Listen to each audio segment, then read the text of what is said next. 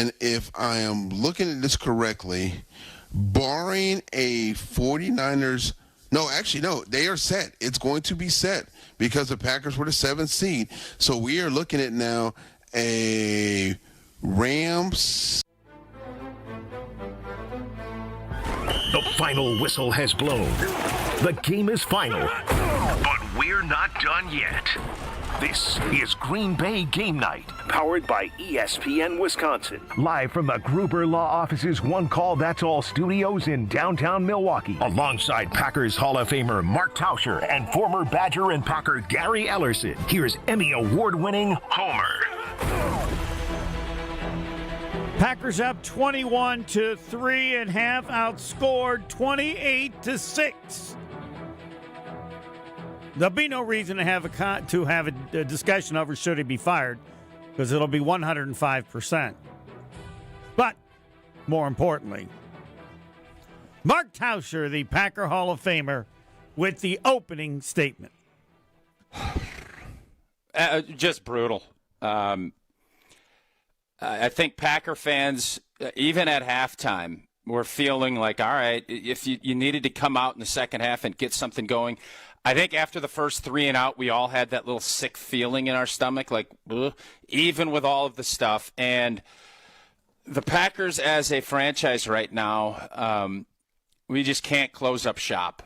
And when we get to the postseason, it has been magnified in a big way. This is – I'm not going to compare this one to the 2014-15 NFC Championship. This one hurts about as bad as definitely in the Matt LaFleur. This is worse than the NFC Championship game. This loss is as painful to Packer fans as you can ever imagine. This wasn't, Chicago, we had the game, we let off the gas, and Chicago took advantage. It was, we almost felt it. And opportunity after opportunity, this has become, unfortunately, this has become the postseason. This is how things have played out under Matt LaFleur. And it's as painful of a loss for a fan base to your heated rival. And the way it happened is just miserable. I don't know what else to say. I'm kind of in shock, but maybe I shouldn't be in shock because we saw it. You kind of saw the train coming, and there was nothing you could do. The train was going to run us over, and the train ran us over in the fourth quarter, and now a long, long, long offseason gets started. I don't know what else to say. They did score when it looked like it was over and got the lead back up to 27-16. So, there's no – and I don't. What are you going to say? What can you possibly say? There is going to be so much anger and vitriol, and as a fan, this was one you just gave it away. Yeah, you gave it away. Yep. And those are the most painful ones. Homer, I can tell you, you compete. If somebody beats you, you could tip your hat and move on. I mean, the Bears beat us. But we beat ourselves in a much bigger way, and it's almost in the same vein as what happened a couple of weeks ago down there. But obviously the postseason amplifies it, and it was just you saw it coming. Those are the most painful ones, and I don't know what to even say when it comes to Matt LaFleur. Special teams stinks. I knew the special teams was going to bite us in the keister today, and it did. So there's just so many things that we can get callers to. I am absolutely just about how this thing played out. And we saw it. I don't know about you. Did you see it coming? I saw it coming. I did until Jordan Love did what he's done before when things get bad. When they got the score to get up 27-16, I thought, yeah, now I think they're gonna win the game. I will remember the delay of game penalty after a timeout. You've never experienced that in your life. It should never happen. No, I don't think it ever happened in your football career. I don't ever remember it. Yeah.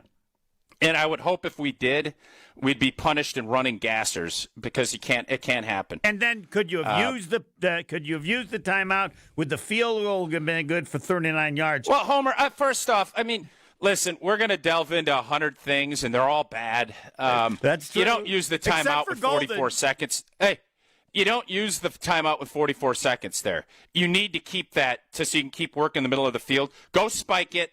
Gets to 38, have a timeout in your hopper because you can play defense a whole heck of a lot differently if you know the other team doesn't have a timeout.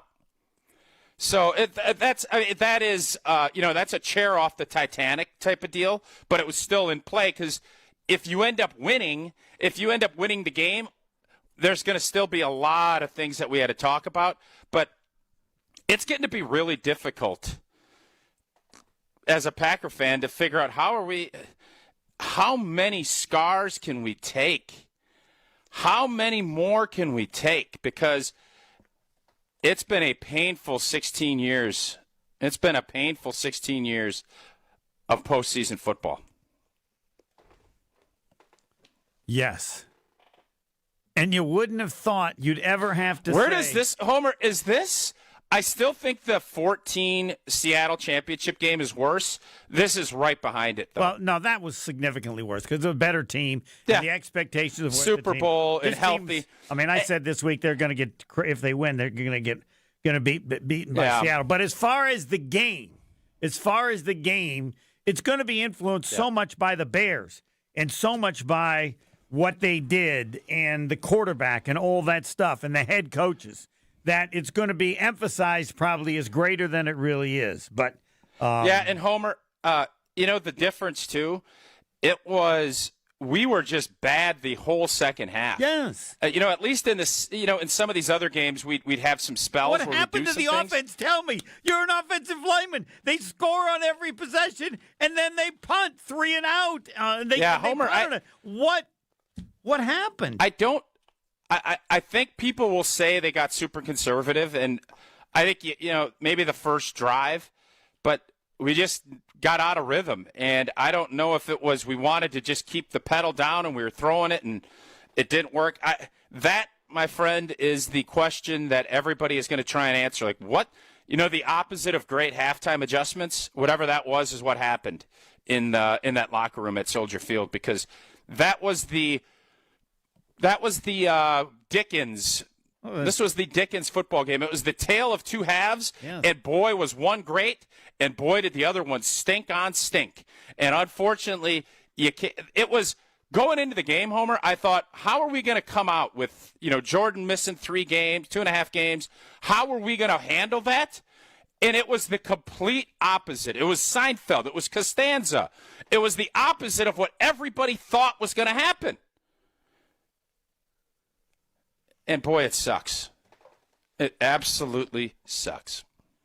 Let us go to Shugs. Sugar-free. Boy.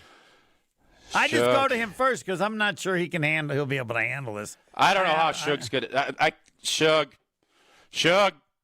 Now, it'll say 5 losses in a row. I, of course, will not accept that because I don't count. Yeah, the last one didn't count. This one counts. Yes, it does. Yeah. Yes, Shugs. Well, they had the game plan. They containment, right, in the first half. Containment. The defense played out of their minds, okay? And this is the key. The offense was moving. Love was moving in the pocket in the first half. He was not in the second half. We do not have we've got Jacobs, but we need to have these little short passes when this happens. If we can't run the ball, Allen came out and he rushed the quarterback, rushed the running, the rush game. They were blitzing, blitz run, blitz the quarterback. They were coming. So we needed outlets. Okay, that's it. We needed outlets. And repeatedly, we did not do that. So, it was a total meltdown, just a total meltdown. We had the game. Special teams coach is done, for sure. He's done. And, McManus needs to finally he showed a little after he missed all those kicks. A little fiery. He needs to get in there and take this serious. That was brutal. I mean, the special teams, Homer, Shug, is this, where are you ranking this in the pain point of postseason games? I'm just like the last Bear game. It's just like, what just happened? Like, it's just a sucker punch right in the gut. No, ranking it's after 14. It will go down as as the hardest loss to take because of the fans having to deal with the Bears fans. But it's not worse than Seattle. The Bears aren't going. No, it's not worse than Seattle. Hey, the Bears are not going to the Super Bowl and winning it. We won it in 2010. Okay, in their place. Change this game. You won the game. How did they screw this up, Sugar Free? How did they screw this up? I just told you.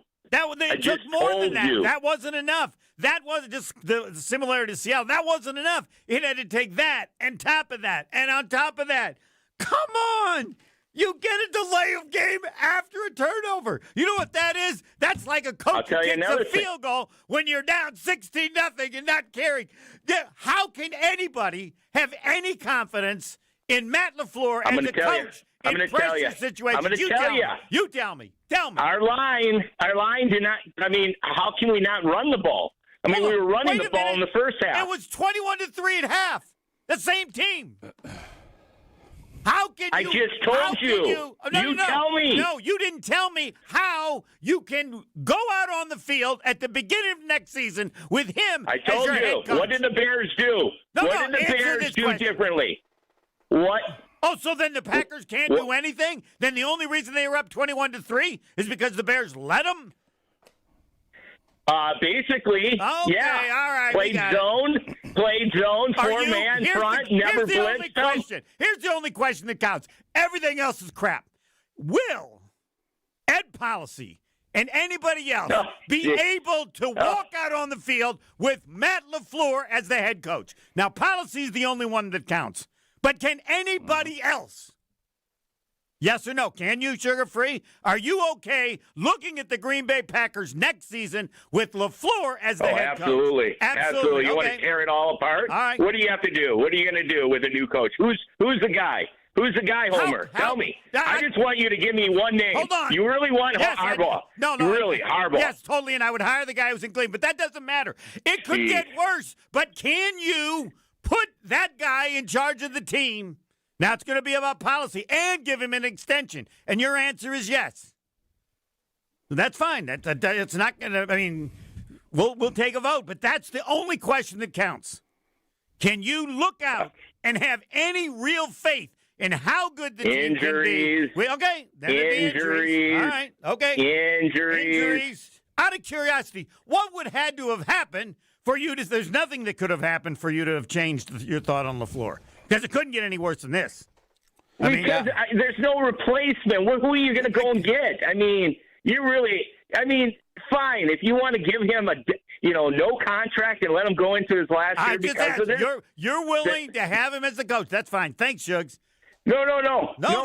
Let him go in. Let him prove that he can do it then. Okay. Let him start fast. Something's going to have to happen. I understand what you're saying, Homer. That doesn't necessarily. If policy believes in him, you're the guys in charge is the one that matters. Nobody else counts. Doesn't mean anybody's going to be happy, or that many won't be happy. How about Halfley? How about Halfley's responsibility? How about Halfley's They all messed up. That's the point. All right, Shugs, we got to get to other people. Tausch, did you want to add anything to that kind of discussion? Well, I'm not even really sure. Shug is saying the injury part, and, I understand that. That's not tonight. Tonight, the injury wasn't the reason we didn't win. We didn't win this game. We imploded. We were just completely ineffective on both sides of the football, and our special teams sucked.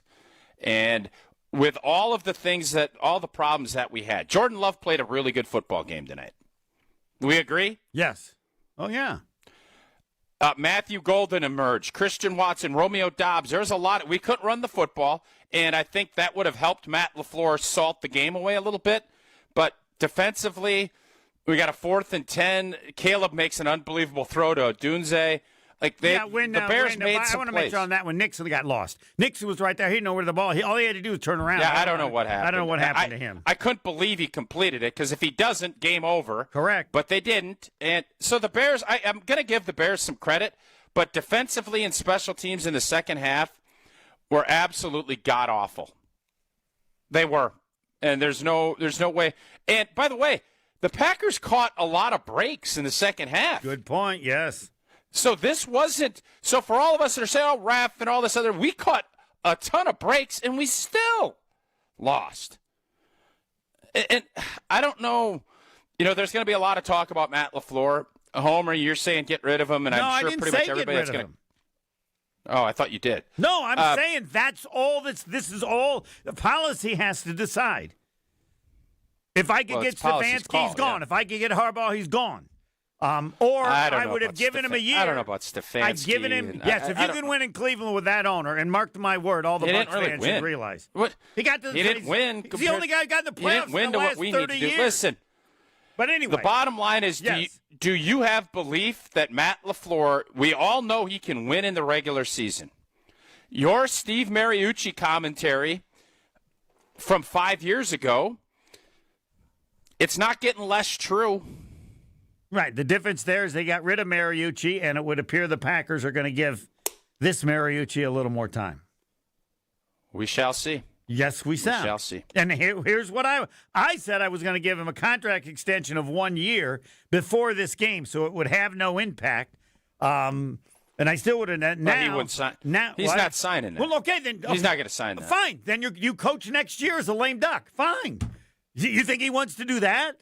He works for me. He's got to work 1 more year. He can't say, I've got all the control. Like, hell you do. You coach next year or quit. I don't think you can coach anywhere else. If he doesn't want 1 more year, fine. You coach 1 more, and we'll see. Homer, if I'm asking you one thing, and what's the one reason we lost this game tonight? Are you putting it on Matt LaFleur? Yes. Okay. The team collapsed in the second half, as you said. There's nobody going to argue with that. And a collapse there ain't nobody arguing across is reflective. And, again, his inability in pressure situations to do incredibly stupid things like a delay of game after a timeout. You can't do that. That's like forgetting to put on your uniform, not wearing a helmet. Come on. Now, maybe that's on the quarterback. If Jaden Reed could have hauled that one catch in, is it a different ending to this game? There's always or Watson on that other one things play. There was Watson in the end zone. That one was pretty close. Yep. But no, and everything would have been forgotten. But it's not forgotten. Did you think, Homer? Did you think when they scored? I thought, up too soon. We have a timeout. Why we have Josh Jacobs returning kicks? I don't know what is wrong with Keyshawn. Why was he not? I don't know. I'd love an answer on that. They think that much of Jacobs as a person, as a player, and they thought maybe it could help. That could be. He fumbled, and we got lucky on that. Yes, two times. Yeah. What is the one reason we didn't advance tonight? You're saying Matt LaFleur. No, the biggest reason they didn't advance is injuries. Tonight? They had too many people hurt. Yeah, no, I mean like tonight. Why they lost? If they'd have had no. I'm not interested in. I'm talking tonight. Oh, this. Why game. did we lose? Why did we lose an 18-point lead against the Chicago Bears tonight? It ain't injuries. That's correct. Not tonight. But I'm saying if they had the healthy team. Well, what is it? Again, a performance like this becomes a reflective on the head coach. The head coach who's believed in his special teams coach. His special teams sucked. A head coach who did the thing you talked about with the timeout. But more than that, it's reflective of the team. Homer, and you said this team is they've done nothing in 4 years. Every year. Yes, it's something. We keep thinking we can overcome bad special teams. Every year, it bites you in the keister in the postseason. Every year. Many years. Something's got to be different. Did anybody didn't realize before this season that special teams were a problem? I mean, the stats have all showed it if you follow it. All right. Yeah, they're trying, but it's that to me. We lost. If McManus makes his kicks, we win. If the kick return and punt return game got us beat again. I don't know. Go ahead. Go ahead. All right. Jeff, no, we'll take a break, and then we'll get to the callers because, it's 11 o'clock. This will be going till 3 this morning. Tausch won't be here that long, but... I will not be there till 3. I might not either. Excuse me? Homer can produce his own show. Excuse me, you understand. You're no I'll Mark be here Tauscher. till 10 a.m. tomorrow. There you go. Next. Might as well just stay up. Yeah, next. Stay right here. Green Bay Game Night will be right back on ESPN Wisconsin at 620 WTMJ. Tito's Handmade Vodka is America's favorite vodka for a reason. From the first legal distillery in Texas, Tito's is 6 times distilled till it's just right and naturally gluten-free, making it a high-quality spirit that mixes with just about anything, from the smoothest martinis to the best Bloody Marys. Tito's is known for giving back, teaming up with nonprofits to serve its communities and do good for dogs. Make your next cocktail with Tito's. Distilled and bottled by 5th Generation Inc., Austin, Texas. 40% alcohol by volume. Savor responsibly. Can you feel it? It's the thrill of witnessing a walk-off grand slam, a game-winning touchdown, a buzzer-beating 3. Yeah, you know the feeling. And there's only one place to experience that raw exhilaration. Potawatomi Sportsbook. Catch all the action in a supreme space with dozens of sports betting kiosks, cool drinks, luxe seating, great food, fiery atmosphere, and a monster video wall. Become a legend at Potawatomi Sportsbook. More info online. Must be 21 to enter casino. Hi, this is Michelle Voskel, CPA and team member at the Neal Group. Well, here we are. It is 2026. Remember last year when you said never again? Did it work? You didn't start your business to spend lots of time doing bank reconciliations, cash flow projections, or inventory analysis. Let us help you keep your New Year's resolution to stay on top of your finances and keep your books up to date. Don't do the same thing this year and expect different results. Start the year off on the right foot by calling the Neal Group to help you understand your numbers and make them better. You earned it. We help you keep it. Call 414-325-2040 now to set up a meeting to see how you can make 2026 the best year ever. The first meeting is free. That's 414-325-2040 or visit us at nealgroup.net. That's NEAL group.net. This is Matt Meitner, owner of Sit Means Sit Dog Training. Do you find yourself talking to your dog but feel like she's not listening to you? Bella, sit! Are you constantly repeating yourself but she's not following your directions? Sit! Sit! Frustrating, isn't it? At Sit Means Sit Dog Training, we want to help you have a happy, confident, and obedient dog, and we also want to make the training process an enjoyable and worthwhile experience. Contact Sit Means Sit today to schedule a free consultation so we can create a customized training program so you are able to have the dog you want and deserve. Sit Means Sit Dog Training. Sorry, we don't train husbands, wives, or kids. Hey, it's Gary Ellison for Wisconsin Indoor Golf Center. Looking to escape the cold or take a midday break? Get your game on at Wisconsin Indoor Golf Center, where it's always golf season. Play more than 2,000 courses, including over 50 right here in Wisconsin. And even that famous course where they hand out green jackets. Top tech simulators, great food, and the best Bloody Marys around. This is your year-round slice of summer. Bays start at just $35 an hour, Monday through Friday. Book your bay today at WisconsinIndoorGolfCenter.com. Selling your home during winter may surprise you. Serious buyers are still out there and often more eager to move. Homes get strong offers this time of year, and with less competition, your listing can really shine. I'm Tony Wendorf with Tony Wendorf & Associates First Weber. And I'm Lindsay Bendler. Our team leads with faith, gratitude, and giving back, donating over $200,000 to local causes since 2020. Tony Wendorf & Associates is ready to get to work for you with our white glove selling experience. Just search online, Tony Wendorf. A real estate team that always leads with faith and gratitude. Tony Wendorf & Associates. Something exciting is happening at St. Kate the Arts Hotel. On the second floor, you'll find the Studio Kitchen and Cocktails, Milwaukee's destination for bold flavors, fresh sushi, seasonal entrees, and cocktails crafted with care. Start your day with a breakfast that fuels you, stop in for dinner that sparks conversation, or linger late into the evening with drinks designed to inspire. With flavors and drinks for every mood, the Studio is the perfect place to gather, celebrate, and connect. Be boldly social. The Studio Kitchen and Cocktails, now on the second floor at St. Kate the Arts Hotel. You're listening to Green Bay Game Night on ESPN Wisconsin at 620 WTMJ.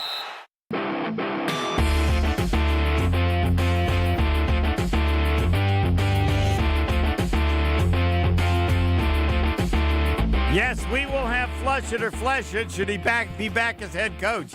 That's the easiest decision on a question, but that's not yet. All right, people are waiting. Jeff in Milwaukee, you're on with Mark Tauscher. Packers led 21-3 at half, or outscored 28-6 in the second half, losing 31-27 to the Bears. Yes, Jeff. Okay, so yeah, it's awfully depressing and it's a brutal, humiliating loss. You know, Tausch, when I called into the show on Monday,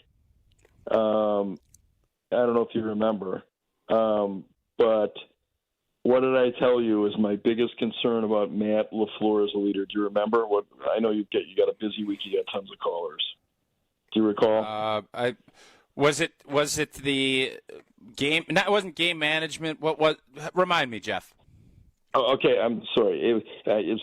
I said my biggest concern for him as a coach is at the moment of truth, this team cannot execute.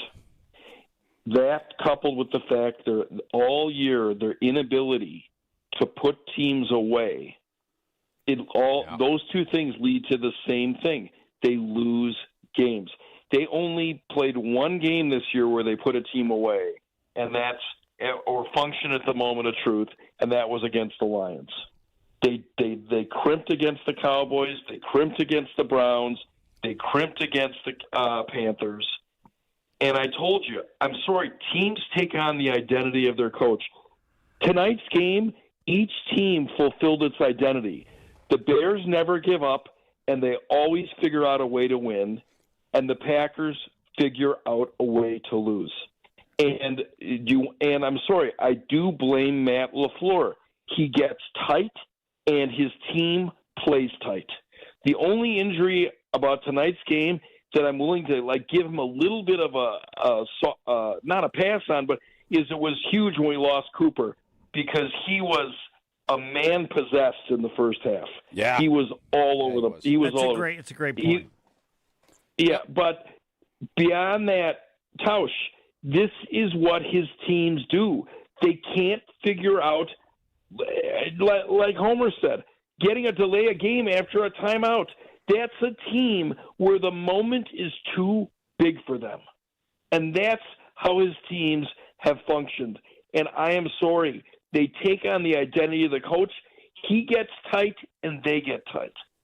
And, it's like you need somebody in charge who exudes confidence, who isn't, whatever stress they're feeling inside isn't translated to the players. And I know the players need it, but our offense, other than that one drive in the second half, our offense was playing tight. What happened? The Bears made adjustments on the defensive line, and they started bringing heat on Jordan Love. Where was Matt LaFleur's response to that? Where was he going to short passes? Where was, granted the running game wasn't there, then go to short passes. He didn't adapt. He gets paralyzed at the moment of truth, and so does his teams. Do you think that, Tausch, Homer, do you think that's an unfair assessment? Because that's all I've seen. It wasn't the case when he took over with Aaron Rodgers. But it has become the case over the last 4 years, even with Rodgers' first year. No, I'll disagree with you, Homer. When we lost to San Francisco, when we had home field advantage, we played tight, and we figured out a way to lose. Well, okay. We definitely when we were in the game. Yeah, and when we were in the championship game, you're telling me that if somebody says you're going to intercept Tom Brady 3 times in a game, and you're still going to lose? Yeah. No, he hasn't. You know what? There's been no special moment in the playoffs other than the Dallas game. You have to give him that. Right. They figure out a way to lose. All right, Jeff, That's thanks. what they do. And I'm not cutting you short. It's only that there are 8 million other people. And we do need to get to flush it or flush it. All right, we'll take one more. We'll take, who's next? Jerry? Has he been waiting the most? Or Jerry, and then we'll break and get to flush it or flush it. Jerry, you're on with Mark Tauscher. It hasn't changed. The Packers outscored 28-6 in the second half, lose to the Bears. Ugh. Yeah, this is just so painful. First of all, Bisaccia, he's got to go. You can't. Your special teams can't be this bad. Running Jacobs like that, he's used to running where he's controlling the point of impact. On that, he's hanging that ball out there like a loaf of bread. Of course, it was going to get knocked out. Then LaFleur has finally got to go. He's got to go. You just can't accept it. Every time he gets a lead, he gets conservative. And if you look back to games even before you're talking about the last 4 years, Homer, he got conservative once he got a lead. And I'm not saying be crazy, but we had 6 yards in our first 6 plays. And he calls the one play he decides not to be conservative on is a tackle eligible that ends up in a fumble, and we just got lucky that the Bears guy missed it. It's ridiculous. Do you believe that he will be the coach of the Packers next year? Not what you think. I do not. You do not believe he'll be the coach. All right. Thanks, Jerry. I do not. Not after this. All right. Yep. We will break and then flush it or flush it next. Stay right here. Green Bay Game Night will be right back on ESPN Wisconsin at 620 WTMJ. When you're injured, you want quick, specialized care, not a long ER wait. The orthopedic care specialists at Ortho ASAP treat fractures, sprains, strains, sports injuries, and more right away. With on-site x-rays and expert care, Ortho ASAP gets you back on track faster. Open 7 days a week with locations in Brookfield and Pewaukee, it's more affordable than the ER. Walk in, get treated, and get back to life. Ortho ASAP. There is a difference. Visit orthowisconsin.com. Sharon needed legal help.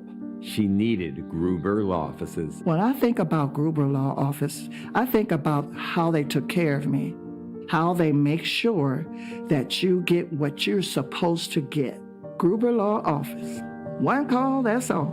I will always trust one call, that's all. Injured? Call Gruber Law Offices today. One call, that's all. They are the best. I'm very happy. Experience hot gaming action and a relaxing spa day. Your perfect winter getaway at the island. Book a stay and float package to get both a standard room and a rejuvenating 60-minute float pod therapy session for less than $100. Complement your stay with an elevated dining experience at Horizon Steakhouse and fun on the gaming floor where big wins wait for you. The Island Resort and Casino's stay and float package runs through February. Call 800-682-6040 to book yours today. Certain days and restrictions apply. Looking up at the Marquette banners, brought to you by Saganiac Planning. Number 15 retired in honor of Butch Lee. He finished in 78, and the number retired the next season. It's hard to believe that any player could ever equal what Butch Lee did at Marquette. Part of the national championship team in 77, and the Final Four MVP, and the next season, the consensus National Player of the Year. So much success, it's not necessary to bring up any statistics. Number 15, Butch Lee, did everything. Running a business means taking care of your team and your bottom line. For over 50 years, Saganiac Planning has helped small businesses build smarter, more affordable medical and employee benefit plans. From health insurance to customized coverage options, our experts make it simple to protect your people and your future. Saganiac Planning, your partner in planning confidence. Visit SaganiacPlanning.com or call John Saganiac Jr. today to get started. 262-783-6161. It's ESPN Wisconsin's Game Night for Events by Design. Events like appreciation parties and retreats can go a long way towards boosting morale and retaining top talent. Events by Design is your go-to creative partner for employee events that truly make an impact. They help leaders retain top talent by making their people feel seen, valued, and celebrated. The creative team at Events by Design does all the planning and production, making sure things not only look great, but also work. Make a smart investment in your culture today. Search online, Events by Design. They design, you party. Wisconsin is still cattle country, and that's why Bunzel's chose to stay close to home to hand select the finest beef. Quality goes into everything they do, from Bunzel's expansive array of meats, homemade specialty sausages, and their award-winning beef jerky. It just isn't a proper holiday meal without Bunzel's top quality cuts on the dinner table. Tasting is believing. Visit Bunzel's at 90th and Burleigh or bunzels.com. Kick off the new year with a smarter home and bigger savings with Exterior Pros and Baths. New windows to lock in the warmth, durable roofing, eye-catching siding, or a stunning bath makeover. Start the year off right and get $3,000 off your project. That's right, $3,000 back in your pocket during our New Year savings event. Call 262-800-4274 or visit extpros.com today. This deal won't last all winter. Exterior Pros and Baths. New year, new home, done right. You're listening to Green Bay Game Night on ESPN Wisconsin at 620 WTMJ. Flush it. We failed multiple times with bad ideas. I didn't know were bad till I realized they didn't work. Or flesh it. Yeah, that's one idea. Or we can work as a team. Brought to you by Gordon Flesh Company. Business technology managed. Taking the worry out of your office equipment and IT needs. Before we flush it or flesh it, we will hear from Hall of Famer Mark Tusser on the Gordon Flesh Company. It takes a team to meet just about any goal. That's just true on the football field. As it is in the office, the Gordon Flesh Company has been providing cutting-edge technology for companies of all sizes for over 65 years. Visit gflesh.com to learn more. And flush it or flesh it, two parts. Will Matt LaFleur be back as head coach of the Green Bay Packers, and should he be back as head coach of the Packers? Take it away. Yeah.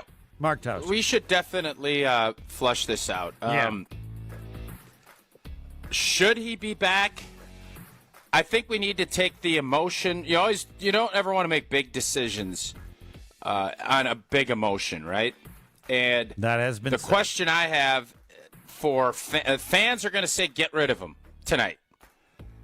Is Matt LaFleur a good football coach? He is. Is there a time and a place that it comes to where you need to do something different? Because this is what we've seen. This has been kind of the standard. Like, if you're asking me how a postseason game is going to go, this has become the norm. It is. And I think we notice it with the calls, and I'm sure you get a bunch of texts. People are kind of like, nobody's all that shocked. In a complete shocking game, if you're just a national fan of the game and you're watching, you're like, oh, my God, how did that happen? Packer fans are kind of looking at like, seen this script before. Yes. Seen this movie before. Yeah. Oh, well. You know, I had a couple of dads at around my kids' age kind of text like, my kids are going nuts. And I'm sitting there saying, what are you nuts about? This is what happens. You haven't been around long enough. This is what happens. And that is not a great place to be as a fan base and as kind of just an overall thing. So this was a tough one. But Matt LaFleur, I still believe Matt LaFleur is going to be the coach. Mm-hmm. To answer your question, I believe he's going to be the coach when 2026 starts. Yeah, and as president of the Green Bay Packers, I make it clear. You got 1 year left on your contract. We'll honor that year. And if he says, you don't give me a new deal, I'm gone, you say, good luck. Right. And I don't know. Okay. How do you, so you have a job and you quit. You can't coach anywhere else. Well, Homer, you've been around the NBA long enough, and coaches and quarterbacks have it different than the rest of the NFL. Oh, I see. You could trade him and then get some picks for him. You could trade him. You can force your way out. You can it's not you have a contract to live up to it. Now, you can do that if you want, but almost every coach I know, because you can't be a lame duck coach in an NFL locker room. You can't. Really? I've lived it. It's just not a place you want to be. I mean, he's coaching for his job. I mean, that. A lot of people do that, right? Yeah, I know, but if you're a big boy coach and you think there's a bunch of teams that want you, you ain't playing on it. You're going to go get a 5-year deal. Okay, I mean, I'm confused because I don't see how you have the ability to do that. Homer, it is going to be fascinating to watch. I think it's going to be a lot less dramatic than I think Packer fans are hoping it's going to be. But I'll say this. Ed Policy is going to hear a lot from fans, from people. It is not going to be easy to just rubber stamp and say, yep, another 5-year deal, because we've seen this movie and people don't want to come back and watch a sequel of another sequel that wasn't very good. Exactly as it should be stated. All right, let's go to Sean. Sean, you are on as we've just finished Flush It or Flesh It. And it is the number one issue. Who will be the coach, Matt LaFleur or not? And as president, he could just say, I still believe in it. It was a horrible loss, and he's got 3 more years. But you're right. You won't have any popular fans, but if you believe he can win, then that's what you do if you're president. Sean, you're on with Hall of Famer Mark Tauscher. Hey, guys. Time to clean house. Start with LaFleur, go with Gary, and then end with McManus. Those 3 need to go right away. Elevate the defensive coordinator up to head coach, and we'll take it from there. But as the previous caller said, this team takes on the character of their head coach. And the head coach, I'm going, like, the best part about, remember, what is Denny Green famous for, saying, in a verbatim, an online meme? We are who they thought they were. Yeah. We let them off the hook, And we're never going to see that from LaFleur. It's going to be a vanilla milquetoast press conference being like, well, that's what hurts, and we should have done better. That's on me. Like, there's no emotion around this man, and there's no urgency, and the team's not leading from that. And, Tausch, I'd love to hear, like, when you were with Big Sean. Mike, I mean, hold on, we'll keep you, Sean. But we have the opening statement of Matt LaFleur, right? And it's not that long. This is the first thing he got up on the podium and then said this. Well, obviously, this one is going to hurt for a really, really long time. When you are in complete control of a football game and the script gets flipped in the second half. And it was a lot of self-inflicted things, and give credit to them. We knew they were a team that could come back and fight. They proved it all season long, and we had opportunities to kind of put them away, and we didn't get it done. There you have it. The comments. Do you wish to have a comment on the comment, Sean? I'll ask Tausch the same thing. This would be a good segment. Yeah, no. I mean, it's milk toast. There's no fire or energy behind that. By the way, Tausch, good to see you this morning. Hope your kids won at B-ball. But I just cannot believe anyone in that locker room. And Tausch, question for you.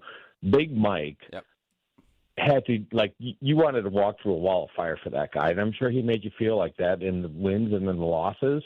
And, during the Super Bowl, but he is not getting 100% out of players, and that's what good coaches get. So, as what everyone else is saying tonight, leadership is lacking in this coach, and we're not going to get anything new. And if we sign him for a 3-year deal, it's going to be more of the same. And I don't want to. I'd rather cut bait right now, start with someone new. I don't see the fire and energy from this coach, and that's what we need. We need a new attitude leading this team, because we ain't getting it from Matt LaFleur. It's been 7 years, and he is, as you said, Homer, 2 years ago, he is Steve Mariucci.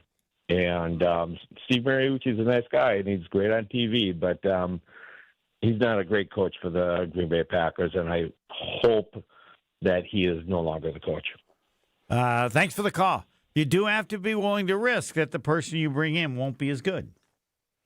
Yeah, so to Sean's question about, the motivating, and I don't think that's where Matt LaFleur's off. I think his guys play hard. Mm-hmm. The question is, does he match the big moments? I think Jeff's call from Jeff from Milwaukee when he called in. Do you trust that he'll match? When the big moments come, are we ready for him?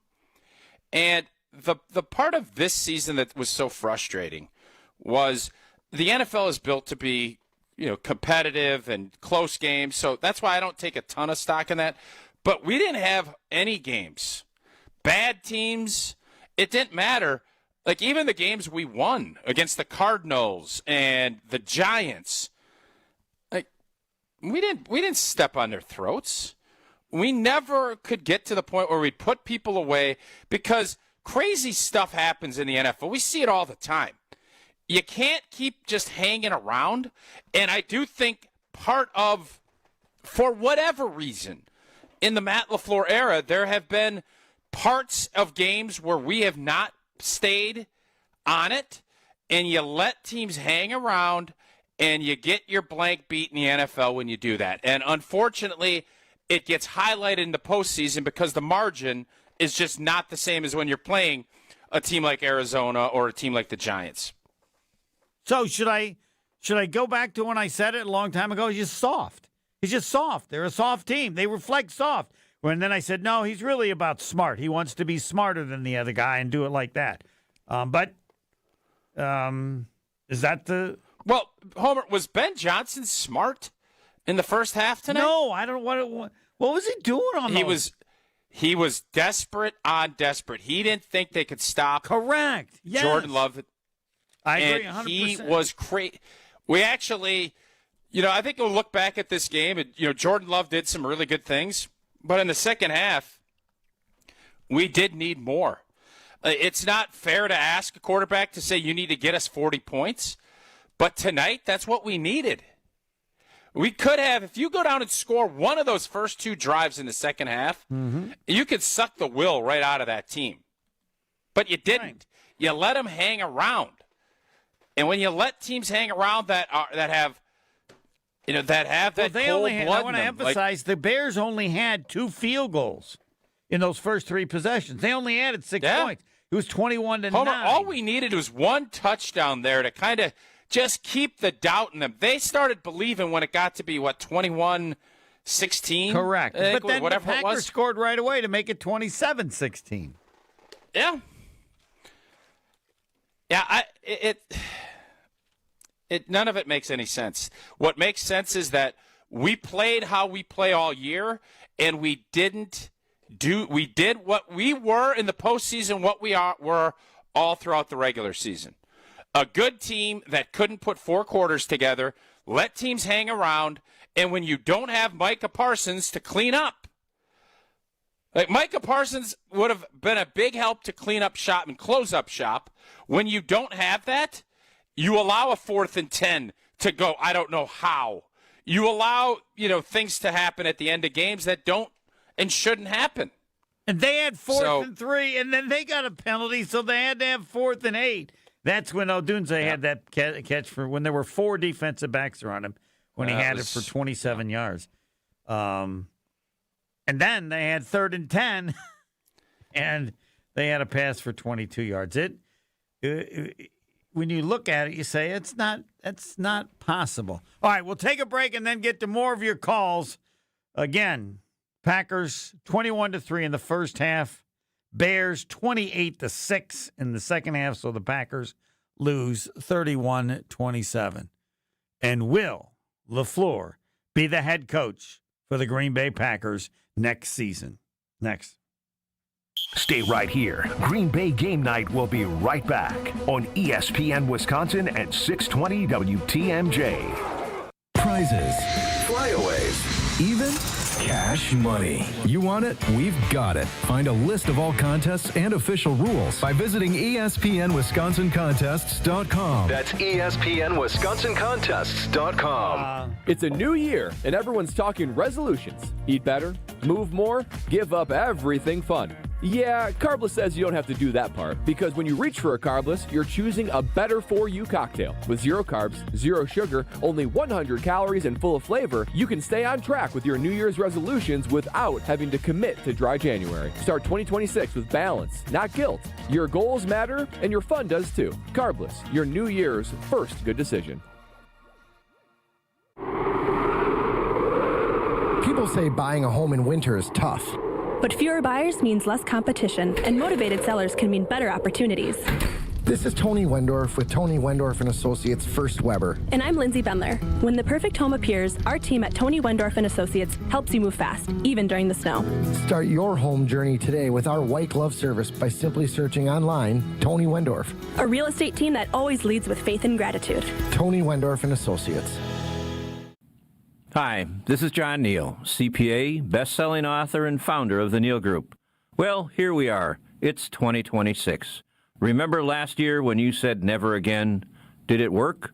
You didn't start your business to spend so much time doing bank reconciliations, cash flow projections, or inventory analysis.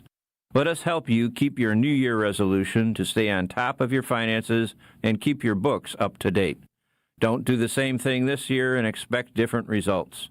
Start the year off on the right foot by calling the Neal Group to help you understand your numbers and make them better. You earned it. We help you keep it. Call 414-325-2040 now to set up a meeting to see how you can make 2026 the best year ever. The first meeting is free. That's 414-325-2040 or visit us at nealgroup.net. That's NEAL group.net. Did you know Professional Construction Inc. has an in-house team of interior designers? We're excited to bring our expertise to you with our brand new virtual interior design program. Maybe you're not ready for a full construction project, but you are ready to refresh that outdated room. Our PCI design team creates stunning photorealistic renderings, a mood board, and a curated shopping list, all delivered to you in just days. For all your construction and design needs, visit professionalconstructioninc.com. Life's better with American Family Insurance because we know you love working weekends. If it means working on your dream home, both inside and out. And we're here to help protect those dreams so you can enjoy peace of mind. Save up to 40% when you bundle home and auto. American Family Insurance. Get a quote and find an agent at amfam.com. Products, pricing, and availability vary based on where you purchase insurance and by state. Some exclusions apply. American Family Mutual Insurance Company, SI, and its operating companies, 6000 American Parkway, Madison, Wisconsin. Homer here with a message about 3 Pillar Senior Living Communities located on a serene setting along the Bark River on 300 gorgeous acres. 3 Pillar Senior Living Communities is a top-ranked full continuum community. Active adult, independent living, assisted living, memory care, skilled nursing, and rehab. 3 Pillars, the hands-down choice for you or your loved one. Been there. Know people who live there. They love it. You got to go to Dousman and see it in person. Get all the info on 3 Pillars at 3pillars.org. Hey Tom, I want a new hoop for the kids. Any ideas? Yeah, I got mine from Precision Sports over 10 years ago. They helped me choose the right hoop, installed it, and even painted my court lines. Nice. How do I reach them? Easy. PrecisionSportsOnline.com for a free quote. This is Green Bay Game Night on ESPN Wisconsin and 620 WTMJ.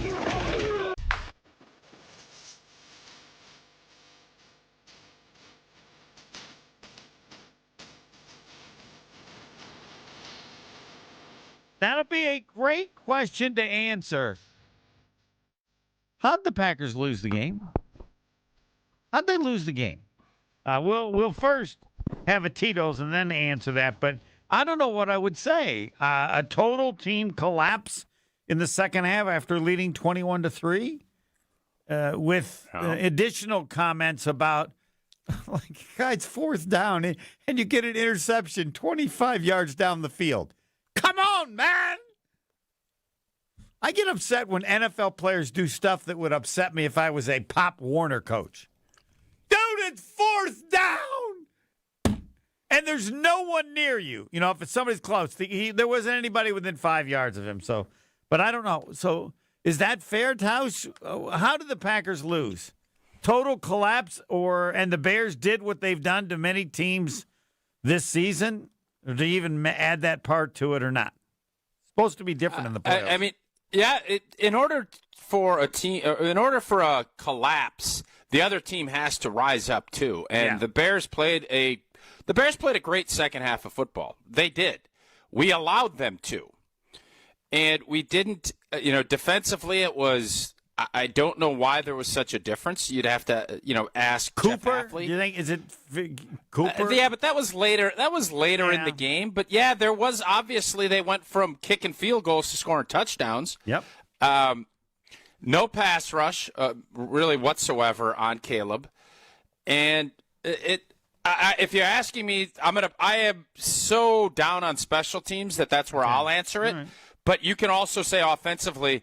All you got to do is go down and do what you did in the first half. You don't have to be – nobody's expecting you to score every time you touch the football, but that's what you did, and you missed the field goal at the end of the half, but that's what you did. And that's what is expected to continue. At least, every other possession, you go down and get points, you're winning the game, and you didn't. So there's enough blame to go around for everybody. No doubt, and Matt LaFleur is at the top of the list because he is the head football coach. Yeah. He sets the tone, and you felt it slipping away, and that's where you hope guys make plays. And to Matthew Golden's credit, he made a couple of big plays. Yes. Jordan Love did, but it wasn't enough. And clearly the Packers were capable of doing that in two halves because San Francisco just did it to the Bears. They beat this. Yeah. They scored whenever they want. All right, let's do Tito's. Then I need something positive. Right. Tito's. Tito's Handmade Vodka is America's favorite vodka for a reason. Distilled 6 times till it's just right. Tito's is known for great vodka, giving back, and doing good for dogs. Distilled and bottled by Fifth Generation in Austin, Texas.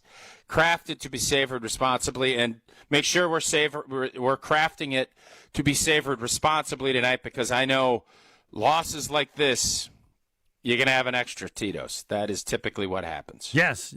Drink responsibly, but. Absolutely. But. No doubt. But. I don't know what you say after the but. Drink responsibly, but. I don't add any more after that. All right, let's go to Mike, who's generally he's from the Dakotas, but he's in Chicago or was at the game. Do I have that right, Mike? I wasn't at the game. But you're in Chicago. All right. I stand corrected. Yeah. I'm a little out of it. Tausch said it best though. You answer, Mike. How'd they do it? How did they lose the game? It didn't even go overtime.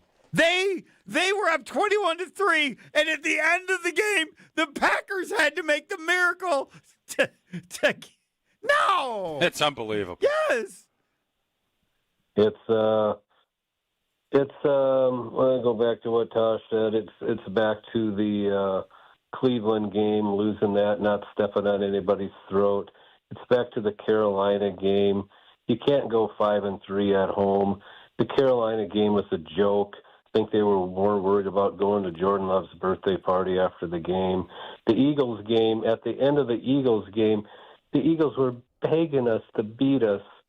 Begging us. They gave us so many chances, and we didn't do it. Yep. And the other thing is I want to mention is I'm going to go off script here, not talking about this game, but the Minnesota Vikings won 9 games with 3 different quarterbacks. The Lions lost a lot of – I'm not even going to talk about the Lions – but the Vikings won 9 games, the same amount as we did. The same amount. And after this game here, players are not going to play. I was at the 49ers game. I can still hear the block punt in my head when we had 10 people on special teams. Dobbs in Chicago, all he has to do is catch the ball. You know what? We're playing in Lambeau tonight, and I would have been there for the victory. But Matt LaFleur, there's just something where he is a nice guy, and he's not the Indiana Hoosiers coach where he wants to step on somebody's throats. And I'm going to go back to the Minnesota game in Green Bay. We kicked field goals. We kicked field goals there. We could have went for it sometimes to get some touchdowns, but we like to kick field goals and not stomp on them. But lastly, but not least, I watched the body language of McMiss,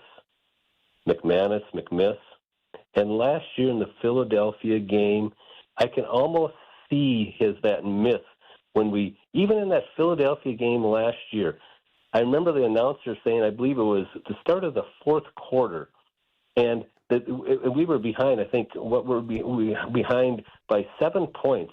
And the announcers go, it seems like the Packers are behind 70 points in this game, but here they are with the ball to go down and try to do something. We went 3 and out right away, but McMiss missed the field goal in that game, which would have been huge. And every sense, I can't remember what game it was where LaFleur yelled at him. It's just like, you know what?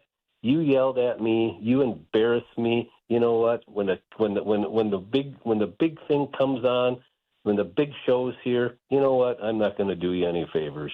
I've never trusted that guy. Will LaFleur be the coach for the Green Bay Packers next season? No, he will not be. He will not. I think the Ed policy. I think he either wanted. I think Evo from Carolina Panthers, defensive coordinator. I think the old linebacker coach that left to Jacksonville, maybe Halfley. Would you, as president of the Packers, have a new coach for the Packers next year if you were in charge? Would I? You know, what they're building up there with Love and all that there, you know, new players. And another thing, Wilson, 1 carry today. Seriously, 1 carry.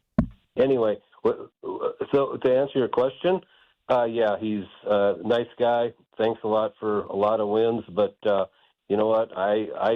There's no reason. Let's go back to the losses at home. And then and a Vikings win at the end of the year to play for, we could have been Seattle, even without Micah Parsons. We could have been and Tucker Kraft, our 2 best players, and Wyatt. We still could have had the number 1 seed. Nope, we don't step on anybody's throats. So yes, I hate to say it, he's gone. All right, thanks for the call, Mike. Nicely done. Ron, is that Ron who's next? Yep, let's do Ron. I don't want to be responsible for anything I do tonight. I want to put that.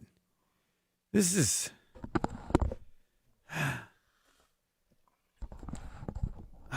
I don't think they could have lost in any possible way that was worse. Right? It wasn't close at the end. They were at 21-3, and they had to make the miracle to avoid losing. They had to throw a Hail Mary. Yes. They had to throw a Hail Mary, which wasn't a Hail Mary. Shouldn't the team that's that was down, a weird ending to the game, too. Shouldn't the team that's behind 21-3 have to win on something crazy? They beat the Packers so bad in the second half. Nope. They didn't even need that miracle at the end. The team that was ahead. Actually, this is what I would say if I was changing him. Matt LaFleur is done.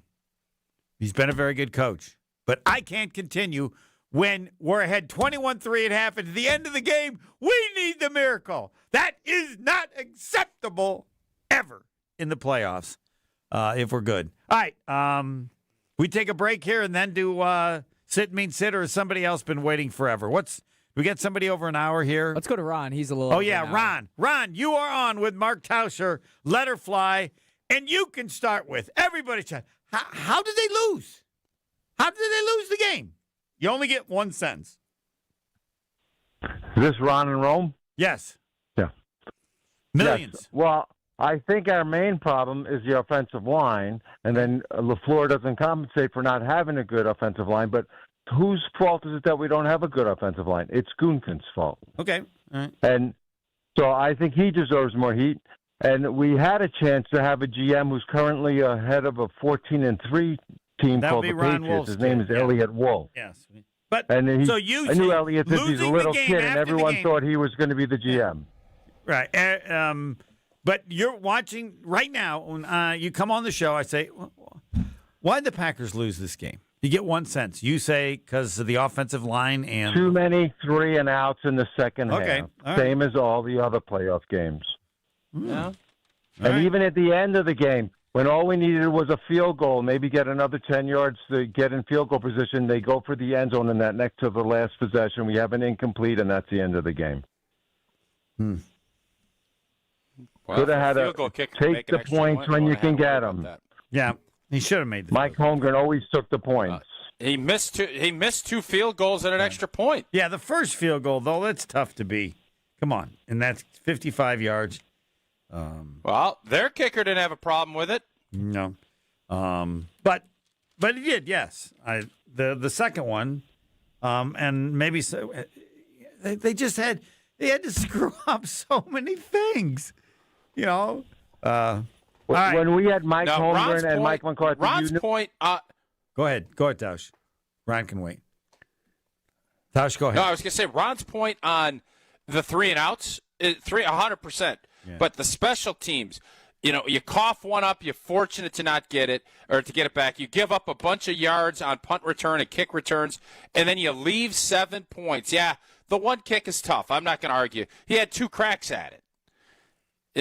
He was off. You could tell he was donezo, and then he misses the extra point. Yes. Because at least then you have a chance. You tie the game. You go to overtime. 31-28. You're in that position. Correct. You miss that extra point. You leave yourself having to throw a Hail Mary at the end of the game. So there's plenty of it. I don't know if Ron's still there. Ron, you can finish up. Yeah.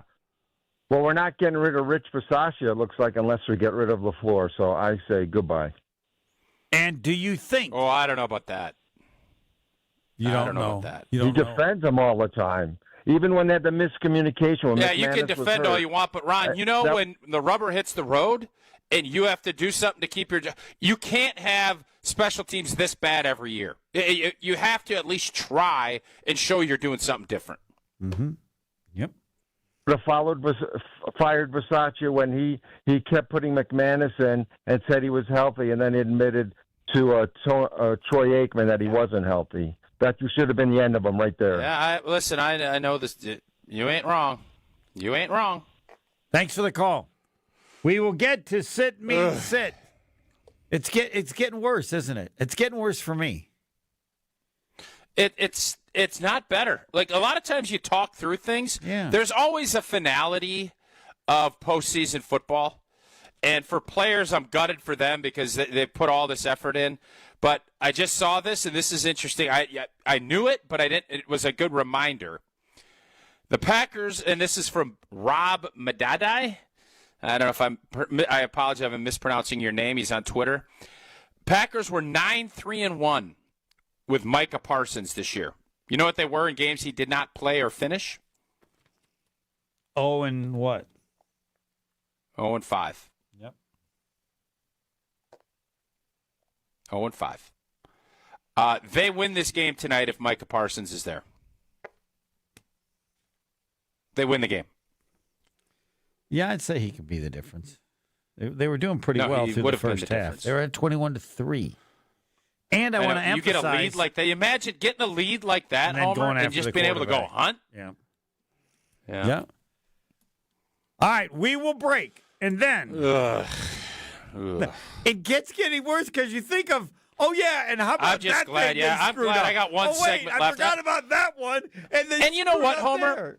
Yes. The whole deal is, like, it was probably just prolonging it another week. I was going to pick Seattle to beat Green Bay next week because of their defense. Yes. I would have held out hope because Sam Darnold, I don't believe, is that guy. But, man, you just want to keep giving yourself a chance. And every year that you don't, you think you can. Now, this year, with two of your best players being out, you can kind of say, we just didn't have the horses, and we didn't. Because if we have the – you don't think Tucker Kraft, if he gets man-to-man coverage on that route down to Musgrave, looked like a fawn again out there? He'd come back to the ball and get a PI. I don't know what the hell he was doing. If that's Tucker Kraft, that's a touchdown. So, you know what? Ifs and buts or candy and nuts, we'd all have a Merry Christmas. I get it. But those things are also based in reality. And by the way, we were plenty good to beat this team tonight without those guys, but we weren't, if that makes any sense. Yes, it makes total sense.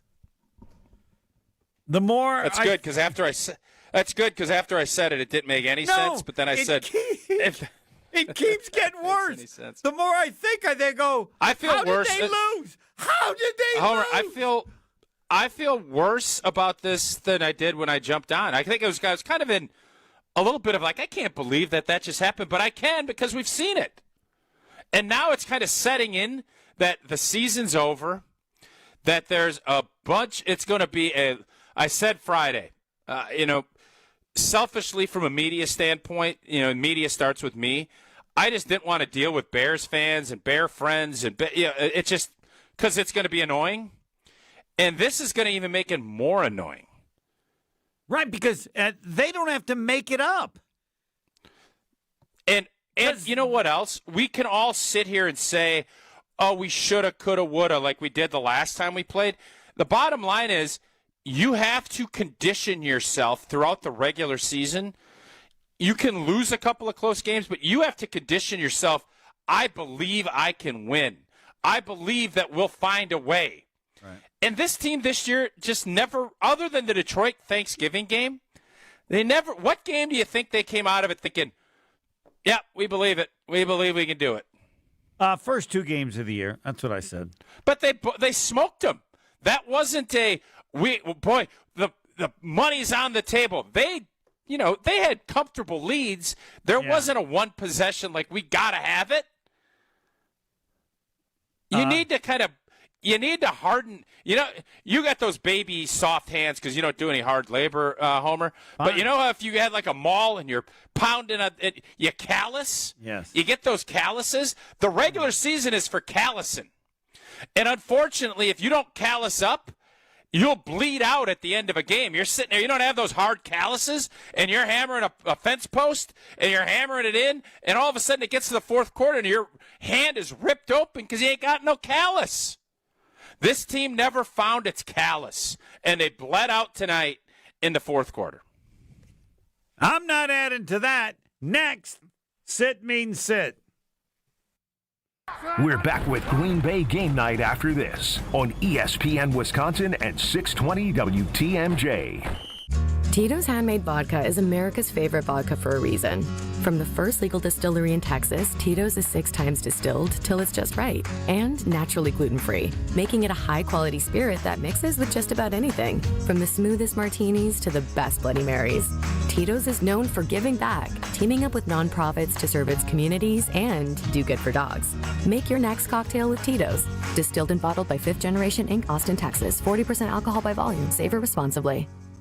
The pursuit of fair wages and top-of-the-line benefits is achieved when the right union has your back. The Sheet Metal Workers Labor Union is extremely diverse, representing Wisconsinites working HVAC, architectural metals, welding, specialty fabrication, and much more. Make great living wages with outstanding benefits, pensions, and apprenticeship programs in trained, safe working environments. The Sheet Metal Workers Union is a leading force in the revitalization of the labor movement in Wisconsin.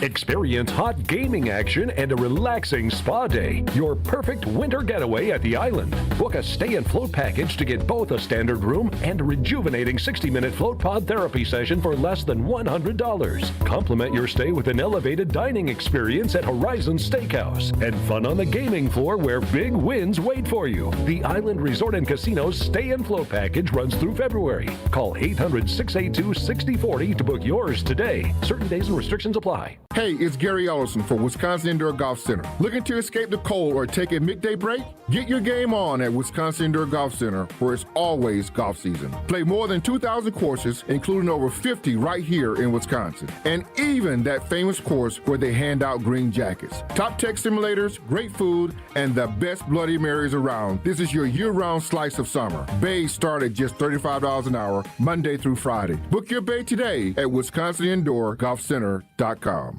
Looking up at the Marquette banners, brought to you by Saganiac Planning. Number 24 retired, honoring George Thompson. Too bad he didn't wear 40. He was Marquette's all-time leading scorer for 40 years, and he played only 3 seasons. Al McGuire said it best. Everything at Marquette changed after George Thompson, a high school superstar in the New York City area, came here. And years later, Shaka Smart added, for those that weren't around in 1969, George Thompson, the original Dwayne Wade. Your business is unique, and your health plan should be too. At United Healthcare, our group health plans are built for you and your employees. Whether you're running a small startup or managing a large enterprise, we offer solutions designed to fit your needs, your goals, and your budget. Explore your options today at uhc.com/Wisconsin. Insurance coverage provided by or through United Healthcare Insurance Company or its affiliates. Administrative services provided by United Healthcare Services, Inc. or their affiliates. Health plan coverage provided by or through United Healthcare of Wisconsin, Inc. Wisconsin is still cattle country, and that's why Bunzel's chose to stay close to home to hand select the finest beef. Quality goes into everything they do, from Bunzel's expansive array of meats, homemade specialty sausages, and their award-winning beef jerky. It just isn't a proper holiday meal without Bunzel's top quality cuts on the dinner table. Tasting is believing. Visit Bunzel's at 90th and Burleigh or bunzels.com. All you have is one chance after an accident, one decision on who to call, one shot to get the help you need. Don't waste it on the one offer you get from your insurance company. Make the one call to Gruber Law Offices. It's the only one you'll need to make. Call us today. Gruber Law Offices. One call, that's all. Hey, it's Rich Eisen. Tune into The Rich Eisen Show weekdays from 12 to 2, right here on 94.5 ESPN, WKTI, and WKTI HD Milwaukee. A locally owned Good Karma brand station. You're listening to Green Bay Game Night on ESPN Wisconsin at 620 WTMJ. It's time for the Sit Mean Sit. Dog of the game. You see these dogs in your front yard? Jordan Love. Dog. Josh Jacobs. Dog. Michael Parsons. Dog. Matthew Golden. He's a dog. Presented by Sit Mean Sit Dog Training in Waukesha and Milwaukee. Visit sitmeansit.com. You gotta be the dog. And I'm like, man, we got dogs. Yes. The dog of the game is brought to you by Sit Mean Sit. If your dogs don't always listen to you, or you ask yourself, why don't they listen to what I say? Look no further than Sit Mean Sit. You can have a happy, confident, and obedient dog. Contact Sit Mean Sit Dog Training today in Milwaukee or Waukesha to schedule a free consultation. Go to sitmeansit.com and check out their Milwaukee and Waukesha pages. All right, dog of the game to Mark Tauscher. There really is, well, maybe there's a chance of more than one, but yeah, there is, as a matter of fact.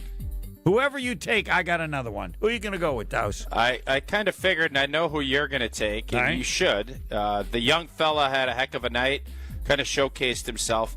Had Darian Kennard not fumbled, I might have given it to him, just because it was so impressive, the tenacity that he ran with on that tackle eligible. Yeah. This might be his last game as a Green Bay Packer.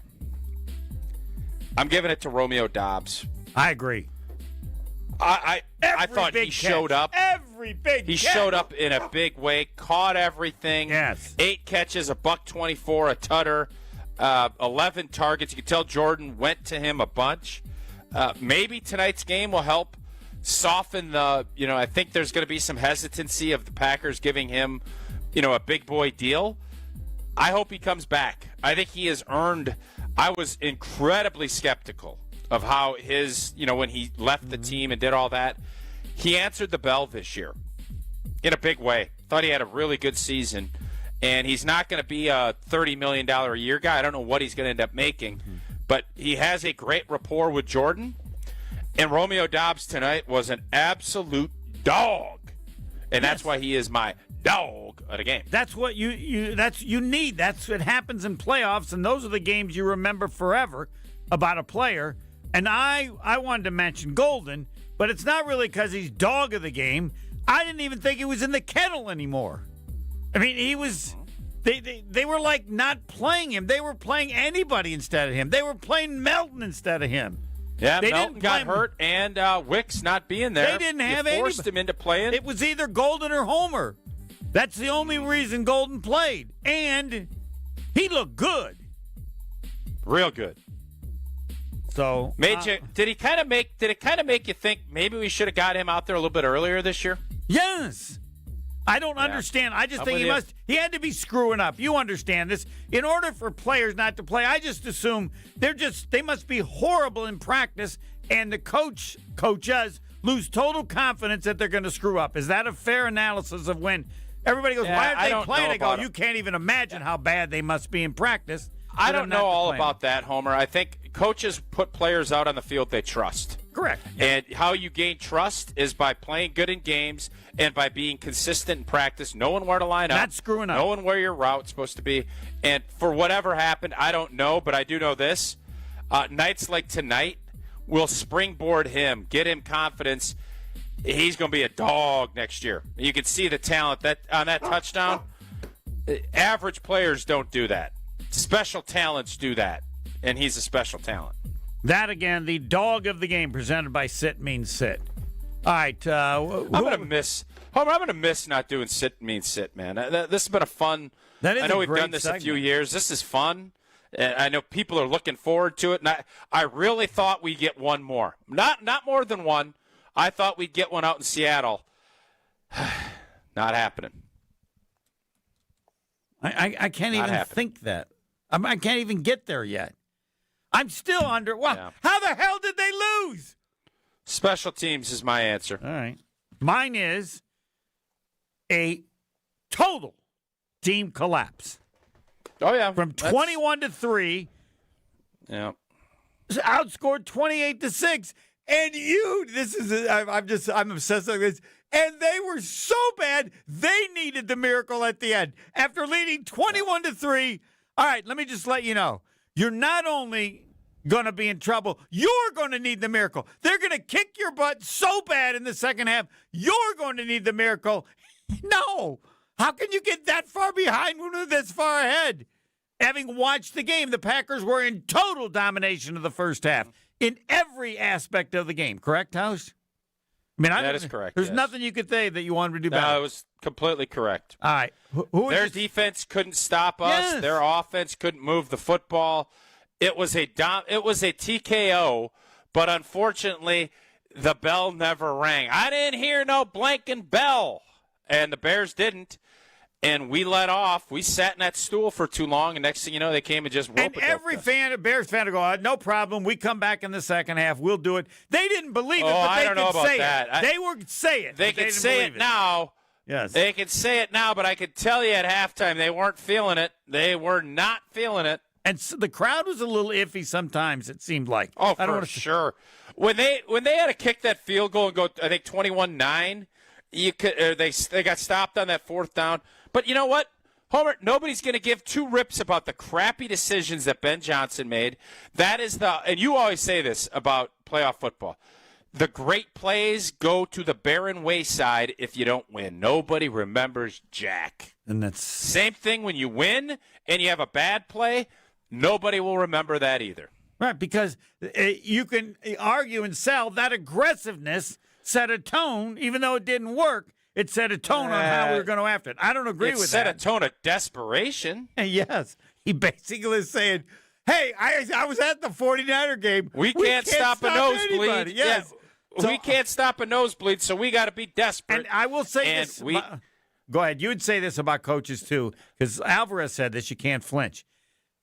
And I'm not judging him as a good, but I'm saying coaches that are successful seem to have an ability to pull crap off. It's like, how do you sell that? How did you do that? How do you think that? You know, they're fearless in terms of what they're willing to do, and it must work out enough, because if you're fearless and it doesn't work out, you suck and you get fired. You get fired.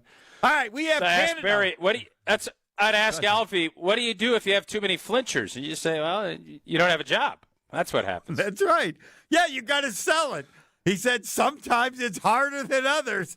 I think when he sold that you guys could beat Auburn, I looked at the tape and said, Come on. These guys are unbelievable. All right, here's how we win. And he sold it, and you won. Ricardo in Canada. You are on with Mark Tauscher. Oh, boy. Uh-oh. Ricardo is the eternal optimist. Ricardo, give me some optimism even in a day when there isn't any. Mark, my man, I can officially say they've lost me. You know what? Oh, God. I've been riding with Matt LaFleur since the beginning, and you know what? I think it's finally come full circle. How many more games like these are we going to take, are we going to accept as a fan base and as an organization? And you know what? I think the change can happen now for one reason only. New president, new time to put a stamp in the organization. Because guess what? If we have a head coach of an opening, this becomes the number one job opening. What coach would not want to coach Jordan Love in his prime and Michael Parsons coming into his prime? Like, that's automatically top of the list. You have your choice of coach. Matt LaFleur, he had just run his course with this team. Too many games: San Francisco, Cleveland, Carolina, Philadelphia last year, Philadelphia this year, twice against Chicago. Listen, this team has always been an offensive run team. I don't care what people say. Our defense can do great things. We just wanted stops. Our defense played their butts off today. They went above and beyond. You know, they didn't pitch a shutout, but they gave us stops. They kept us in the game. They gave us a lead. The offense, too many times, they go into neutral and they just can't get out of it. And you know what? Jordan Love needs to get better. He threw 4 touchdowns. He keeps getting to these ruts. It comes to a point where he needs to take ownership of the team and he needs to start commanding his offense. If the play calls are coming in and they're not that good, change the play call. Own it. Do something, okay? Enough is enough. Too many times he's failure to launch, okay? Aaron Rodgers had plenty of times where he would just call his own plays and make it happen. Maybe that's what Jordan Love needs to do sometimes. You're on the field, or there's lackadaisical delay of games, or there's we're up against the clock and everyone's just lackadaisical. Oh yeah, guys, just huddle up, hurry up. Like, get your ass in gear. What are you guys doing? Like, how much time do you think is on the clock? Let's go. Get your ass on the line. Start calling up some people. Granted, Caleb Williams, I don't think he's half the quarterback that Jordan Love is. Don't give me these. He has these 3-4 great throws. I'll take the guy with the consistency.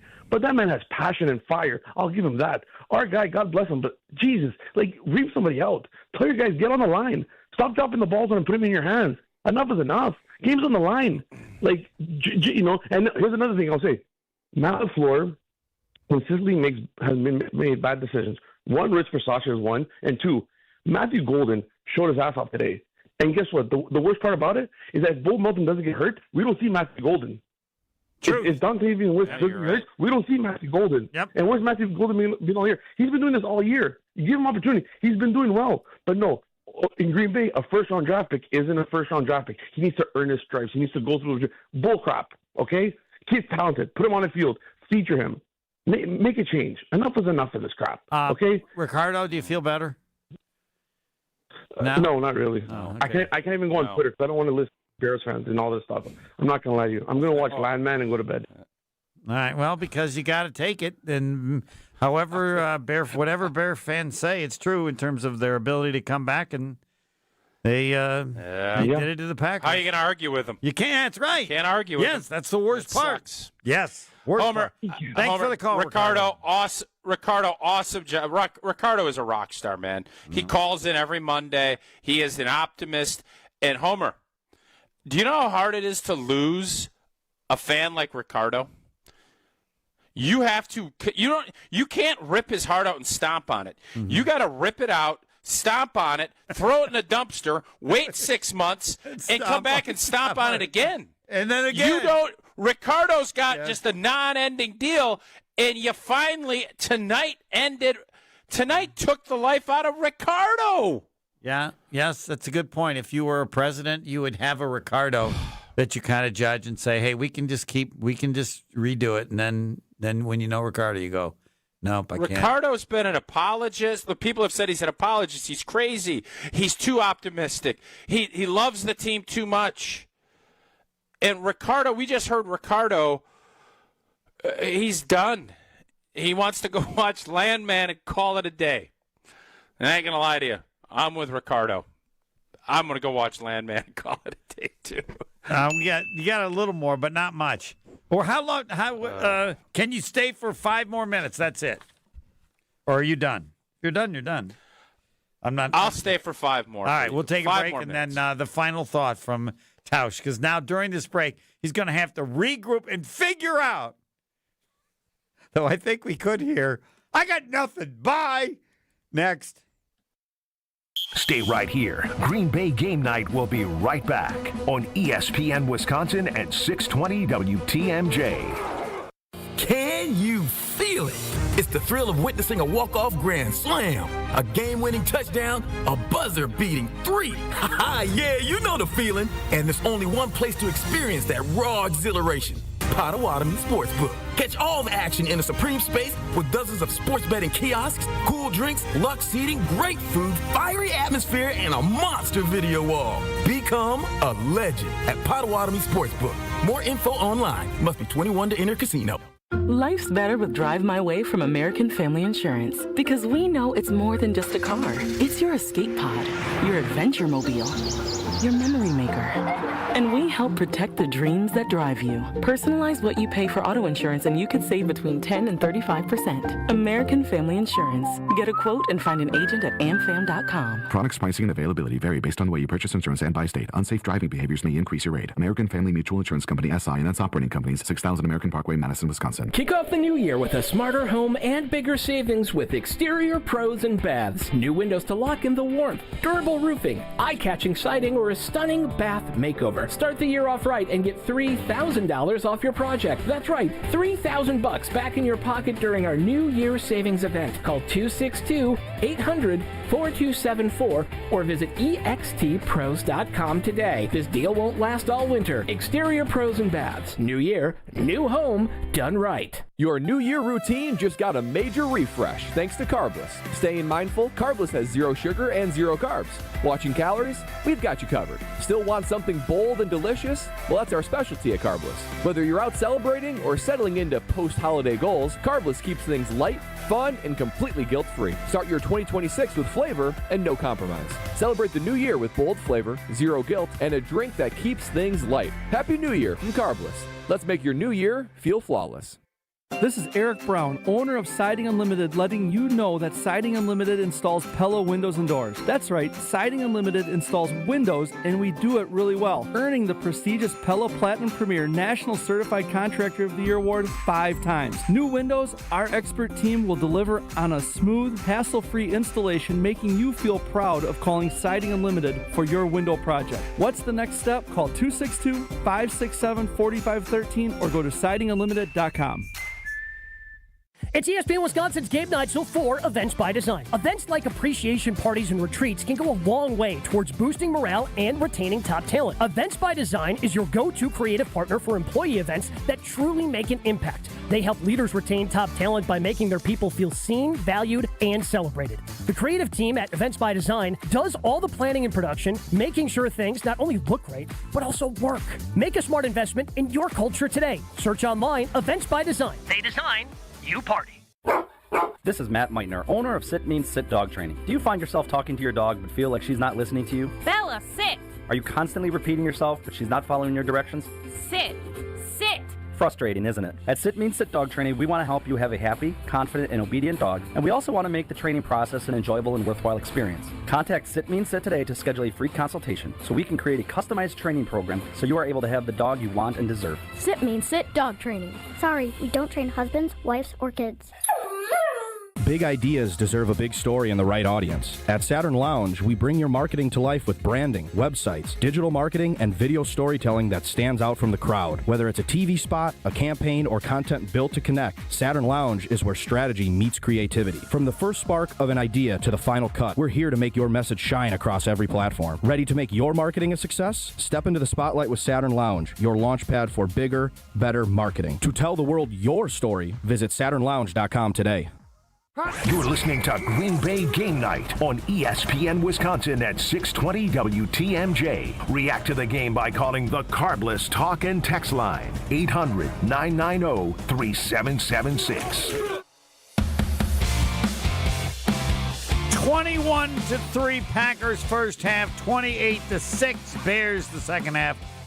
Packers lose by 4. Mark Tauscher kind enough for a couple of extra minutes, and I've decided I made the executive decision because it's just painful to have a final comment. But what's necessary is Levi and Tausch get together for just a second or minute or two, and then Tausch will move on to his next assignment.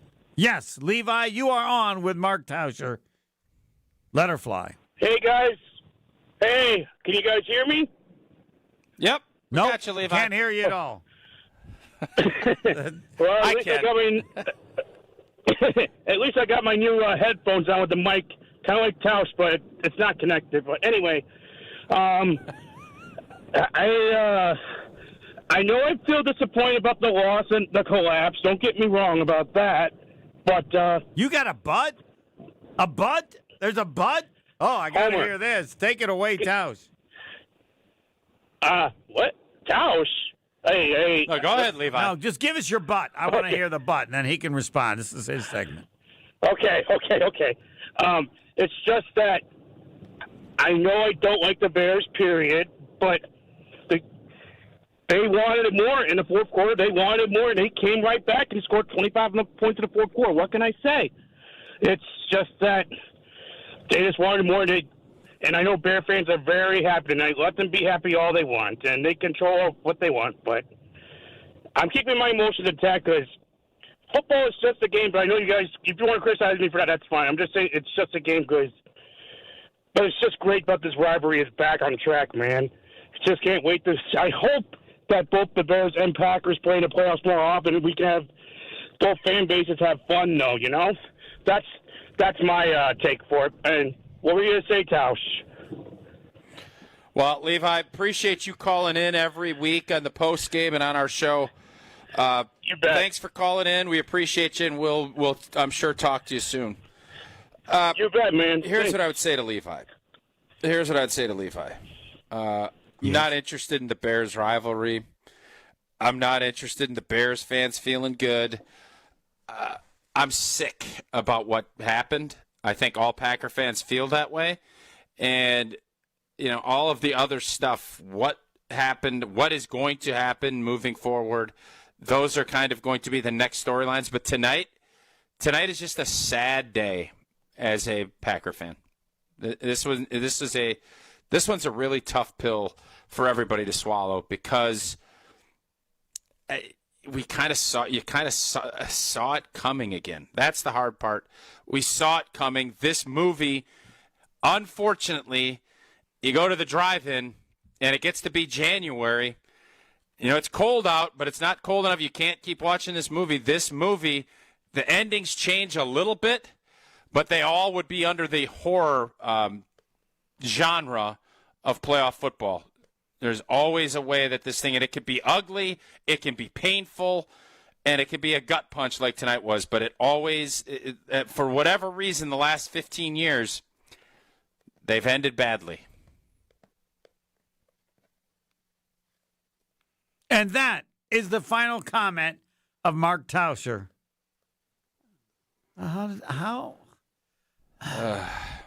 They got lost and didn't come out in the second half, and they went to a different stadium. All right, Tausch, thank you, and you will be on with Wilde and Tausch on Monday, and I don't believe you'll feel any better on Monday. I'll listen to find out if I'm correct. Probably worse because you're going to watch games tomorrow, and you're going to see there ain't a great team this year. The Rams give up 30 points to the Panthers. Tomorrow, I'm guessing you're going to see a bunch of teams slopping around. Somebody's going to find ways to win, and you're going to be thinking, boy, if only. There's nobody. When we play the way we did in the first half, the world could have been our oyster. But as I said earlier this year, we can beat any team, and any team can beat us.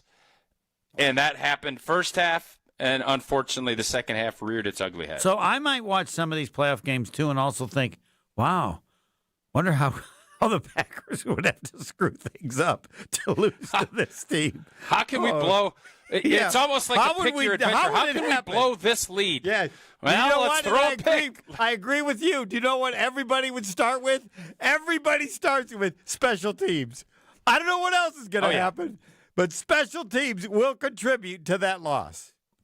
There is no doubt. Every game that this team has lost in a tough postseason, you could probably look at a special teams malfeasance, and that has been a catalyst to how we've blown so many postseason games in the last decade. Thanks, Tausch. See you guys. Gary Ellerson soon. Jason Wilde. I said this one, if the Packers lost, would go till 3. But I'm not sure anybody will be here at 3. I might have to redo my learn how to be producer again. I'll stick with you. Next. Stay right here. Green Bay Game Night will be right back on ESPN Wisconsin at 620 WTMJ. Experience hot gaming action and a relaxing spa day. Your perfect winter getaway at the island. Book a stay and float package to get both a standard room and a rejuvenating 60-minute float pod therapy session for less than $100. Complement your stay with an elevated dining experience at Horizon Steakhouse and fun on the gaming floor where big wins wait for you. The Island Resort and Casino's stay and float package runs through February. Call 800-682-6040 to book yours today. Certain days and restrictions apply. The only thing that tops our selection is your savings discount liquor. According to American writer H.L. Mencken, a well-stocked bar can create over 17 billion different cocktails. Hi, this is Marie from Discount Liquor. I don't know if 17 billion is accurate or not, but I do know that Discount Liquor is the place to find everything you need to be well-stocked for any occasion. Discount Liquor is Wisconsin's home to over 2,000 varieties of beer, 3,500 types of liquor, and over 8,000 wines. Our unparalleled selection is rivaled only by our incredible savings and everyday low prices. And we know how to take care of our customers, no matter the occasion. In fact, Discount Liquor has won numerous national and local awards. Visit Discount Liquor at our Milwaukee or Waukesha locations. Family owned and operated since 1960. The only thing that tops our selection is your savings discount liquor. In Milwaukee on 51st in Oklahoma, and in downtown Waukesha on Main and Barstow. Check out our specials at discountliquorinc.com. Homer here from ESPN Milwaukee. What makes living at 3 Pillars so special? Let's hear from my friend Dave. The campus is beautiful. For me, nature is my church, and I love being outside. We live by the Bark River, and it's calming. It just calms my soul. I just love it. A lot of the people, I'm talking about 100-year-old people, 90 years old, say they credit 3 Pillars with living longer. 4 years, it's enough time to earn a college degree, to serve a full term as a president, to raise a toddler into a kindergartner, to train for something big and become someone new. Right now, Pella Windows and Doors of Wisconsin is offering 0% interest for 4 years, so you can invest in your home and use your hard-earned savings for life's biggest moments. Offering Pella exclusive features like blinds between the glass and customizations to match every home style. We believe in providing our customers with the highest quality products and top-notch service at a price you can afford. Tested, safe, durable, and backed by a limited lifetime warranty, Pella's rated #1 for craftsmanship, innovation, and exceptional design. So aim high and think long-term when setting your New Year's resolution. And imagine what you can accomplish in 4 years when you finance your home project with Pella Windows and Doors Wisconsin. Start your journey today at PellaWI.com. Ben Brust here for Iron Jock. It's a new year, and that means new goals, and Iron Jock is here to help you stick to those goals. Whether you're hitting the gym, heading to work, or just trying to smell a whole lot better in 2026, Iron Jock gear has you covered. Formulated to fight sweat, odor, and bacteria, Iron Jock keeps you feeling fresh, no matter how hard you push. Right now, you can get 30% off all Iron Jock gear on orders over $75. Just use promo code ESPN30. That's ESPN30 for 30% off your orders over $75. Shop now at ironjock.com. The pursuit of fair wages and top-of-the-line benefits is achieved when the right union has your back. The Sheet Metal Workers Labor Union is extremely diverse, representing Wisconsinites working HVAC, architectural metals, welding, specialty fabrication, and much more. Make great living wages with outstanding benefits, pensions, and apprenticeship programs in trained, safe working environments. The Sheet Metal Workers Union is a leading force in the revitalization of the labor movement in Wisconsin. This is Green Bay Game Night on ESPN Wisconsin and 620 WTMJ.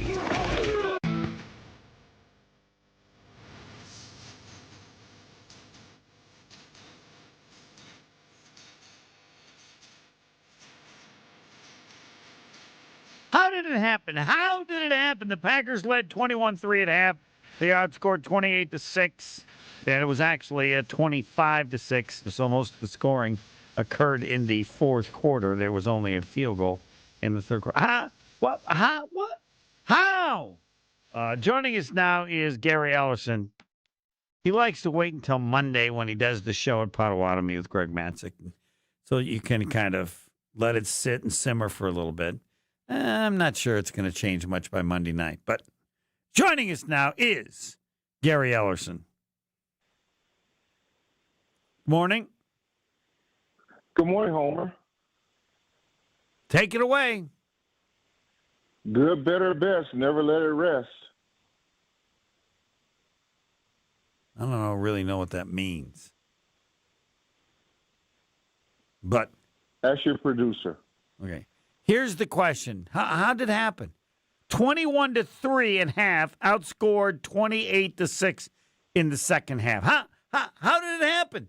The team that was ahead 21-3 at the end of the game needed the miracle to avoid losing the game. If you're ahead 21-3, it should be the other team that needs the miracle at the end of the game just to win it. But no. That's how bad they got crushed in the second half. How? What happened? Well, it was just like all the other ones happened. I mean, this has happened all season long with the Packers, right? I mean, if you go back and look at least 5 of the games they lost this year were in similar fashion. They can't finish.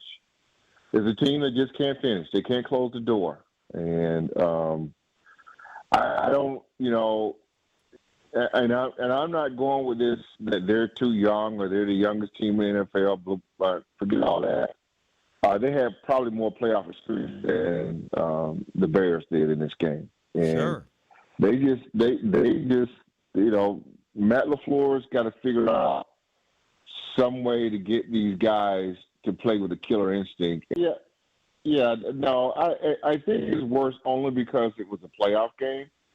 But if you keep continuing to show this and you're losing like this, you already set a pattern. So you know that no safe is too great for right, and the Bears had shown a similar pattern of this year. the other way. Yeah, the other way. I mean, we've seen this. Homer, you know this. We've seen this all season long with the team. And they got to get that figured out. Now, normally you can see certain teams go through a certain maturation on how to get better, and they burst through that wall. Well, that's what I'm looking for the Packers next year. They've got to figure out how to close out these games.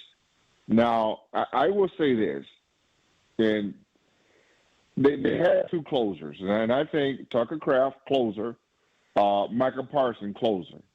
If you're up 21-3 and you got Micah Parsons, I don't think this happens. I just don't. And they don't have that difference maker on defense. They just don't have it. Offensively, I thought Tucker Kraft was those 2 guys, to me, is one of the reasons why they can't close games. The last thing for me is Zach Tom. I think you saw them miss Zach Tom in the second half. And running the ball. They got after that offensive line in the second half. And I don't know if it's equivalent. Remember when the Packers lost David Bakhtiari? Yes. Was that the Tampa game? Mm-hmm. Yeah, maybe it's equivalent to that. I mean, they had no answer for that Bears defense in the second half. And listen, Homer, that Bears defense, they were giving up over 5 yards a carry. 5 yards per carry average in the league. Yeah. And the Packers could not run the football to save their lives. In the last couple of weeks, they gave up like 500 yards or something like that. All right, now we get to the next part. We'll get to the callers, but now we get to will Matt LaFleur be back as head coach of the Green Bay Packers? And if you were president, would he be back? Well, let's just start here. 7 points, Homer, special teams. And that's been the same all year, too. So, I hate, you know me. I'm not calling for nobody's job and nothing like that. But they've got to figure out, sometimes those things got to happen. Those hard decisions got to happen. They got to figure out how to move forward from that. Special teams were horrendous. 7 points in special teams that you didn't capitalize on. You're supposed to lose a game if you're not capitalizing on 7 points. All right. So will he be back? I think he will be back. Yeah, he'll be back. Should he be back? But let me just say this. But I don't know if I'm giving him a 5-year deal, though. Well, I know what I'm giving him now. You got 1 year, buddy. You got a year on your contract. Let's go. Yeah. I don't know if I'm giving him a 5-year deal. Maybe that'll create a sense of urgency that'll make him different. But I was going to give him a second year before this game. But as of right now, if we haven't that's if he loves the job. I mean, if he loves the job, yeah. And he may want more. His agent may say he wants some more. Fine. I'm not giving you more. You're the coach of the Green Bay Packers. I mean, you can't. They don't quit, do they? I mean, No, I'm not giving him a 5-year deal. All right. But most certainly, I think I'm in the corner of maybe a 2 or 3 year deal for him. You still believe in him? Well, I mean, I don't know yet. I mean, I think the jury is still out on him, but I think sometimes it takes time, and I'm willing to give him more time before I jump ship. I know what I got. I think the ceiling is higher than most people think. I know a lot of Packer fans are ready to burn the house down right now. They probably want Matt LaFleur fired. They probably want Goody fired and all that. Yeah, I'm not on board with that. Okay. We have who is it that's waiting the longest? Leo in Colorado? Leo in Colorado. Let's go, Leo. He's been waiting 2 weeks. No, not that long. Leo, you're on with Gary Ellerson. Let her fly. And start with, I've asked people to call in, you get 30 seconds. How'd the Packers lose this game? How did they do it? Total meltdown. Total meltdown. All right. Didn't adjust in the second half.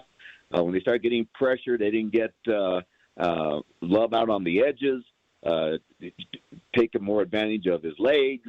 He sat in that pocket. He looked like a deer in headlights because the pressure was coming after him. And nobody seemed to be open anymore. They were open in the first. Well. Okay, that's part of the process, right? Oh, okay. You get him out on the edge. Got a chance. You get him moving. You know, All you right. put a little more pressure on defense when you have them moving. The other thing is defensively, I thought that second half defense is the same thing. I don't think they made enough adjustments to handle what they were showing them. There were receivers running crazy over the middle. Valentine, that bonehead interception, and then later in the game on that touchdown to Moore, the winning touchdown, Williams gives a little shoulder shrug. He jumps it. And then it's Moore wide open for that touchdown pass. I just thought the defense collapsed. And just no imagination on defense in terms of pressure. He had defensive ends, Hapley had defensive end dropping off and trying to cover it back out of the backfield. Come on, what are we doing? So it was like it's a total blow-up, just implosion. As far as LaFleur, you know, bottom line, he's 1-5 in his last 6. People say, well, I want to give him a little more time. How much more time do you want to give him? Now, Packers are stuck between a rock and a hard spot right now. He's got 1 year's contract. There's no such thing as lame duck coaches, NFL, NBA.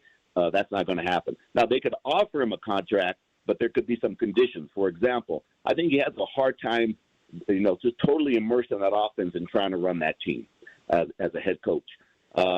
You could always put the pressure on him and tell him, okay, 2-year extension, but, you got to figure out who's going to be your offensive coordinator at the end of the day, and you got to start coaching the team as a head coach. During the when defense was out on the field, I didn't see LaFleur once on the headphones, happily trying to figure out how do we stop these guys. He's back there talking to he never does anything with the defense. But that's my point. Well, yeah, but you should know that Vince Lombardi was the same way. We're talking apples and oranges now. I go back, and I'm over 75 years of age. I go back. I saw Lombardi. But I don't dispute that what you say is. So you'd say you can come back, but you can't be the offensive coordinator. All right. So what if he says, I don't want that? Are you okay? Then you'd say, been nice knowing you. Adios.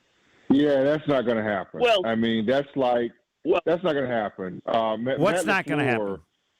Matt LaFleur is the offensive coordinator, or he's a head coach. He's going to call the plays. I mean, that's like when Mike McCarthy gave up the play calling because he had pressure. That's not Mike McCarthy. Mike McCarthy is a play caller. Matt LaFleur is a play caller. That's not going to happen. If you don't want Matt LaFleur to be the play caller, then you got to fire him. Okay. You got to fire him. Then you got to fire him. Just say you don't want him there keep doing the same thing over and over again? Then say you don't want him.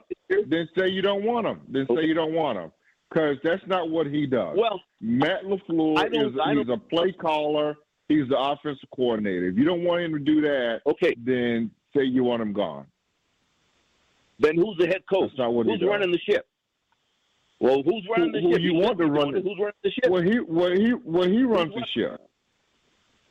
No, he doesn't. Sure, he does. No, you might not like the way he runs the ship, but no, he runs the ship. Yeah, he runs the show. Yes.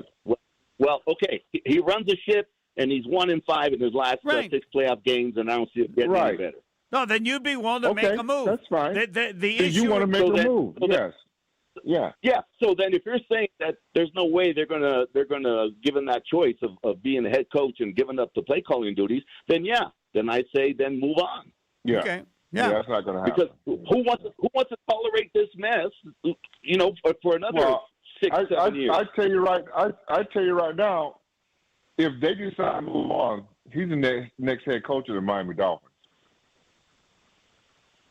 Well, so because of the guy from the Packers took over as the GM. I mean, yeah. Well, that's fine. I don't have any problem. That's fine. I'm just saying. He'll get a job. He ain't sitting around for a whole year. I mean, Hey, I want him to coach next year and see what he does with his ass on the line.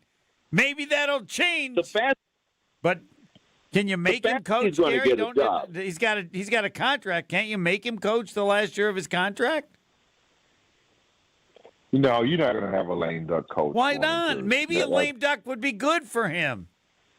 No. All right. That's just not the way it works. I know you think differently, Homer. I learned to figure that out now. All right. Well, then he's gone. But I don't want him to coach anywhere else. Next year, you either coaching the Packers, you ain't coaching anywhere.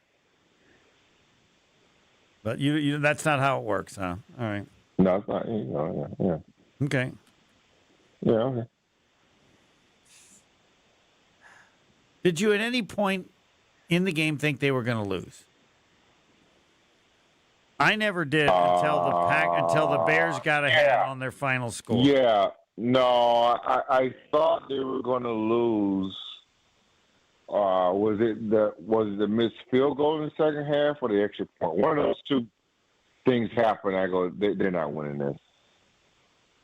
The missed extra point, they were ahead when they scored 27-16 instead of 28. Yeah, Homer, you can't just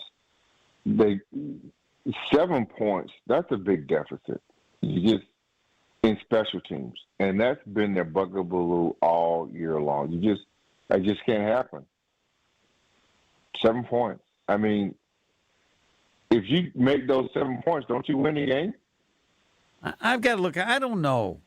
I mean, they lost by 4. If you get all 7 points, there you go. You get all 7 points. I'm not the Make it 7 points. The kick at the end. I mean, he was just, and I felt like McMahon just wasn't right. I mean, I looked at his body language, and it just didn't feel right. I mean, after he missed that field goal right before halftime, it just didn't have. Right then and there, it didn't have a good feeling for me. The field goal that he missed at halftime, I didn't feel good about that because you need the points.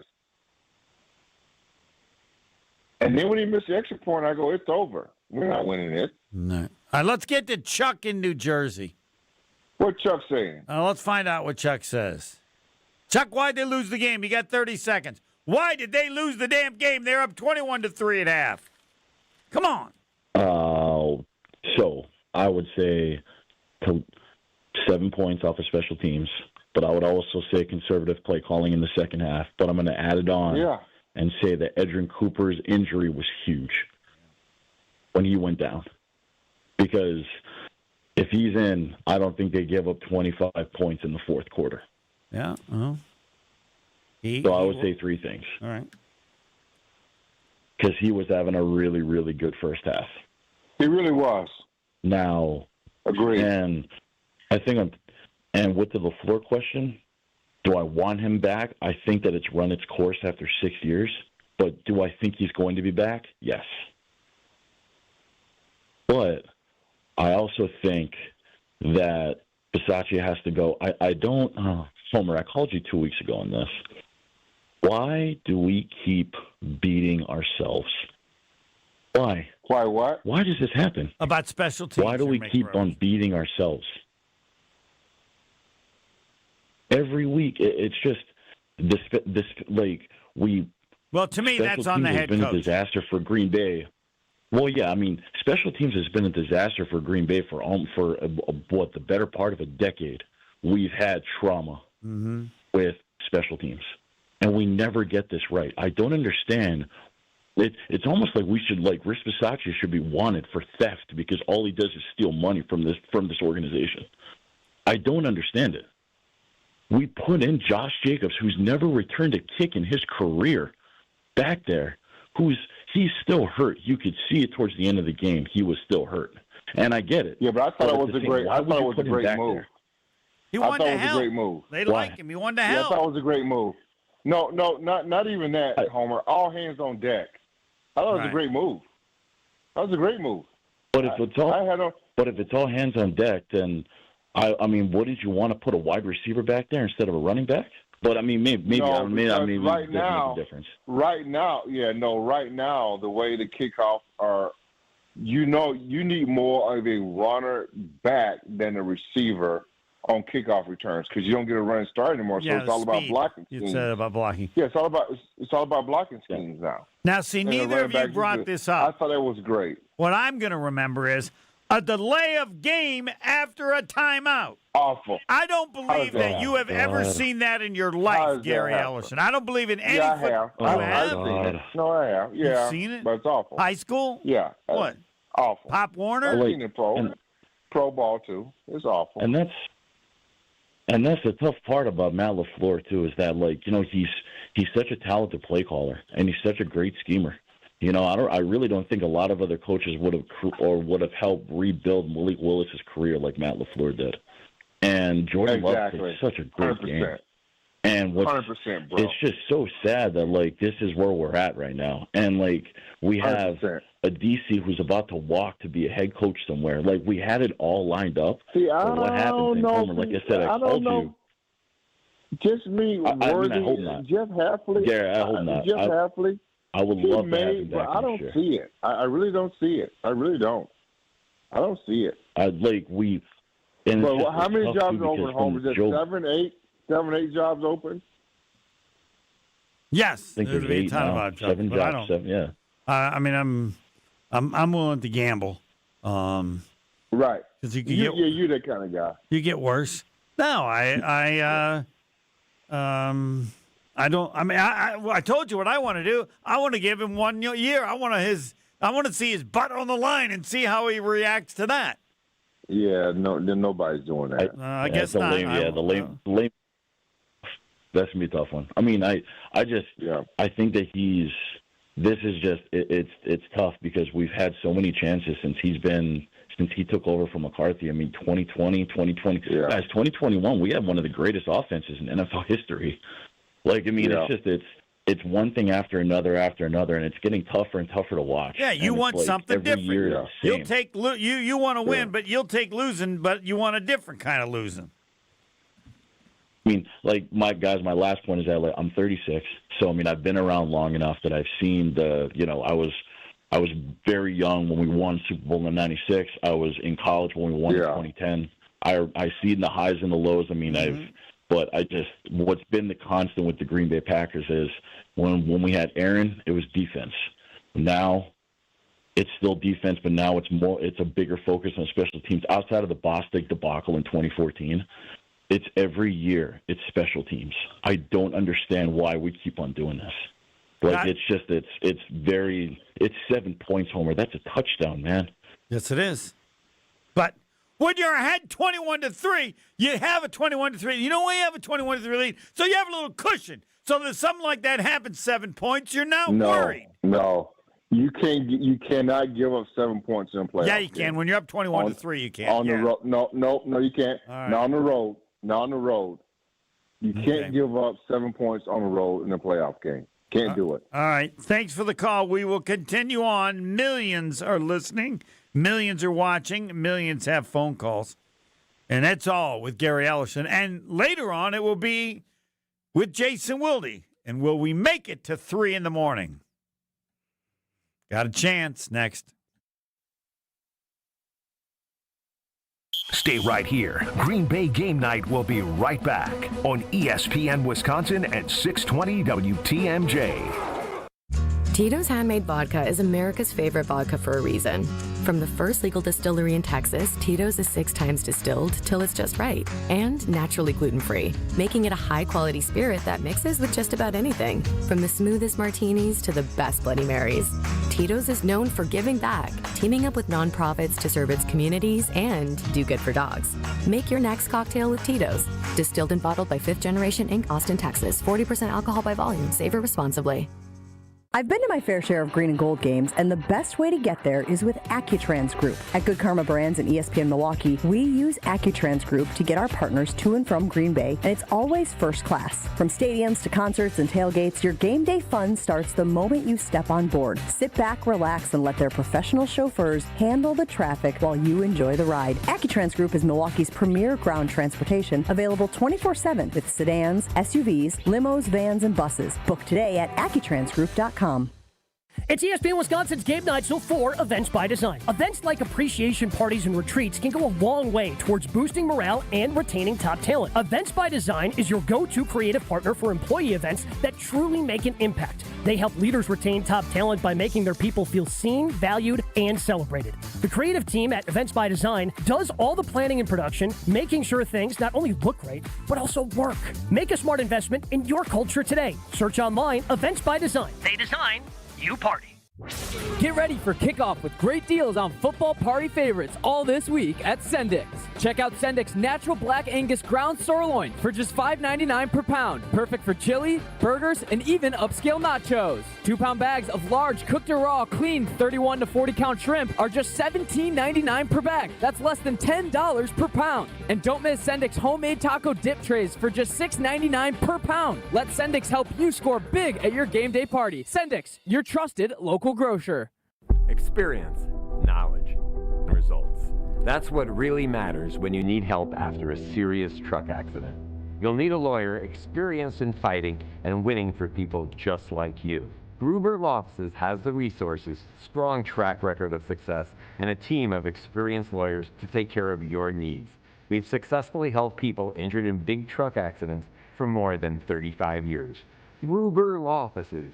One call, That's all. Kick off the new year with a smarter home and bigger savings with Exterior Pros and Baths. New windows to lock in the warmth, durable roofing, eye-catching siding, or a stunning bath makeover. Start the year off right and get $3,000 off your project. That's right, $3,000 back in your pocket during our New Year savings event. Call 262-800-4274 or visit extpros.com today. This deal won't last all winter. Exterior Pros and Baths. New year, new home, done right. $2.3 million. A recent Schwab survey of Americans says that it takes $2.3 million to be wealthy. Well, you may have had your financial plan set on a bigger or a more humble number. But if you're looking for added insights on how to get there or how to avoid some tax pitfalls on the way, Annex Wealth Management is ready to listen. Mark Toscher here, and whether your situation is complex or simple, the Annex Wealth Management team can give you wealth expertise and guidance on reaching your goals. Annex Wealth Management. Know the difference. Selling your home during winter may surprise you. Serious buyers are still out there and often more eager to move. Homes get strong offers this time of year, and with less competition, your listing can really shine. I'm Tony Wendorf with Tony Wendorf & Associates First Weber. And I'm Lindsay Bendler. Our team leads with faith, gratitude, and giving back, donating over $200,000 to local causes since 2020. Tony Wendorf & Associates is ready to get to work for you with our white glove selling experience. Just search online, Tony Wendorf. A real estate team that always leads with faith and gratitude. Tony Wendorf & Associates. You're listening to Green Bay Game Night on ESPN Wisconsin at 620 WTMJ.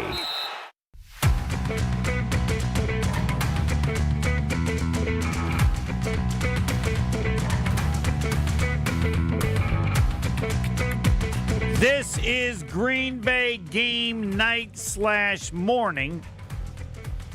The Green Bay Packers led 21-3 and were outscored 28-6 in the second half. Leading 21-3, the Packers still needed the miracle to win at the end. Right now, partner Gary Ellerson will discuss one of his partners. We need a different Guys, sport. if you're thinking about popping the question, make your first stop at the Jewelry Center. They've got naturally mined and lab-grown diamonds, and their experts will help you design the perfect engagement ring just like they did for me.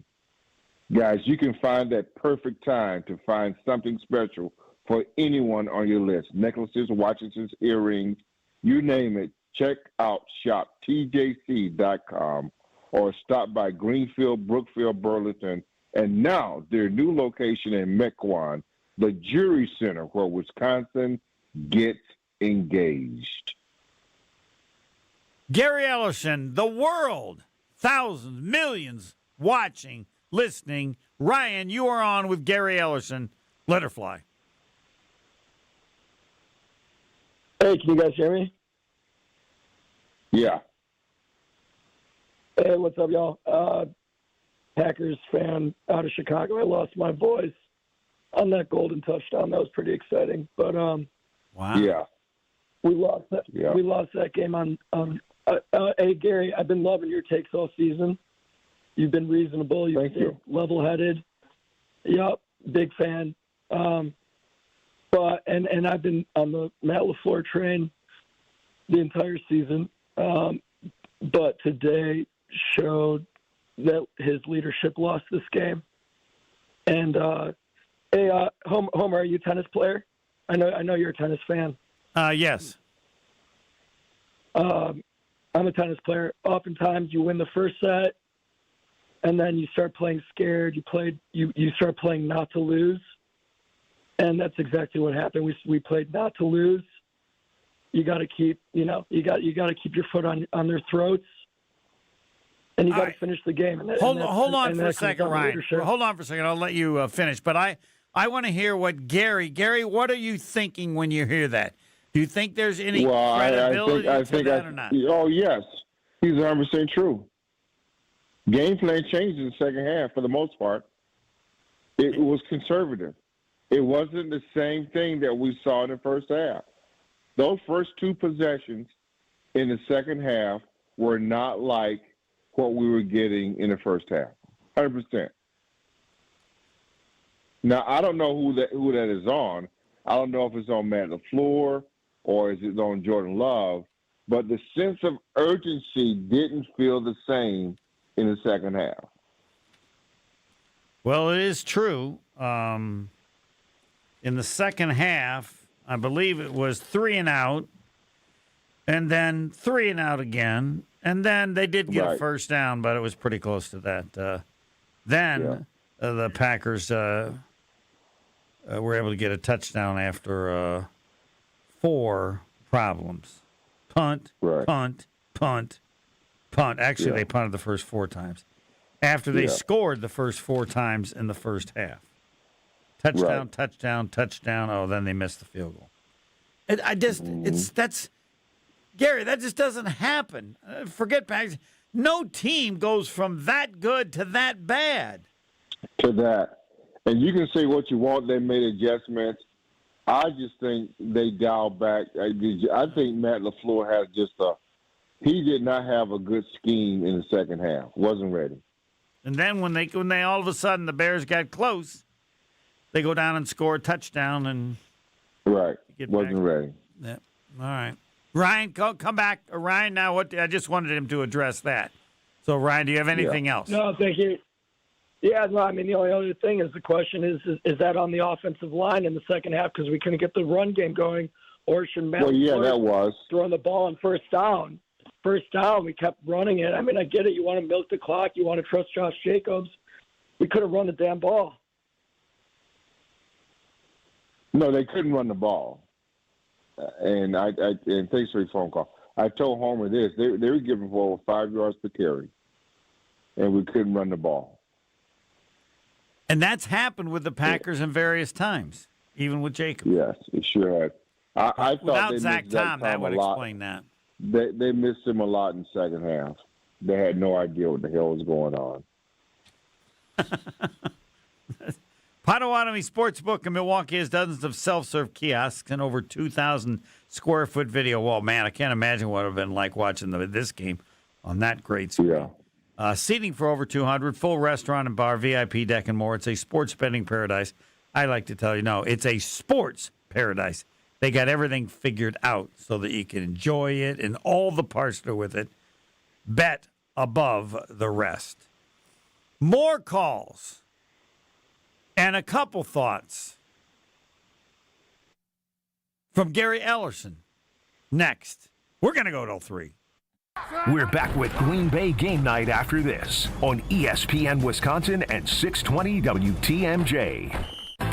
It takes a team to meet just about any goal, and that's as true on the football field as it is in the office. So it's good to know that you have the Gordon Flesh Company on your side. For more than 60 years, GFC has provided cutting-edge office technology for companies of all sizes, and as the nation's largest Canon dealer, GFC delivers the latest office technology, service, and is supported by the most experienced professionals in the industry. That's business technology managed. Visit gflesh.com to learn more. Is back pain slowing you down? The OAW Spine Center offers specialized care with advanced treatments for herniated discs, spinal fusion, and more. Their board-certified orthopedic care specialists use the least invasive methods, starting with non-surgical options. If surgery is needed, they provide minimally invasive procedures. The OAW Spine specialists focus on getting you back to an active lifestyle faster. The OAW Spine Center. There is a difference. Visit OAWSpineCenter.com. This is Eric Brown, owner of Siding Unlimited, letting you know that Siding Unlimited installs Pella windows and doors. That's right, Siding Unlimited installs windows, and we do it really well, earning the prestigious Pella Platinum Premier National Certified Contractor of the Year award 5 times. New windows, our expert team will deliver on a smooth, hassle-free installation, making you feel proud of calling Siding Unlimited for your window project. What's the next step? Call 262-567-4513 or go to sidingunlimited.com. Craving that crispy, cheesy, thick Detroit-style pizza? Well, now you got it with Screamin' Sicilian. Screamin' Sicilian delivers the crunch, the gooey cheese pull, and that light, airy crust that you love, all baked in its own pan for those crave-worthy caramelized edges straight from your home oven. You got the cheese, the pepperoni, multi-meat, or supreme. It's like dining out, but without the hefty bill. Find Screamin' Sicilian in your local grocer's freezer section. Screamin' Sicilian, Detroit-style, thick, crispy, unapologetically Screamin'. Can you feel it? It's the thrill of witnessing a walk-off grand slam, a game-winning touchdown, a buzzer-beating 3. Yeah, you know the feeling. And there's only one place to experience that raw exhilaration. Potawatomi Sportsbook. Catch all the action in a supreme space with dozens of sports betting kiosks, cool drinks, luxe seating, great food, fiery atmosphere, and a monster video wall. Become a legend at Potawatomi Sportsbook. More info online. Must be 21 to enter casino. The only thing that tops our selection is your savings discount liquor. According to American writer H.L. Mencken, a well-stocked bar can create over 17 billion different cocktails. Hi, this is Marie from Discount Liquor. I don't know if 17 billion is accurate or not, but I do know that Discount Liquor is the place to find everything you need to be well-stocked for any occasion. Discount Liquor is Wisconsin's home to over 2,000 varieties of beer, 3,500 types of liquor, and over 8,000 wines. Our unparalleled selection is rivaled only by our incredible savings and everyday low prices.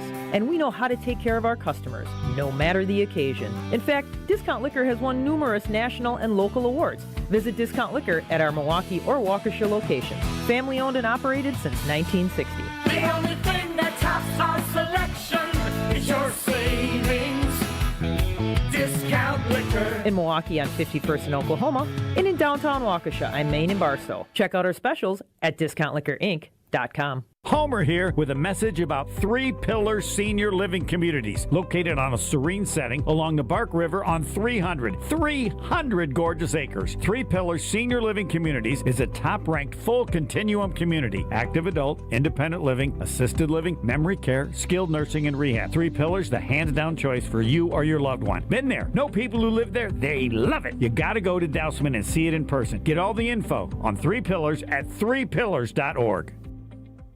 Tune in to KBN every day at 2 o'clock. 94.5 ESPN is WKTI and WKTI HD, Milwaukee. A locally owned Good Karma brand station. You're listening to Green Bay Game Night on ESPN Wisconsin at 620 WTMJ. It is 1 o'clock, and it hasn't changed. The Packers ahead 21-3 at half. Outscored in the second half 28-6 and outscored in the fourth quarter 25-6. Yeah, but then I have to go. Look, they must have been close to scoring right at the end of the third quarter. That seems almost impossible to score that many points. But they did. All right, with Gary Ellerson, he's about ready to move on. He's got other assignments. So before, we've got two people that are waiting an hour and a half. Ryan in Waterford, you're on with Gary Ellerson. Let her fly. Yeah, first things first. A team should rethink Jeff Hafley for hiring them for their head coach. You can't give up 25 points in the fourth quarter. Agreed. And next thing, you got Dobbs, Reed, and Watson. They both had 10 drops. You know, it didn't kill us, but I'm mad about it. McManus has to go. Bisaccia has to go. LaFleur for putting up with the mediocrity. I'm on the fence. I love his play calling, but he might have to go for putting up with Bisaccia for this long. Head coach is ultimately responsible. They set the standard of things, yes. Yes. This is Brian Balaga. You're listening. Brian even wants to be. It's like is Balaga coming in? Or you never know. Everybody wants. Balaga got to say. I want to know. We're going to 3 a.m. We're going to 3 a.m. You're not. There's no way you're on till 3 a.m. Not. Doesn't matter. If we got Balaga, we got Jason. Bill Gates doesn't have enough money to convince you to work until 3 a.m. No, we got. All right, Ryan. Why'd they lose? Cuban. You got a lot of people. You got 30 seconds. Why did the Packers? How did the Packers? Whatever you want to say about losing this game. It's special teams. Simple as that. All right. We've been mediocre for years and years with special teams. We keep putting up with mediocrity with Rich Bisaccia. He's the highest paid assistant coach, special teams coordinator in the NFL. He's got to go. And the fact that we keep putting up with that, head coach is responsible. All right. I'm on the fence, but I think he might have to go as well. All right. That's not really on the fence. You're kind of on the fence. You got a little body part left on the fence, but you have gone off the fence. I love his play call. I love his play call, and he'd be a great OC, but Yes. he just cannot lead the team. Yeah. He is not a leader, is how you would put it. I want to ask Gary about that. Thanks for the call. You did great. Now, Jason in Tosa, who also has been on for a week, waiting for the millions who listen and watch this. Yes, Jason. So, Homer, your co-host Mark Tauscher started out tonight's post-game show by asking, what are you going to say about what happened tonight? And I have a suggestion. How about that the Packers under the present head coach have not appeared in a Super Bowl in 7 years, have won exactly one playoff game in 5 seasons, yes, have not won the NFC North in 5 seasons, and are 1-5 in their last playoff games under Matt LaFleur. So my suggestion, Homer, about what to say regarding tonight's game is that you, Homer, have been 100% correct when you have repeatedly said that Matt LaFleur has never won a damn thing and he's soft. And your co-host, Mark Tauscher, and others on your station who have been making excuse after excuse for our head coach for 7 years have been wrong. I'd say, Homer, take a victory lap. I appreciate you being the one person who's willing to call out our head coach because there's no Super Bowl window with Matt LaFleur. You ask why we lost tonight? We lost because Matt LaFleur is our head coach. We are a soft team. If you had gone from sports bars in Milwaukee to where I'm out in today on vacation on the West Coast, Packer fans were not sure they were going to win. They were absolutely convinced they could choke that game. That's how we roll under Matt LaFleur. And if that policy it doesn't clean house, and I'm with the head coach and all the staff, they're not serious about winning Super Bowls because there's no. Let me ask you this. Okay. So that's great. Let me ask you this. That's great. So let's just look at Matt LaFleur, just the big picture. I'm not just going to say this. All right. So you go hire Matt LaFleur, and so you've got a veteran quarterback, right, in Aaron Rodgers.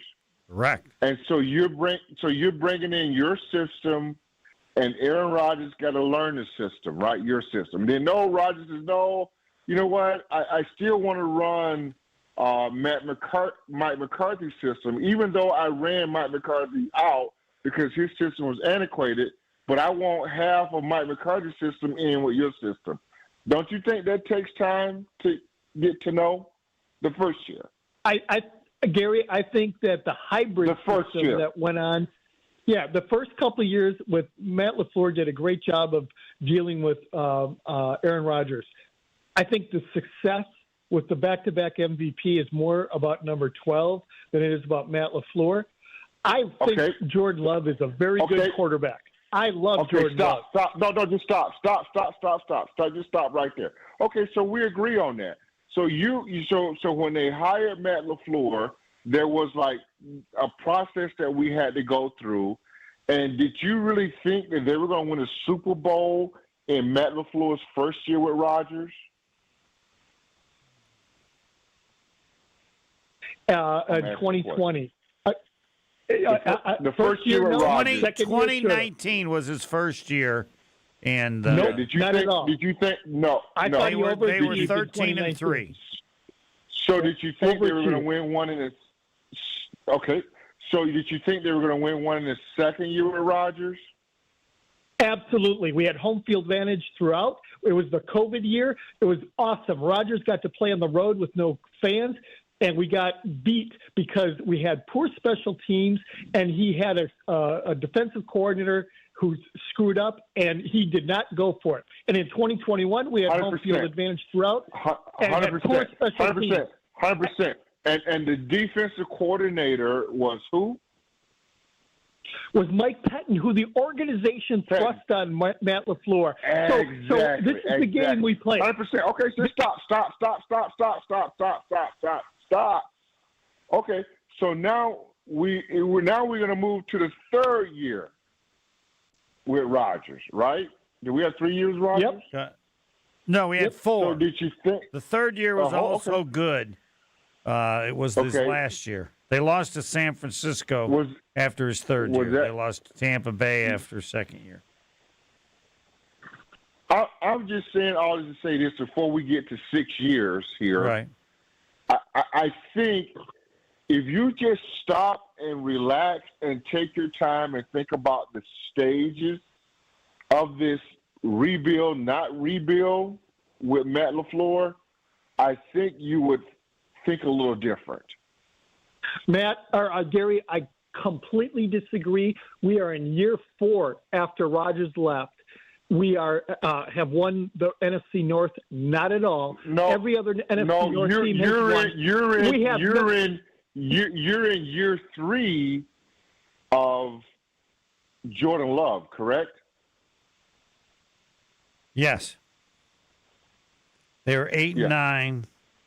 Yeah. And see, the last year of Rodgers was terrible. And they had no Devontae Adams. 100% right. I maintain year 4 of the starting quarterback for the Packers in Jordan Love is the year. Because if you just go back and think about all the crap with Rodgers and Matt LaFleur, all that, and then now you draft a quarterback. Rodgers hated it, so there was an uproar in the locker room. You had half Rodgers guys. You had a lot going on. And then now you got to move on from Rodgers, and then now you got to get to Jordan Love, all that. And now next year will be year 4 of Love. If they don't get it done next year, to me, it's just me. If they don't get it done next year, then I think about because when they said you can't just give him one more year. Yeah, when they hired Matt LaFleur, it wasn't for Rodgers. It was for Jordan Love. When he was hired. No, he was hired to deal with Rodgers because they thought the offense was low. Yes. No one knew that they would take Jordan Love. And you had back-to-back MVP years. To deal. Yeah. Well, then we're not doing 1 year. But you said I want to give him one more year. I want to see Matt LaFleur, lame duck coach. You said, well, then in order to find out what they do next year, you're saying you got to give him 3 years, probably like $15 million. And they got money. Well, I know they got money. I'm not. They've got ain't my money. No. But if he doesn't they're not do serious about Super Bowl. What? So they're not serious about Super Bowls. Matt LaFleur had back-to-back MVP quarterbacks in 2020 and 2021, and his special teams was worse in 2021 than it was tonight. That's who our head coach is. Let's give him 3, 5. Let's give him a lifetime. Let's give him a lifetime. Now, he can have his 4th. Come on, Jason. Now you coming off. You guys aren't disagreeing that much. No, you guys aren't disagreeing that much. Jason wants to move on now, and you're willing to give him one more year, right, Gary? That's it. Yeah. Because if you think about the process of the hiring, you have to. Well, they may not. I mean, they may move away, but I'm just saying that they went through a lot. How good would they have to be next year for you to keep him beyond next year? What do they have to do? Win the division? NFC Championship game. Okay, if they don't do that, then you're done. All right. Okay. Yeah, that's where I'm at. All right, Jason. Any last word? I can say this: if Ed Policy doesn't see what happened tonight, what happened a couple weeks ago in Chicago, what happened in playoffs year after year, and doesn't take action, extends this guy, then we are not serious about winning Super Bowls in Green Bay, and we will be going into year 16, Homer, of our Super Bowl drought. We are not close. But wait a minute. Did you just say? But wait a minute. Did you just say, like more than 3 minutes ago, that the deck was stacked against Matt LaFleur in the process of where this organization should be? You just named it. You agreed. Well, then maybe it's time to get rid of the Goody, who absolutely doesn't get any. And maybe it's time to look at the entire organization, because the poor special teams, Gary, predates Matt LaFleur. That is a Green Bay Packers staple. 100%. From Sean Slocum to Ron Zook to Menenga. This is part of the Packers' DNA. We keep saying this is somehow a special organization. They've been to 1 Super Bowl this century. Who do we pretend we are? We're not special.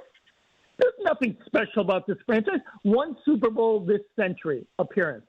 And we keep pretending we're different. Homer, you're old enough to remember. Gary's a little bit younger. We're getting closer to the 1968 to 1996 28-year window of Super Bowl. No. We're getting close, Homer. Now, you might be getting close to Super Bowl, but you're not getting close to the level of success and the quality of the teams. That's a product on the field. Correct. It may make it more frustrating, Right. but Right. they're not. No, and that, as I said, that's why the decision is harder in terms of what you're going to do. Because I think this stuff about. I mean, I'm just amazed. The LaFleur is 37-30 the last 4 years. One with Aaron Rodgers. I mean, he was the greatest coach for the first 3 years, either with George Seifert in the history of the NFL, and in the last 4, he's one of the top 500. So this has been going on. You know, they won one playoff game. They haven't won the division. Oh, but wait, I should let you know, Jason. Just remember, it still goes through Green Bay. But wait, you're damn now, right. Hold on, There's still more. And I'm going to agree with Gary. It still goes through Green Bay. But, Jason, you know what? It ain't hard to get through Green Bay anymore. No, it ain't. It ain't. But, yes, it'll always go through Green Bay. Jason, thanks for the call. Gary, your epilogue. Do you have any last word? I appreciate the extra 12 minutes. Hey, here's my epilogue here, home team.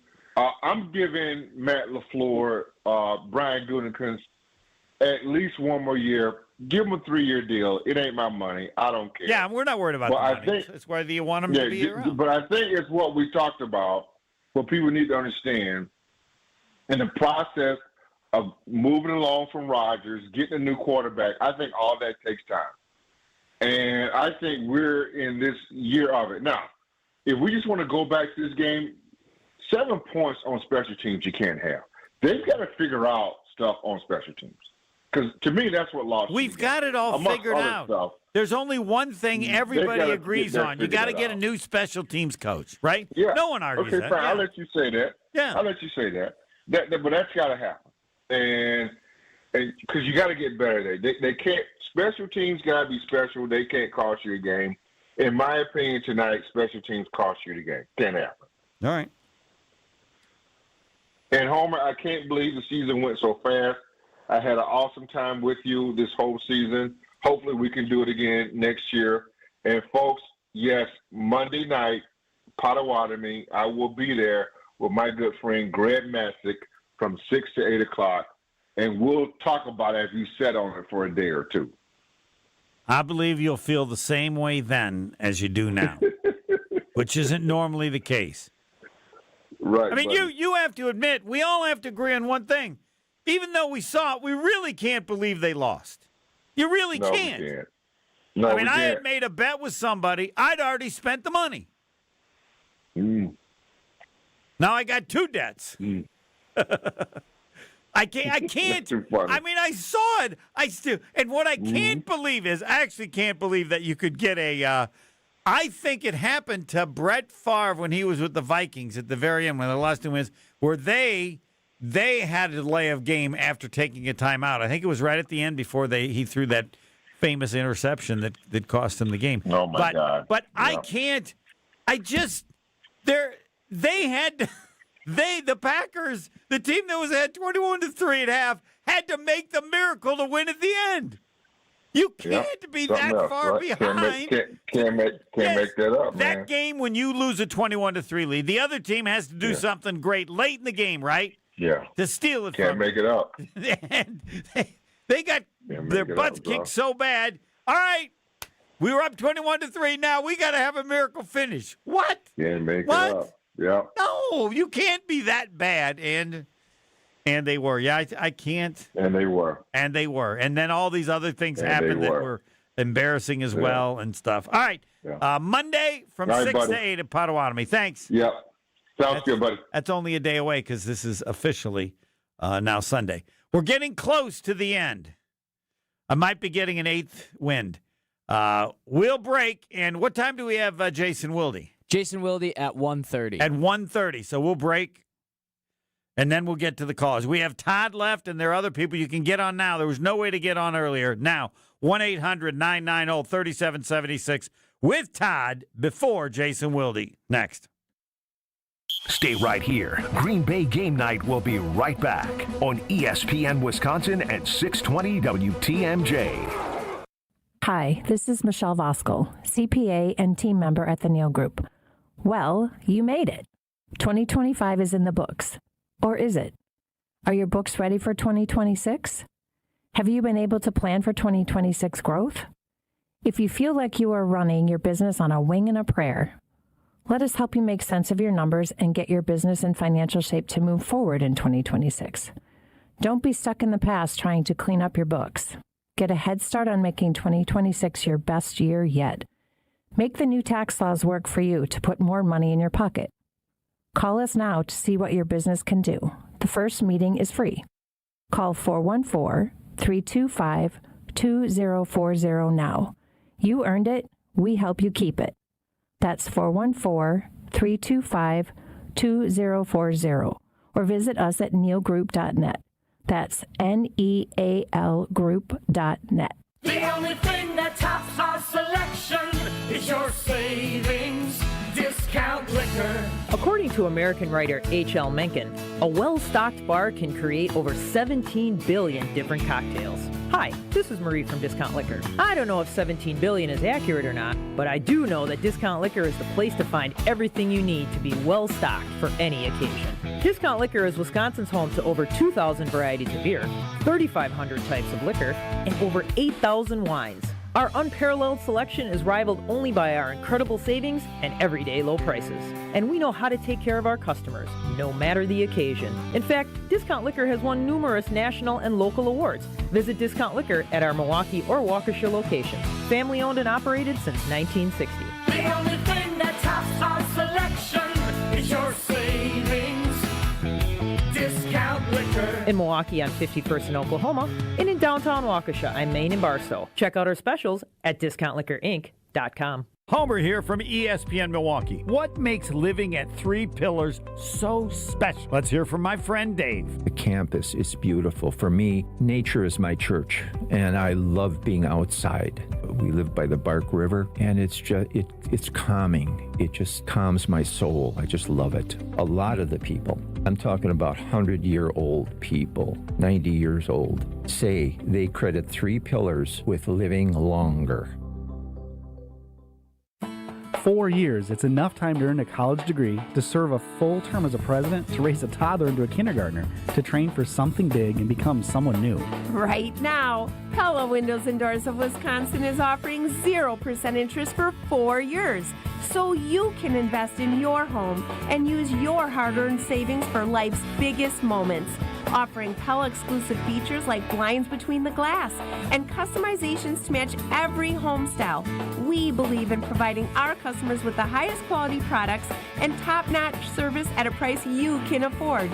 Tested, safe, durable, and backed by a limited lifetime warranty, Pella is rated #1 for craftsmanship, innovation, and exceptional design.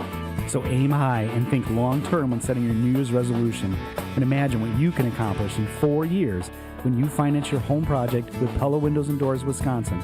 Start your journey today at PellaWI.com.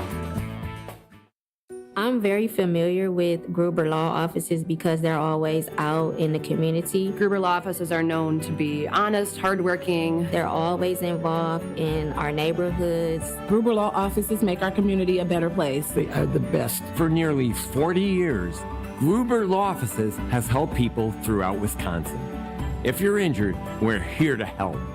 One call, that's all. Wisconsin would not be the same without Gruber Law Offices. This is Green Bay Game Night on ESPN Wisconsin at 620 WTMJ.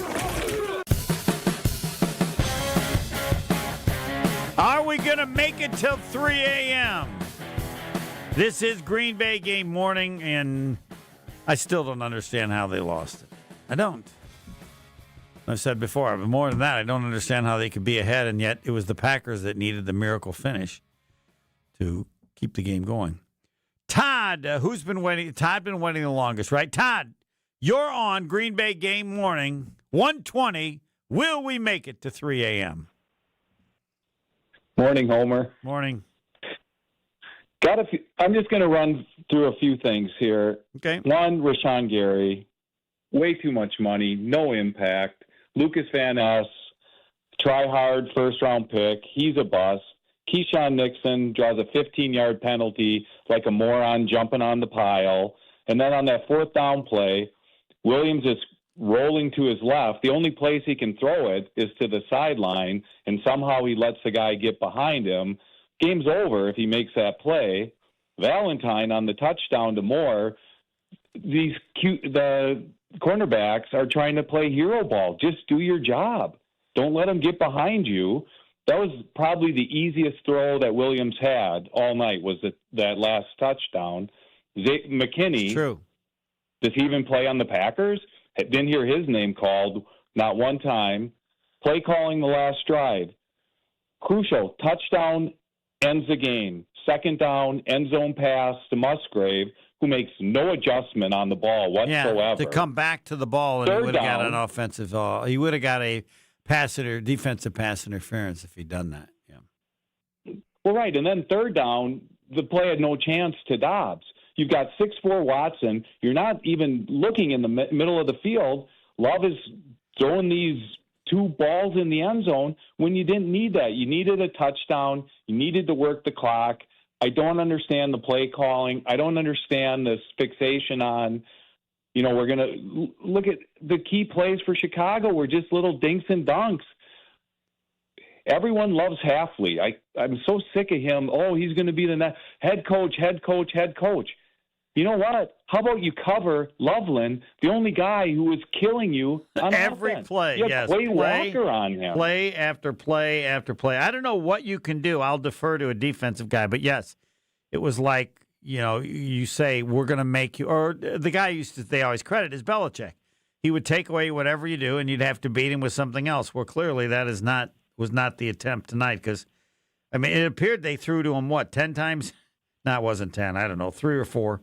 And not only that, he made some catches that were long for a tight end other than Tucker Kraft. So, right, and just no adjustments whatsoever. And I respect Gary and I appreciate his opinion.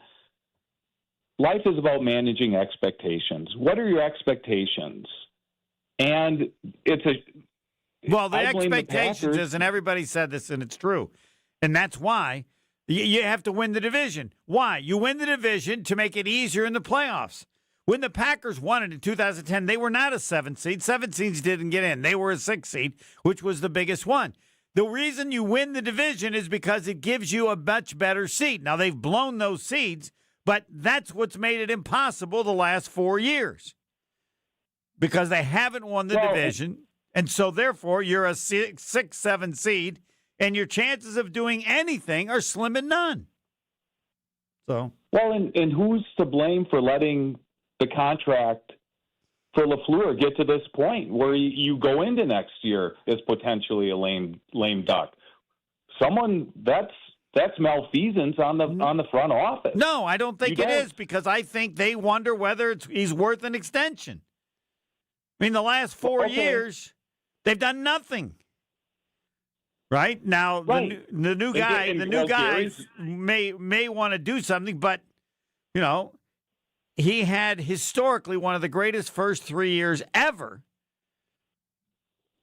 for the Packers. In the last 4 years, they've done nothing, so they don't want to. They didn't want to give him an extension yet, or Murphy didn't want to decide to do it. He wanted the new guy to come in and have that, and that's possible too.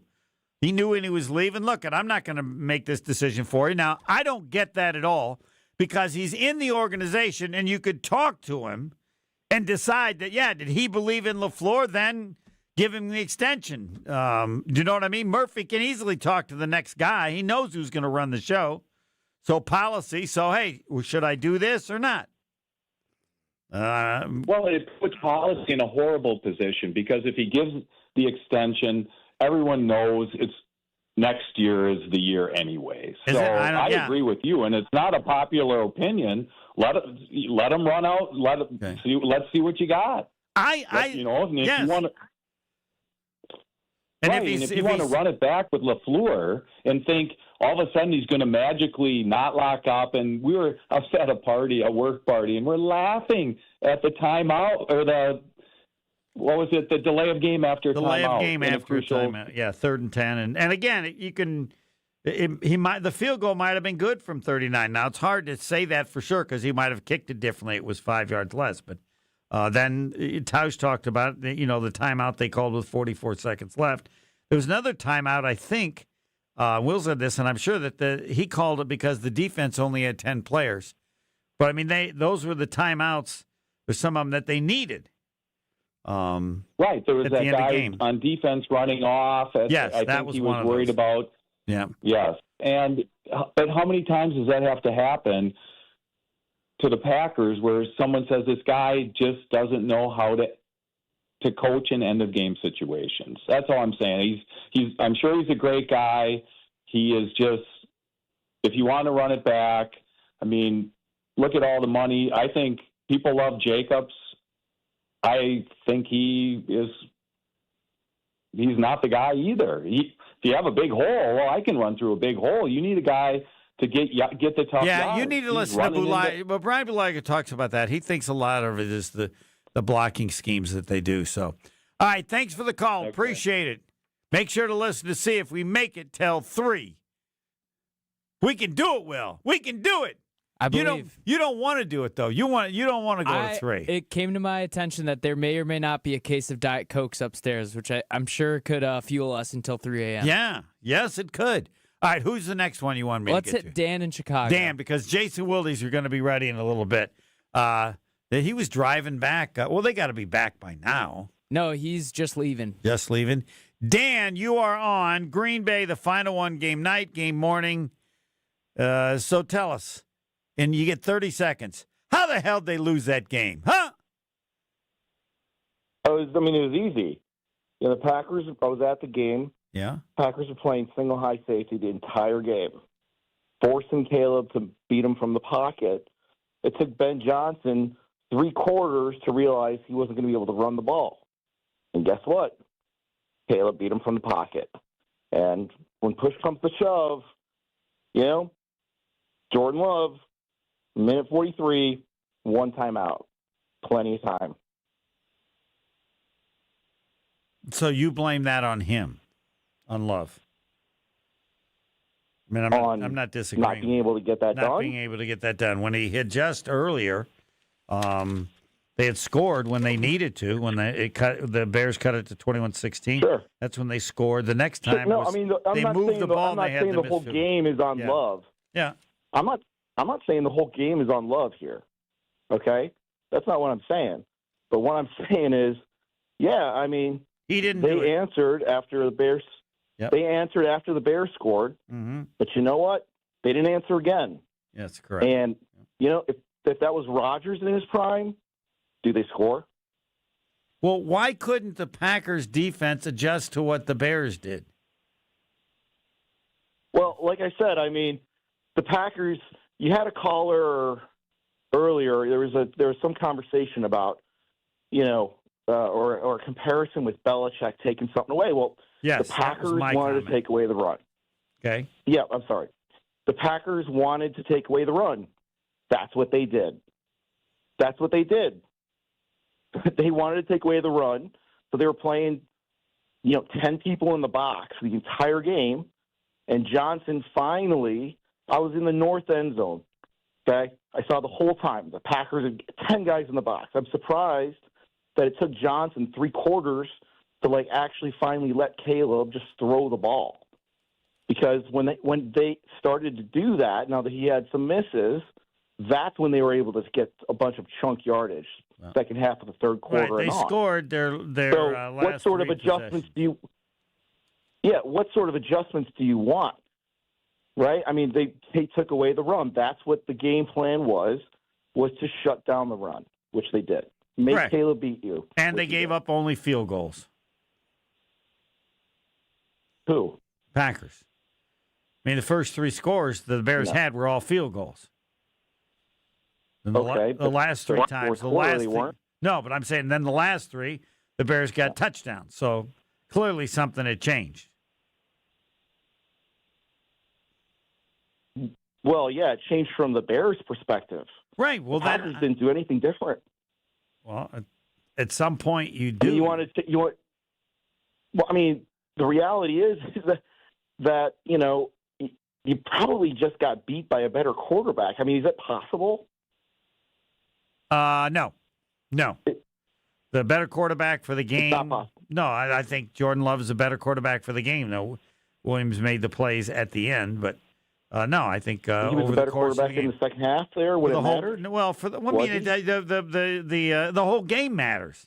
I mean, if they didn't have if they were down by 21-3, when the game was on the line, who messed up more for the Packers, Jordan Love or the defense? I would say the defense. I'm not willing to concede. Once all the game was Chicago just had to figure out that they're trying to stop the run, and they go from 3 quarters scoring 9 points to scoring 21 in the last quarter. I don't believe that the defense of the Packers has to be that pathetic just because they decide they're not going to run the ball. Because at some point... Well, go watch the tape, brother. I know, but you adjust go watch the tape. to the team not running the ball. I was there in the north end zone. Fine. Their Bears are in must-pass situations, and the Packers are still playing safety down low. Right, so you're saying they should have adjusted defensively, right? They could have. Yes. But if you do that, hold on. The Bears have the ball with a minute and a half left. If you do that, then what do? Then the Bears start running the ball. I don't know that they do because they've had. We can argue with the game plan. Well, no, but they've had no success doing it for the whole game. Now are they going to go back to it again when they've had success passing the ball? I'm not sure. And I'm going to defer to you because if the Packers are jumping out of the box, then they might start running the ball. Again, I just don't think it's that impossible to change, and the adjustment in games from never scoring and scoring only field goals, and then the last scoring 3 straight touchdowns on 3 consecutive possessions. It doesn't. There's no offense that's so damn good that you can't change to some degree to prevent it. But if that's the case, so be it. Jason Wilde, right? I guess they could have gone to one more caller, cover 3 and prevent for the last. I mean, they could have gone to prevent. Is that what you want them to do and just blow down the field? Right. We stopped the run. Now they're passing. The idea of stopping the run is no longer the issue. And I don't know when a coordinator or a defensive person makes that adjustment. So so you're saying that Hafley should be fired? No, I'm not saying he's fired. I'm just saying the premise is. Yes, yes. I mean, not to be fired, but I don't accept the fact that all of a sudden they figured out, well, we can't run the ball, therefore we can pass, and they can't stop us passing the ball when the defense has been in control the entire game. I'll ask somebody else, but I don't. The defense was in control the entire game because the Bears had not adjusted. No, I refuse to believe. Crap. No, I refuse. I refuse. Hold on. I refuse to believe. You can refuse to believe it, but it's true. Well, fine. Then you say it's true. I refuse to believe that the head coach of the Chicago Bears is that stupid. I was there. I watched it with my own eyes. There. I think there's more going on. I don't believe the coach of the Bears is that stupid. That it takes him 4 quarters when, hey, he can't see how many people are in the box and can't know to pass the ball then? What? How many? What? You're in 10th grade. You got 10 people in the box. I'm going to pass the ball. I'm not going to wait 3.5 quarters to pass the ball. Thanks for the call. I just got to get to Jason. No, I don't want to discuss it anymore. I'll just admit you're right. That's fine. Who do we have? Let's go to Matt in Wisconsin. Matt in Wisconsin. You're on Green Bay game morning, and we are 86 minutes away from 3 a.m. Yes. I can taste it. I can. Oh, I just want to say this is 100% on Matt LaFleur. Every post-conference you see, he always says, well, we're going to have to go back to the tape and look at it. Mm-hmm. We're going on 3 years now with Jordan Love, and he still can't figure it out. It's time to move on. You go back and look at all these playoff losses. Matt LaFleur has had more than a couple head-scratcher, boneheaded calls and questionable stuff going on here. His time management is horrible. Like going back in the regular season too, why did he choose him to kick over the other kicker that we brought in that was damn good when McManus wasn't 100%? And when we played Chicago Bears the last game, he should have took the 3 points. You're away. The Bears would have had a drive down the field, down by 3 with 22 seconds left. He just does this year after year after year, and it's time to move on. It's a relationship ender here. There's nothing more you're going to get out of him. We will never win a Super Bowl under him. Do you believe that the new president will make a change? I do. I do. I think they didn't give him a contract extension or anything. I think they wanted to see how this year went, make the playoffs. If he was going to do something like he's done in previous years, which I believe he did tonight, it's just we're not going to get anywhere with him. I just don't know if the players fully respect him or respond well to him. You just look at different teams, playoff teams, good teams, and you look at us. It's just a night and day difference. Appreciate it. If you want a final word, I'll give it to you because then we're going to break and bring on Jason Wilde. Do you have a final word that you want to leave us with? Fire LaFleur. And that'll do it. That fits the arena I gave you an opening for. Thanks. Jason Wilde is next. Stay right here. Green Bay Game Night will be right back on ESPN Wisconsin at 620 WTMJ. It's ESPN Wisconsin's Game Night, so for Events by Design. Events like appreciation parties and retreats can go a long way towards boosting morale and retaining top talent. Events by Design is your go-to creative partner for employee events that truly make an impact. They help leaders retain top talent by making their people feel seen, valued, and celebrated. The creative team at Events by Design does all the planning and production, making sure things not only look great, but also work. Make a smart investment in your culture today. Search online, Events by Design. They design, you party. Experience hot gaming action and a relaxing spa day. Your perfect winter getaway at the island. Book a stay and float package to get both a standard room and a rejuvenating 60-minute float pod therapy session for less than $100. Complement your stay with an elevated dining experience at Horizon Steakhouse and fun on the gaming floor where big wins wait for you. The Island Resort and Casino's stay and float package runs through February. Call 800-682-6040 to book yours today. Certain days and restrictions apply. Kevin Moret here from Mentality. Life's a relentless competition, and you might be losing without even knowing it. With testosterone levels plummeting 25% in just 2 decades, you're likely operating at a fraction of your potential. Your kids sense it when you're too exhausted for playtime. Your wife notices when that spark fades. Here's the harsh truth. Without addressing low T, nothing works. Diets fail, workouts fall flat, but there's hope. Mentality's FDA-approved treatment restores testosterone by an average of 30%. Don't let low T rob you of life's precious moments. Start at mentalityhealth.com/radio. Wisconsin is still cattle country, and that's why Bunzel's chose to stay close to home to hand select the finest beef. Quality goes into everything they do, from Bunzel's expansive array of meats, homemade specialty sausages, and their award-winning beef jerky. It just isn't a proper holiday meal without Bunzel's top quality cuts on the dinner table. Tasting is believing. Visit Bunzel's at 90th and Burleigh or bunzels.com. Hey, it's Gary Ellison for Wisconsin Indoor Golf Center. Looking to escape the cold or take a midday break? Get your game on at Wisconsin Indoor Golf Center, where it's always golf season. Play more than 2,000 courses, including over 50 right here in Wisconsin. And even that famous course where they hand out green jackets. Top tech simulators, great food, and the best Bloody Marys around. This is your year-round slice of summer. Bays start at just $35 an hour, Monday through Friday. Book your bay today at WisconsinIndoorGolfCenter.com. It's a new year, and everyone's talking resolutions. Eat better, move more, give up everything fun. Yeah, Carbless says you don't have to do that part, because when you reach for a Carbless, you're choosing a better-for-you cocktail. With 0 carbs, 0 sugar, only 100 calories, and full of flavor, you can stay on track with your New Year's resolutions without having to commit to dry January. Start 2026 with balance, not guilt. Your goals matter, and your fun does too. Carbless, your New Year's first good decision.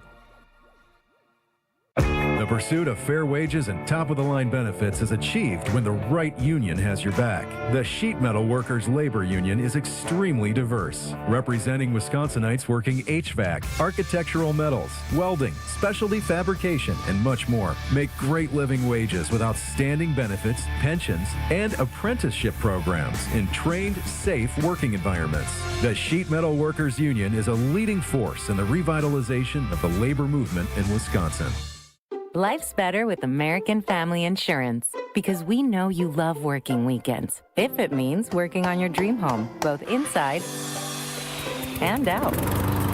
And we're here to help protect those dreams so you can enjoy peace of mind. Save up to 40% when you bundle home and auto. American Family Insurance. Get a quote and find an agent at amfam.com. Products, pricing, and availability vary based on the way you purchase insurance and by state. Some exclusions apply. American Family Mutual Insurance Company, SI, and its operating companies, 6000 American Parkway, Madison, Wisconsin.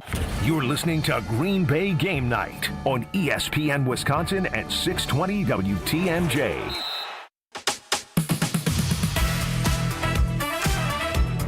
He is three-time Wisconsin sportscaster, sports writer of the year. It's all one big award. Jason Wilde, not at 2 a.m., but I think the latest he's ever been on Green Bay game morning with the thought that 3 a.m. is still possible. Good morning, Jason. Good morning, Homer. How are you? I'm not good. I'm still trying to figure out how they lost. So if you got 30 seconds and somebody said, how'd they lose? I mean, it was a total second-half collapse of the entire team, but what would you say? How'd they lose? Yeah, because you can't just pin it on the offense. You can't just pin it on the defense. And you can pin it on the special teams, too, with a kicker who missed, he left 7 points on the board, right? And so, I think all of us, most significantly Matt LaFleur and the players, are trying to figure that out too. I don't. There were multiple players that said afterward, I don't have the words. My job is to have the words. But this one was just. It was such a different type of devastating loss. Like I was in Philly for 4th and 26, right? I was in San Francisco for Colin Kaepernick. I was in Seattle for the 2014 NFC Championship game. I was in Arizona when, Rodgers gets face masked on the fumble in his first playoff start, and they lose 51-45. I was in Arizona when he has the 2 Hail Marys back-to-back to Janis to force overtime, and then they lose in overtime. Like, Packers history is checkered with a lot of gut-wrenching, heartbreaking losses. But, this one, I'm having a hard time picturing it not costing Matt LaFleur his job, just the narrative that was out there heading into the game, because the way they lost. And, look, one of the things that I kind of pursued as an angle that I've finished writing still was the inability to both handle success and handle adversity, right? I mean, they get up 21-3. Like, if you're as good as you think you are capable of being, you don't let a team that is so good at coming back get back in it. And yet, offensively, their execution was terrible. I mean, they had 4 drives to start the second half. They had 4 drives in the first half, and they ended in 3 touchdowns.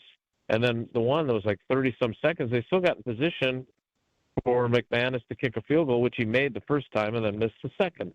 Yep. But there are 4 drives to start the second half. Punt, and a couple of them were 3 and outs. 4 punts. 4 drives, 19 total net yards game. They couldn't protect Love. They couldn't run the ball. They just burst at the seams. And then obviously the defense, where we all, and I'm the leader of the band, talk about Jeff Hafley and how star-spangled awesome he is. They didn't have any answers when the tide turned either. And, I really thought when Matthew Golden scored that touchdown, it was, okay, they will have let them back in the game, but they will have come through when they needed to. Yeah, they won the game a second time. In advance. Yeah. Yeah. Which is a great sign. Then McManus misses the extra point, and right away I was like, all right, now it's an 11-point game. They score a touchdown, get a 2-point conversion. They need a field goal to tie the game. We're going to go to overtime. Well, it didn't even end up being that, right? It ends up being them scoring the go-ahead touchdown. And Carrington Valentine, well, you brought it up about the end of the game, but I said, yeah, you're up 21-3, and you're the team that needs the miracle at the end of the game. No, it's the team that's behind 21-3 that needs the miracle at the end of the game. Go ahead. Well, and one of the many questions that we didn't ask was, why did they stick with Carrington Valentine instead of playing, Trayvon Diggs more? I really did. I thought that went into the game thinking that he was going to be the other corner. And, I don't know if that makes a damn bit of difference. Did he play at all? I don't know. I don't know how much, if at all. I mean, he was in uniform, but I didn't see him out there very often. So my point is that, everything is overwhelmed by the way you lost the game. And again, McManus then, if he then makes the 44-yard field goal, which is, as he said, what you pay him to do, then, then all you need is a field goal at the end to again, win the game. And instead, they managed to get into quasi-scoring range, and then they can't get it done. So it's just, I mean, I've seen a lot in the many years I've covered this team, but this was yet another new way to learn to lose a game, and to do it with the Bears for the second time in a 3-week span. As much as I'm not fire the coach guy, I have a hard time picturing him being back based on the way this played out. And he'll go on to another head coaching job somewhere else, and I'm certainly not rooting for him to be fired. But if he doesn't, I will be surprised. No, he'll be Mariucci. He gets another shot. Hopefully, he'll do better than Mariucci did. I think. Where did he go? Detroit. But I think that you're the first one to say that, and while there are certainly things that you say that I think are preposterous, that one is among one of the most insightful things. I mean, that's exactly what Mariucci was. Good enough to win a bunch of games and make the playoffs, but not good enough to ever get the 49ers to a Super Bowl on his watch.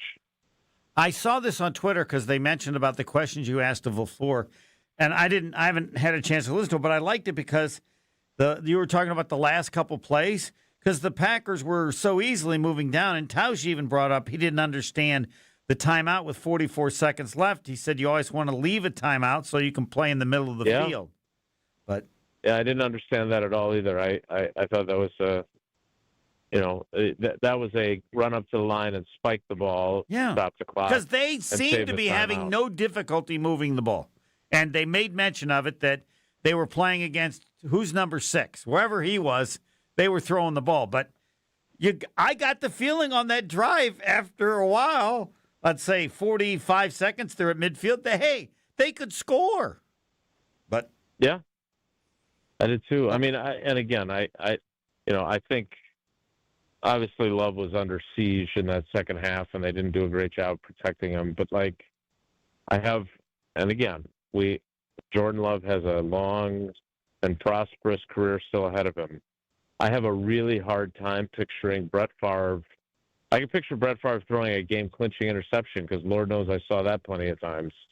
I have a hard time picturing Rodgers or Favre dropping the snap in that situation. He was so good for so much of the night, and that I was just like, oh my God, I can't believe that. I can't believe what I just saw. Yeah, even though he had the huge drive where they'd blown the whole lead and they need him to go down, and you had Golden. It was a great play by Golden. I mean, for a guy that had, obviously had not had the kind of rookie year he was hoping for what a great moment for him. Yeah, he didn't quit. It would have been understandable. A player like him would have quit. Like, they don't believe in me. They don't want me. It's a rookie year. Doesn't mean they don't want me forever. But what's the point of me even being here, right? I mean, it was either it was either me or Golden. That's the only reason he got to play. They needed. They had no other body. Correct? Yeah, I mean, look, and it's funny because Adam Stenovich, the offensive coordinator, who, I don't know what his future is with or without Matt LaFleur as the head coach either, but like he had said that there was no way that he basically said there's no way that this guy's going to have a premier role in the offense in the playoffs, and he had a pretty important role tonight.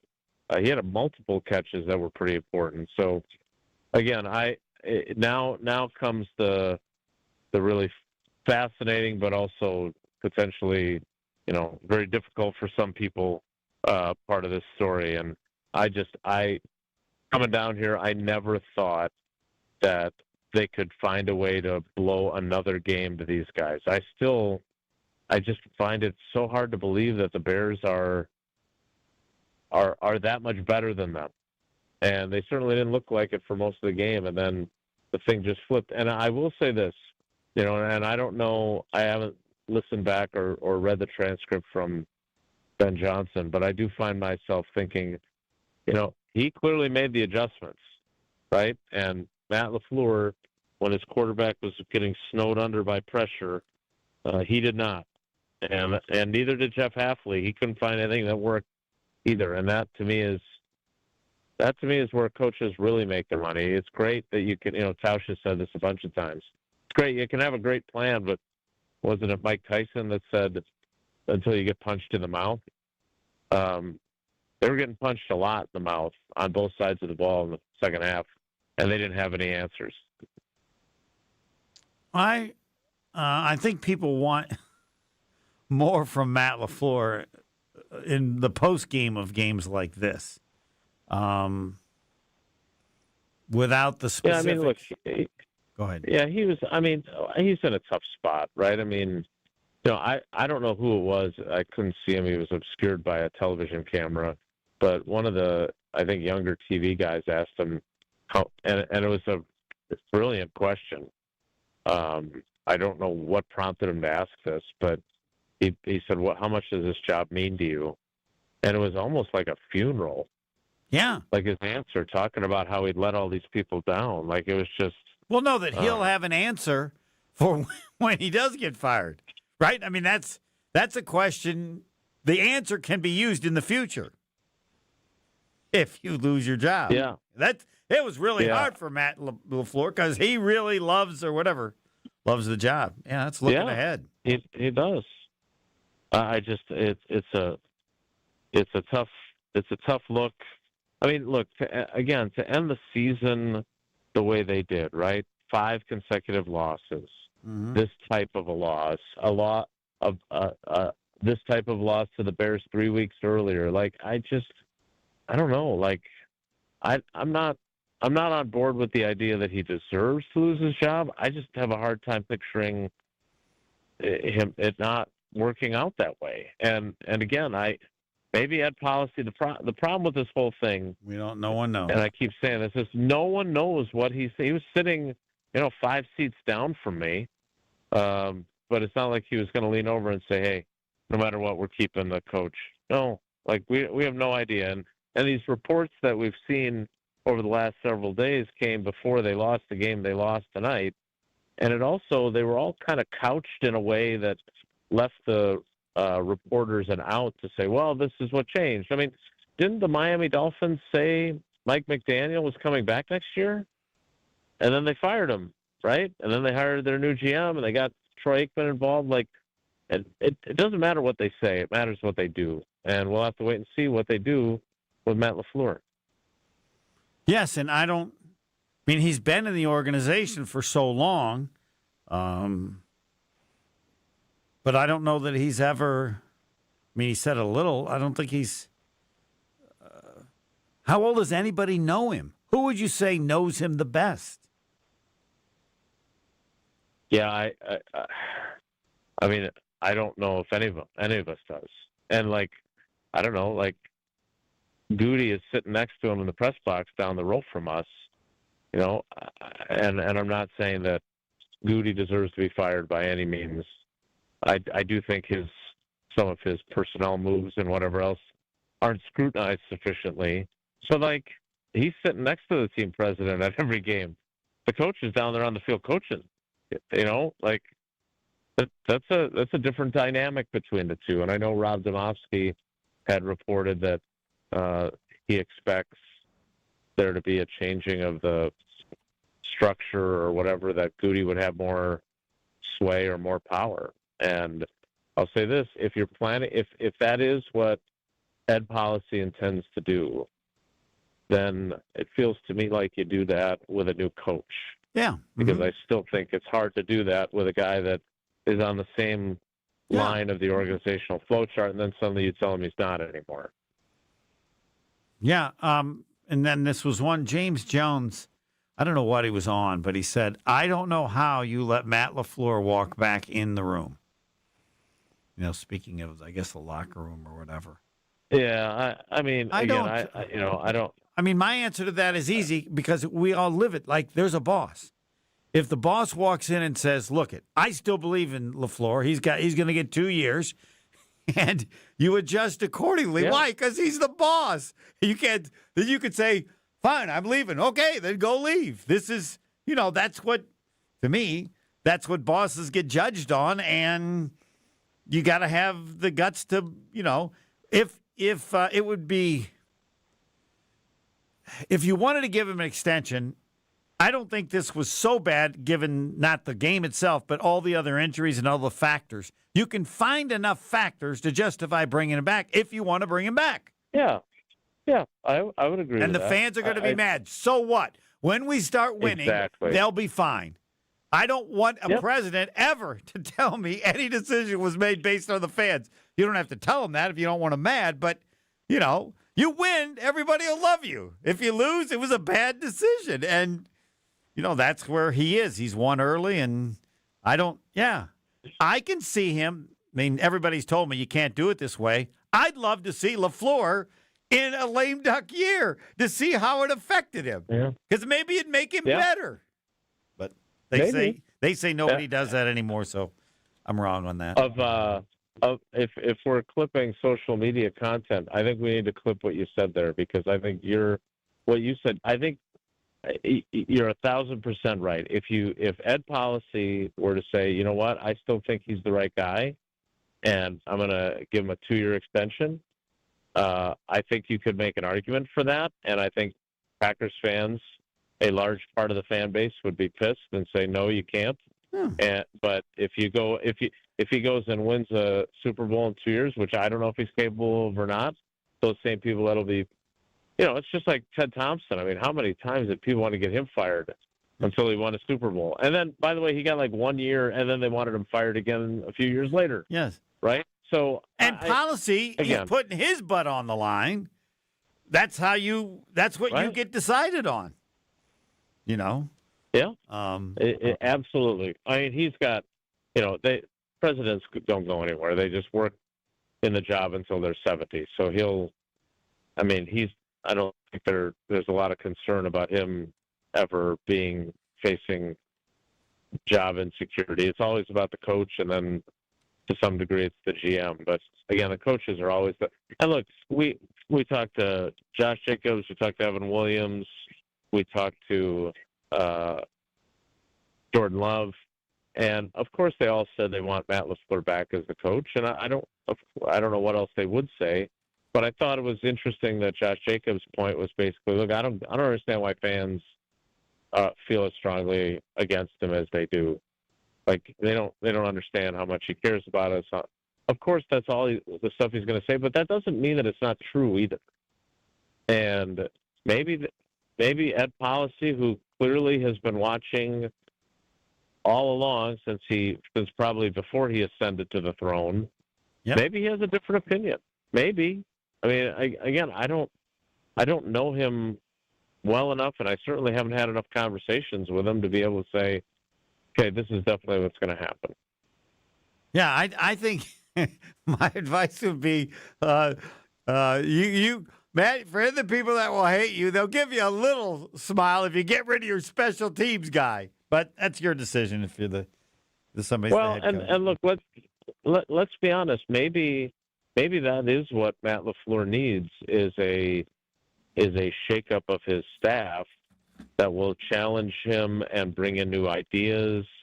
But again, like I just we were talking about it as we were walking out of the stadium. Like you always hear that term alpha. Oh, he's an alpha. You know, I don't know if Matt LaFleur is an alpha. No, he's not. Right? And no, he's not. I can tell you what. I can tell you this. I am definitely not one. Right, but and I'm perfectly fine with that. But I don't coach a football team, so I don't know if that's something that prevents you from succeeding or not. But I'll say this: you got video of Ben Johnson yelling "F the Packers, F them." I mean, he may be a jerk, but he also seems to be an alpha. And yes. maybe that is well what put. you need. And, no, alphas and can very often be jerks. It has its negativity to that. But yes, I mean, you've been through the coaches. To me, an alpha is real easy. There's just something about the guy that he has, you know, as I said, there's a certain percentage where they call dial a prayer and ask for messages. They really believe they're special, even if the evidence doesn't show it. But that's a characteristic that they all have, all the good ones. Now, maybe there's some that have that and aren't good. I would say, Holmgren was. Yes. I mean, I was. Barry Alvarez, Holmgren, Bo Ryan, right? Dick Bennett. Yeah. They have a self-confidence. I think Mike McCarthy developed into one. I think he probably had it in him. But, like, Mike Sherman wasn't. Nope. Right? And you know, Ray Rhodes, I don't know what Ray Rhodes was, but that's the extent of my experience. Well, like, think of, here's another one, Andy Reid. Yeah, I would ask Chewy about that. I don't know. Like, I clearly John Gruden is that too. Andy Reid seemed less like that, but there can be a certain. It's like who's the offensive line coach that Bulaga always talks about that they Campen, is it?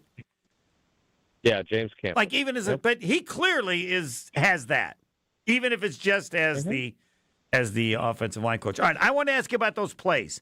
Like you asked LaFleur about were you asking about the final few plays in the last few seconds? Yeah, like what was I asked him what was supposed to happen on the and Love said the same thing. Like he was trying to get this is why he fumbled the snap. He was trying to catch it and throw it quick to Romeo on the sideline. You know, they had 7 seconds left. You make that throw and you get it for like, you know, you get 5-6 yards and you get it in You're down like to the 20 20 seconds. Right, and then it's, you know, but after he dropped it, then it was, as Matt LaFleur put it, chaos, which was not what they had drawn up. Yeah. But again, the that is ultimately kind of the last image of the game. But the fact that they got themselves into that position is really the story of the game. How much did the loss of Cooper affect the defense, do you think? It certainly affected them. I mean, he was playing great. It was the best I've seen him play this year. Mm-hmm. Like he was the guy that you were raving about last year when he was winning all. Yeah, he was everywhere. Defensive Player of the Week award. Like he was awesome. And then, you know, they lose him. And again, I understand, you know, the immediate response when you start talking about injuries is everybody's got injuries. First thing anybody says is San Francisco's got a ton of injuries. Yeah, they do. And I would also say that I think Kyle Shanahan's a better coach than Matt LaFleur. So, and by the way, Kyle Shanahan didn't overcome all those injuries last year. They went like 5-12 when they didn't have McCaffrey and they didn't have Kittle, and like it depends on who it is and when you lose them and everything else. And losing Edgerrin Cooper did not do them any favors tonight. That's for sure. Is there? I mean, the whole story is the future of LaFleur. Yep. That's. I mean, all that other stuff is far on the wayside. And that's what it's going to be about until I don't know what his availability plan is. most years they clean out their lockers the next day after the loss, and then after that, the head coach usually talks a day or two after. Sometimes he talks the day after, but right now, I was asking the PR staff in the locker room, but we don't know what it's going to be. So we're all in limbo. But man, oh man, I still can't believe they're in this situation. I mean, it was 21-3. And it's funny because, as a writer, you start writing your different versions of your stories. And I never assumed that it was just going to be a straight winning game story, but I never envisioned it crumbling the way it did. Right. You knew the Bears could come back, but you're thinking, it's just too much. This is the playoffs. It's too much. Yeah, I saw Amazon Prime showed something at the bottom of the screen as the biggest blown halftime lead since the Falcons blew that 28. Yeah, he was on that staff too in the Super Bowl, and Matt LaFleur was on that staff. Yeah. Yes, exactly. Yep. I mean, it was more Kyle Shanahan and Dan Quinn, but he was part of it. Yeah.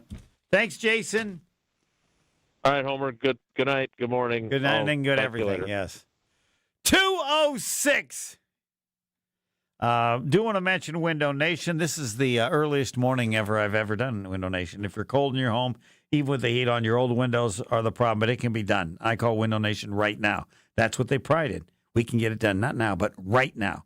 They have their buy 4, get 4 windows free sale. Plus, you could get no payments or interest for 2 years. Sale ends soon, so schedule your free estimate now at windownation.com. Don't think, well, but it's not the right. No. Every day is the right day for Window Nation because they can get it done right now. windownation.com. I'm not sure what's next. I know Will has a segment soon, but maybe some our next segment's the last one. Last one of the season. I think we'll probably finish at 2:30 or whatever. We have some callers. We're going to tell the callers. We'll get to the 3 callers, and we'll get your closing comments. This is the last show of the year, right? This show's done. Last show of the year. We don't do anything the rest of the playoffs. Not until September. Oh, man. How many people did we get, did you say? Did we get to 50,000 or not? We're at around 35,000 viewers on YouTube. Failed. Oh, hey, we're not done yet. No, we're not getting to 50,000. Not at 2:08 in the morning. Next. Stay right here. Green Bay Game Night will be right back on ESPN Wisconsin at 620 WTMJ. Hi, this is John Neal, CPA, best-selling author, and founder of the Neal Group. Well, you made it. 2025 is in the books. Or is it? Are your books ready for 2026? Have you been able to plan for 2026 growth? Stop running your business on a wing and a prayer. Or if you feel like you are running your business on a wing and a prayer, let us help you make sense of your numbers and get your business in financial shape to move forward in 2026. Don't be stuck in the past trying to clean up your books. Get a head start on making 2026 your best year yet. Make the new tax laws work for you to put more money in your pocket. Call us now to see what your business can do. The first meeting is free. Call 414-325-2040 now. You earned it. We help you keep it. That's 414-325-2040 or visit us at nealgroup.net. That's N-E-A-L group.net.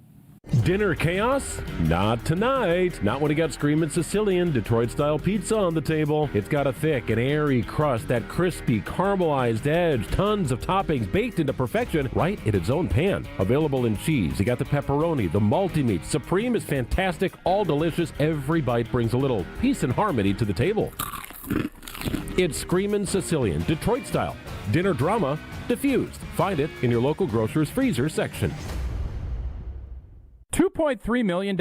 A recent Schwab survey of Americans says that it takes $2.3 million to be wealthy. Well, you may have had your financial plan set on a bigger or a more humble number. But if you're looking for added insights on how to get there or how to avoid some tax pitfalls on the way, Annex Wealth Management is ready to listen. Mark Tauscher here, and whether your situation is complex or simple, the Annex Wealth Management team can give you wealth expertise and guidance on reaching your goals. Annex Wealth Management. No know the difference. The shot clock's winding down, and Saturn Lounge scores at the buzzer. When your marketing needs a slam dunk, our team drives the lane with creative strategy, branding, websites, video storytelling, and marketing campaigns that win. We run the full court press in every engagement, pushing the pace, finding that open shot, and delivering the highlight reel results. Our Saturn Lounge team ensures that your marketing content and campaigns dominate like a champion. Don't settle for a turnover or a missed shot or a wasted possession. Let Saturn Lounge run your marketing game plan now. To tell the world your story, visit SaturnLounge.com today. Looking up at the Marquette banners, brought to you by Saganiac Planning.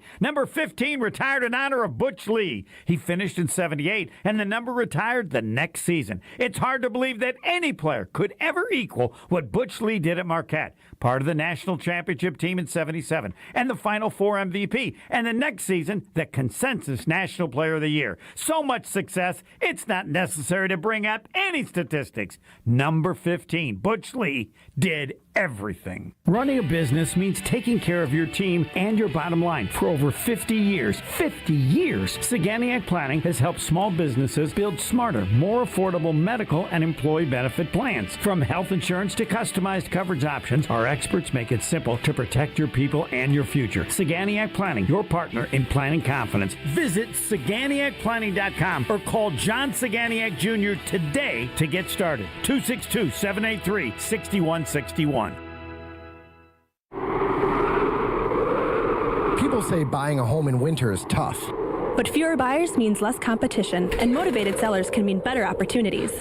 This is Tony Wendorf with Tony Wendorf & Associates First Weber. And I'm Lindsay Bendler. When the perfect home appears, our team at Tony Wendorf & Associates helps you move fast, even during the snow. Start your home journey today with our white glove service by simply searching online Tony Wendorf. A real estate team that always leads with faith and gratitude. Tony Wendorf & Associates. This is Green Bay Game Night on ESPN Wisconsin and 620 WTMJ.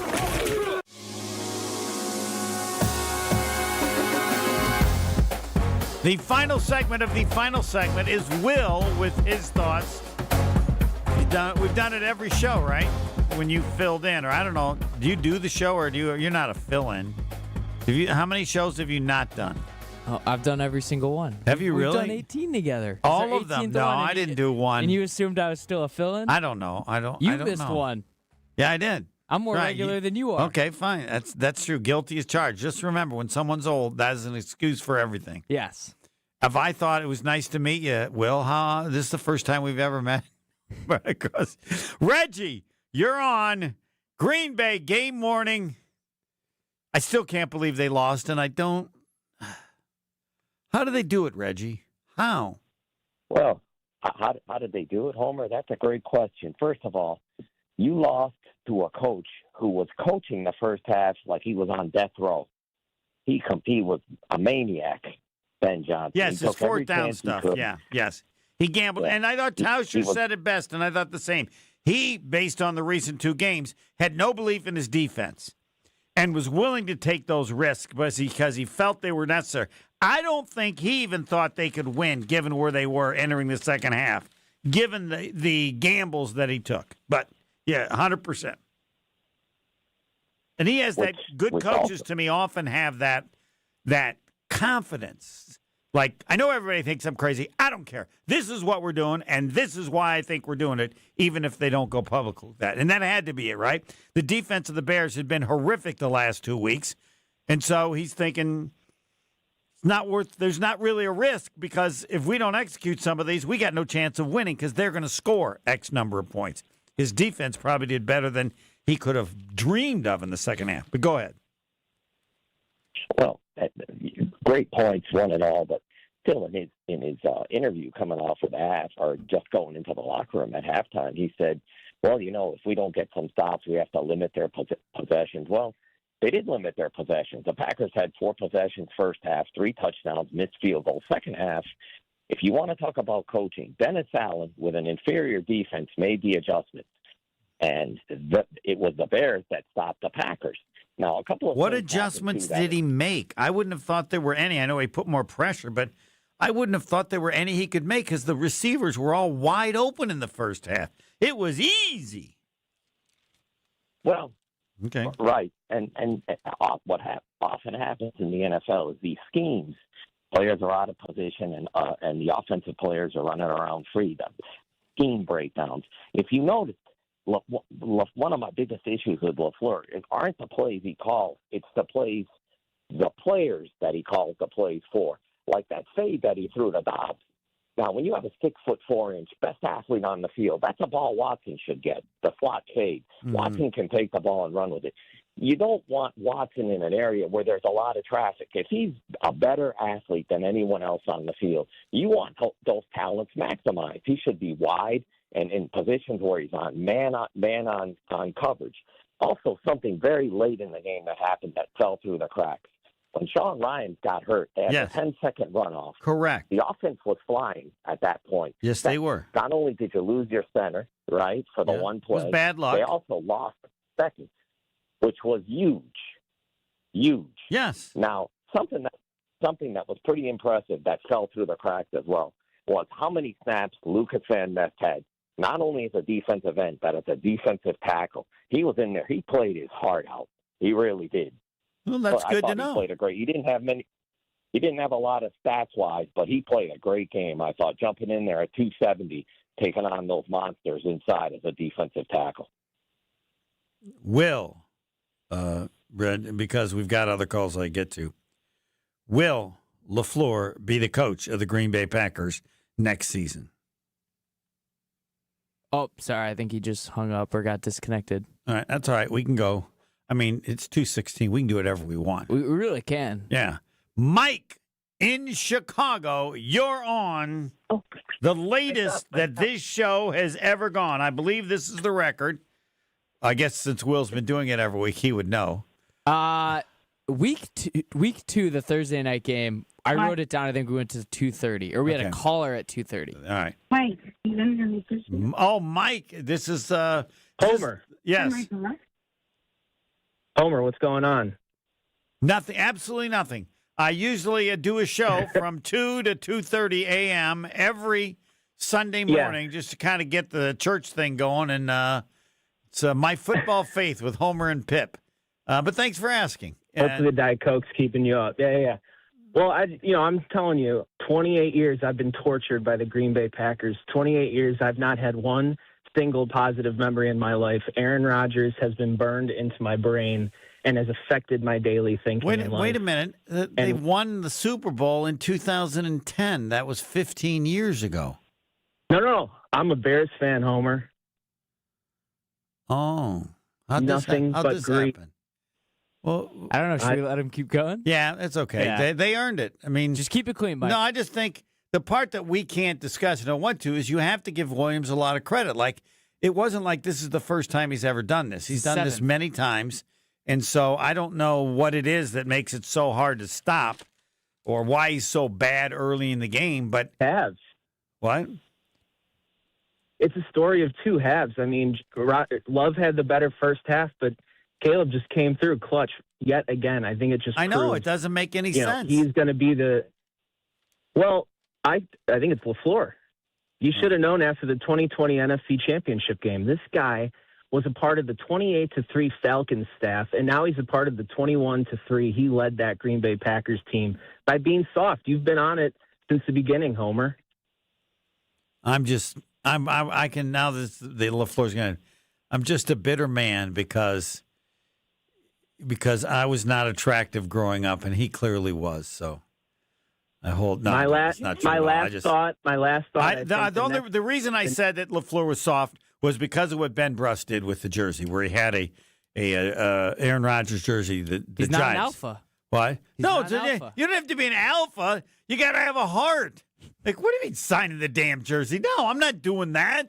It's not what. And he was just like nice to him. I mean, he can't be nice anymore. No. The good coaches are always not nice to some people. It depends on the coach. He's too nice and he's too good looking. Yeah, but the good looking part is like, as with good looking girls, they've been given everything. They get every edge. You just do. That's true. And so he doesn't know the toughness that people go through that gives them an edge. And you can look this story up. This is, and it's, I'll give you the time, but the guy said he met McVay, Shanahan, and LaFleur, they were all on the same staff on what team? I don't remember what it was. And he said McVay was probably the sharpest and the toughest, and that Shanahan was tough, and LaFleur was just the nicest guy. And I thought, you know, doesn't mean he can't be a great coach. There just aren't many that are. There's a part that requires you to be incredibly confident and take on anybody. And I don't know. It's just, the team reflects him, and always kind of has.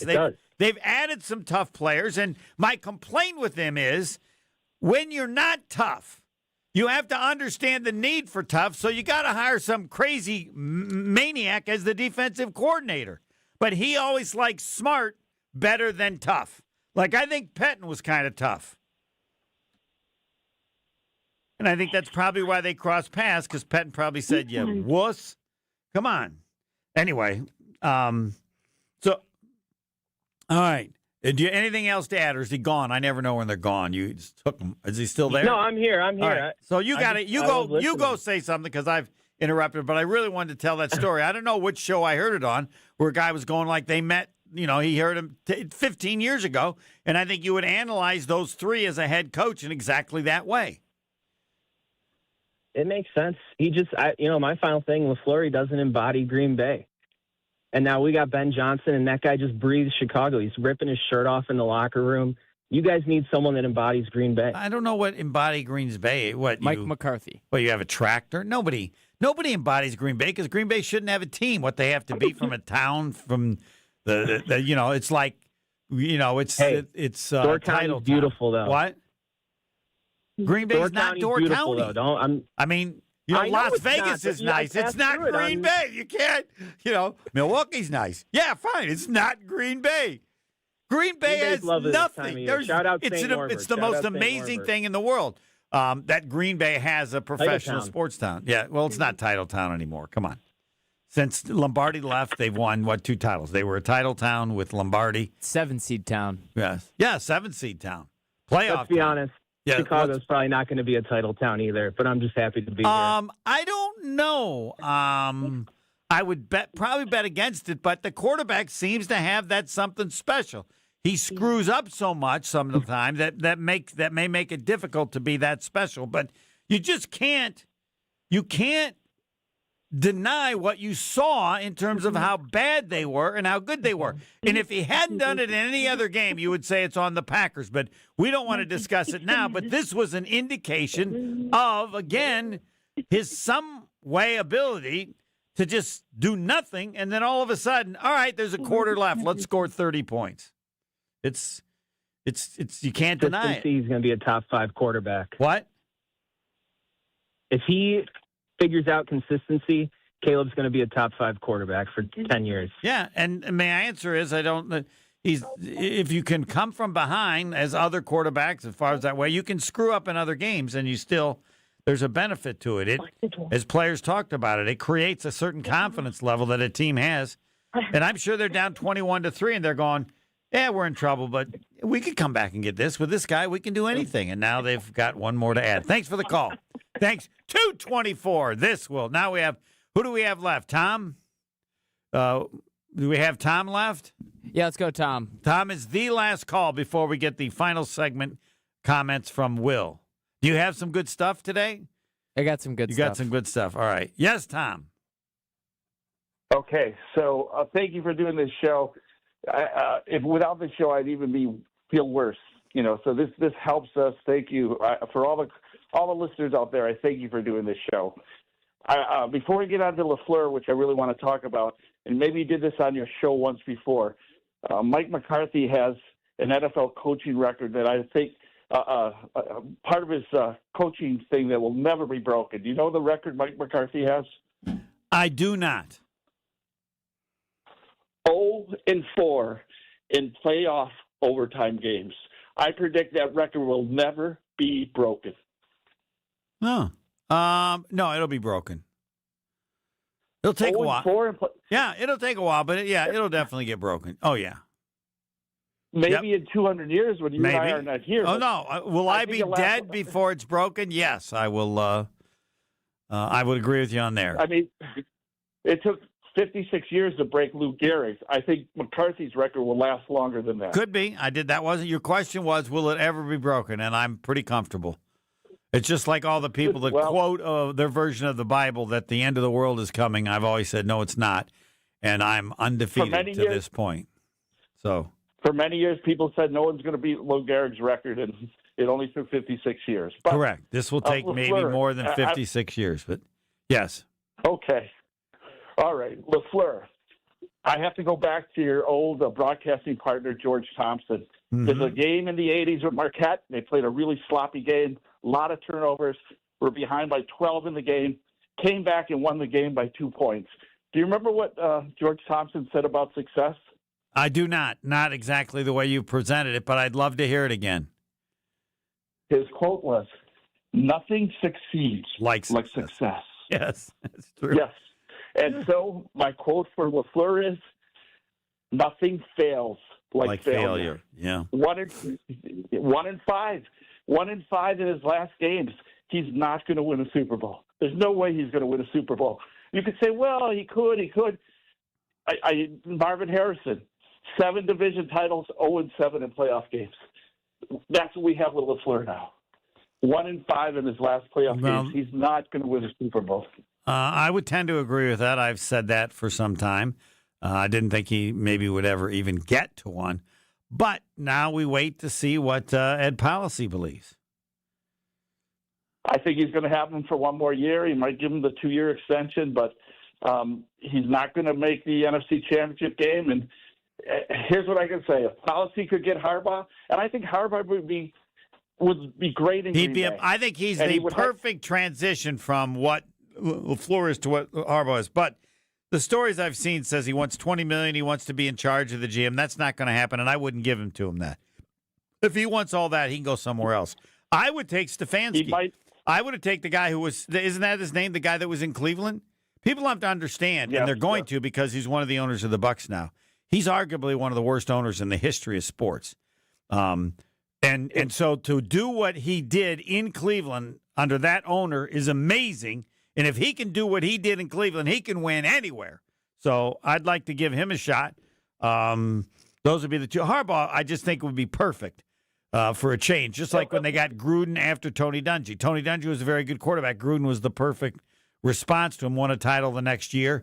But what if those stories are true? What Harbaugh is asking for is too much. He's asking for the moon, but if he could have a meeting in the mind. Well, I'm saying though, if he could have a meeting with the minds of Gutekunst, if those two could get along, he could do it. Yes. And he hires then Mike McDaniel to be his offensive coordinator. Yeah, I think the team would be much better. Yes, I just think there are rare cases where a person, the following, like I like John Harbaugh, I like him even more following Matt LaFleur. Because LaFleur did some good things, but what he failed to do will be something Harbaugh will guarantee to get done well, and that starts with special teams. All right, Tom, you are the last caller. It's probably appropriate that the only person to come on Green Bay Morning, the latest, would be. You ready to go, Will? I'm ready.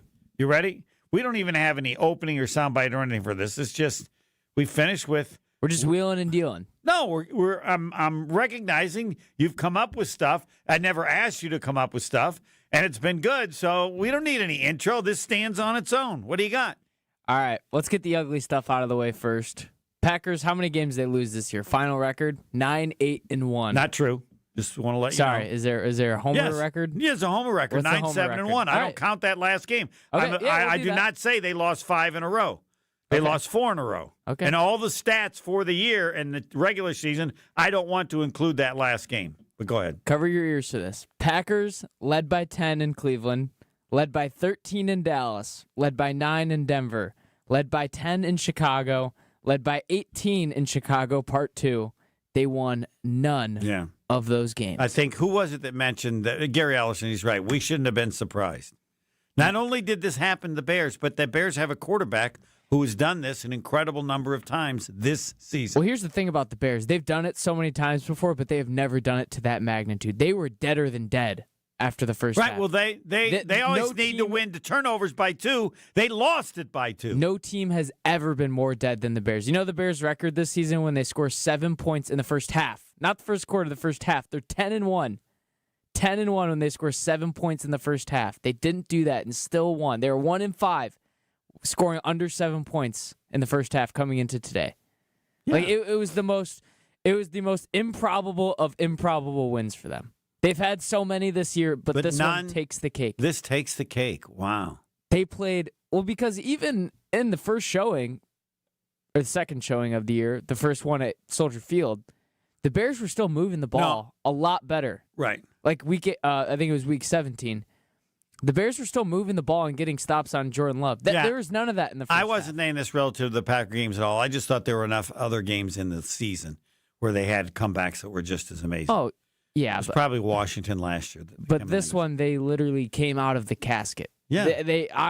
I was ready to declare this game over. If the Packers scored one more touchdown when it was 21-3, it would have been over. As was mentioned by Tausch, I think Ben Johnson was willing to admit it was over. He made all those aggressive plays in the first half because he knew their defense couldn't stop anybody because they haven't the last 2 games, and yet they did it in the second half. And you know the craziest part is that it's not like Ben Johnson, when the Bears started coming back, it was just like bang, bang, bang, points, points, points. It was 2 field goals. Yes.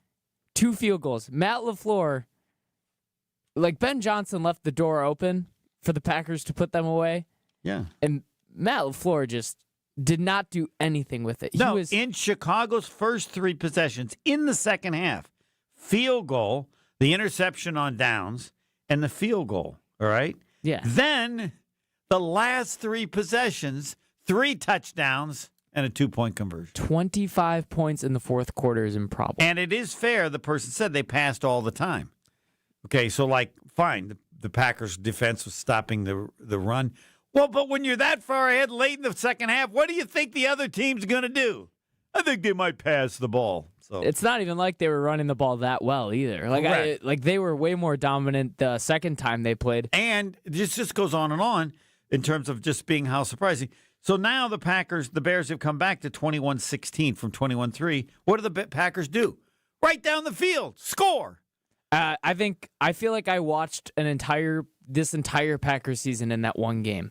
Yes. It was a microcosm of the entire season. I saw every Jordan good Love thing. came back like he has so many times, and in the end, he didn't come back enough. You had the first half where we saw so many times Jordan Love was so awesome this year. Josh Jacobs had his spark and was so awesome. The defense played well in the first half. The pass rush was getting home. It was all the good. As I said on Twitter, it was better than perfect. Every good thing we saw from them throughout the entire year we saw in the first half. And then in the second half, it was the exact opposite. The coverage was nowhere to be found in the secondary. Guys are wide open.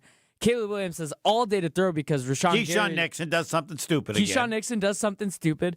Carrington Valentine can't tackle. Rashawn Gary's off doing God knows what when he's supposed to be rushing Caleb Williams. And then on offense, Matt LaFleur cowers.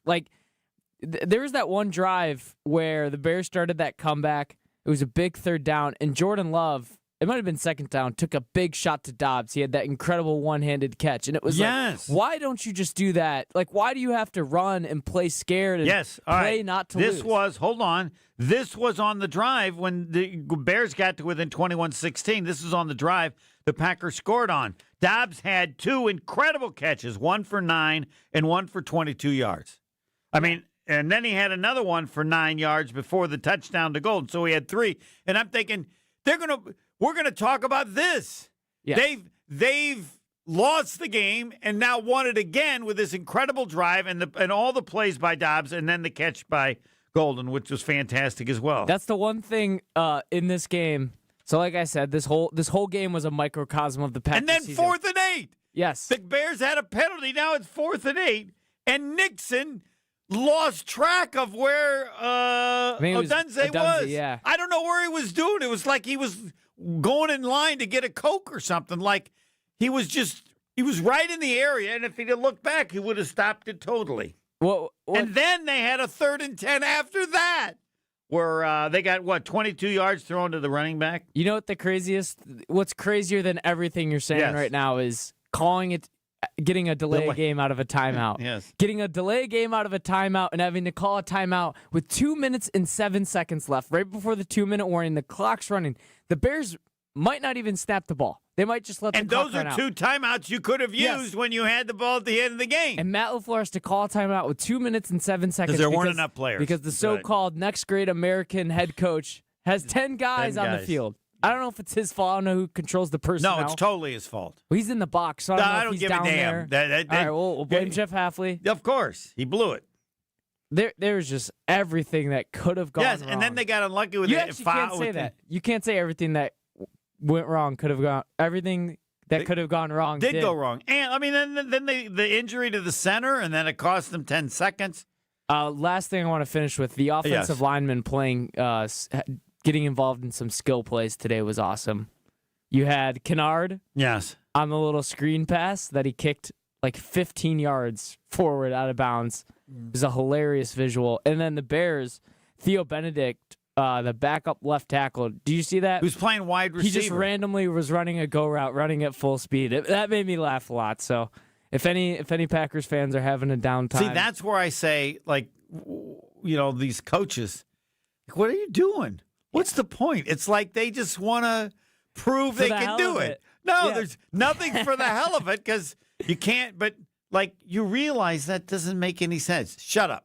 I know what I'm doing. It's like Ben Johnson on the first drive. He tried those, like, 2 stupid trick plays. Yes. Like Cole Kmet throwing a pass, and, like, no one was open. Right. Like, what were you trying to accomplish? And you never do them at the beginning. You save it till an important part later in the game. And the funny thing is, in his press conference, he was like, I'm not going to do any trick plays this year. And then he just did that to prove I don't that he could still understand do why it. he hates the Packers so much. It doesn't. I think he's he's a Cubs fan. He's been a lifelong Cubs fan. I think he's just a Chicago guy. And he's buying into the rivalry. He didn't shake the hand of LaFleur after the game? He shook his hand. It Or was did just he say brief. ran It was by? very brief. Well, but to be fair, LaFleur did that to him first time that LaFleur did he won. do it like that, the same way? It wasn't like he put a hand out and you couldn't even see This him. one was disrespectful. What? This one was disrespectful. The one Johnson did to LaFleur today. Yeah, it was disrespectful. This is disrespectful. But no, I don't think it's disrespectful.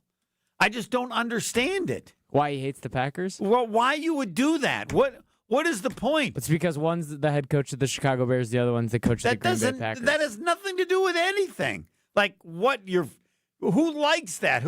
All they care is that you won the damn game, right? Nothing else is. I think you're gonna flatten his tires just because that makes you feel better. It's weird. I'll finish with this. Looking to next season. Yes. With all the reports coming out from Tom Pelissero, NFL Network today, that they're going to sit down with Matt LaFleur after the game. Today's game has no impact on whether or not he'll get re-signed.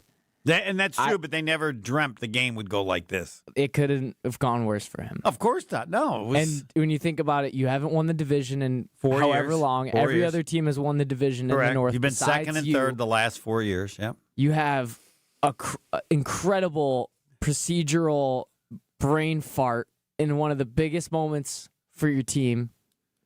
Right. And there's good reason. There's good reason to fire him, and there's good reason not to fire him. And you made a great point, or maybe it was you or Jason. I think it was Jason with Mike McDaniel at the Dolphins. Like, they told Mike McDaniel, hey, we're going to hire a new GM, and you're going to be involved in that hiring process because he's going to be your GM. And what they do, they went and fired him. So there's a lot of uncertainty, but there's not a lot. Yes, there's total. Yeah. No one knows. No one has an idea. Everybody, I think, honestly, understands the possibility that could go either way. Yes. I mean, there would be a shock if he got like a 4-year extension. They might put him on a 1-year. I really am so excited about the idea of saying, "Hey, buddy, lame duck, let's see how you do." He really did. He was soft today. So soft. Like the way he commanded the offense with the 21-3 lead. And he got the ball at halftime. I mean, to me, it's just how the team plays. There's parts of that. But I mean, it really took an epic, total, full team, colossal screw up. Yeah, I mean, the thing is it really wasn't a colossal screw up because there was no turnovers. There's no sudden changes. But I mean, you're up, from the little things we talked about, and it was you're up 21-3 at half, and you get outscored 28-6 in the second half, 25-6 in the fourth quarter. I mean, there was. Then they needed a fourth down play with a 4th and 8. Then they needed a 3rd and 10. But again, you have to give Williams some of that credit. But it wasn't the second half. It was literally just the fourth quarter. 21 to Chicago's first possessions in the second half. Field goal, interception when they went out on 4th down. A field goal, and let's see, those were the first 3. Field goal, and lost the ball. So we're now getting into close to the start of the fourth quarter. I'm trying to look to see when the third quarter. And, yeah, it was right before they got to 21-16. So the Packers have punted 4 straight times. All right? 4 straight times. And they're still ahead 21-9. Those were quick 3-and-outs, too. Yes, 2-minute long 3-and-outs. Yeah. After in the first half, they had the ball 4 times. Scored a touchdown 3 times and then missed the 50. Jordan Love was incredible in the first half. Yeah. And again, as he often does, which I think is one of his major strengths, he sucks. The offense sucks. And then when they need him to, goes right down the field. Yeah. And I just thought the last possession, maybe it was the injury, was weird because I thought they were going to score. I didn't. When I they did started, too. they're just going right down. Well, because you think the only thing that holds back Jordan Love is Matt LaFleur, and in this moment you cannot hold back Jordan Love. Right. You're going to have to let him fully. And unleash. all of a sudden, after the entire second half, when nobody seemed open, all of a sudden they seemed open again. Guys were making plays. Yeah. And I thought they nearly had the touchdown to Watson in the end zone. I don't know what it was off just a little bit, but it looks like there might have been a little pass interference there too. So all right, we're done. Unless you have to add something. I'm done. Good season, Homer. Thanks for letting me talk in the last segments the past couple weeks. And when people should know that when we finished at the season longest, 242. Yeah, we did it. Stretched it out. He was still the coach. Matt LaFleur is still the coach. Right. 2:42 a.m., January 11th. I just have no idea. I think that's new president too. Makes it so much more interesting. So you have and no one idea. knows anything about him. No one knows. I like to say you can always tell how strong people feel by if they'd bet. Like I would bet so little on this, but I would bet that LaFleur's coming back. I would too. I think they give him do you think they'd give him a 1-year extension? People have just told me so much about the way it's done now. The thing is, your too, agent's going to say this. People forget, LaFleur probably has more of an upper hand on the Packers than they do on him. Like, if he got fired right now, he'd be the hottest coaching candidate on the market. I think Harbaugh is going to be number 1. I would but take he's older. LaFleur over. All right. But, I mean, that's fine. I don't care. I mean, it's kind of hand in hand. They've both had a lot of success. Correct. So, yes, he'll coach somewhere else. And then we'll find out if he really is Steve Mariucci, because Mariucci ended up then getting a chance with the Lions, and he was horrible, and that was the end of his career. So you're rooting for lame duck LaFleur? Yes, I'd love that. You should get a jersey with that on the back. No, lame duck LaFleur. Come on, softy. Number 00. Suck it up. Let's see what you do now with everything on the line. Your job is on the line, but it really isn't. To be fair. To be accurate, because even if he fails this last year, he's getting a job somewhere else. Imagine him with the Browns, like a mismanaged franchise. You just got to be super tough. Like Stefanski, to his credit, never complained. No, if you can win the way he won in Cleveland, I think you can win anywhere. Yeah, that's why I wanted. He's going to be a hot commodity. But he is. All right, where do we go to? ESPN early morning. Yeah, I don't know what's playing at 2:44 in the morning. But you're just going. Yeah, we're going to go. I think it's going to be SportsCenter all night or game night. Yeah. And now, we didn't even discuss it, but a historic performance today by the Wisconsin men's basketball team. Yeah. Beating unbeaten and number 2 Michigan. And Marquette. We're now. They covered the spread. So? Good teams win, great teams cover.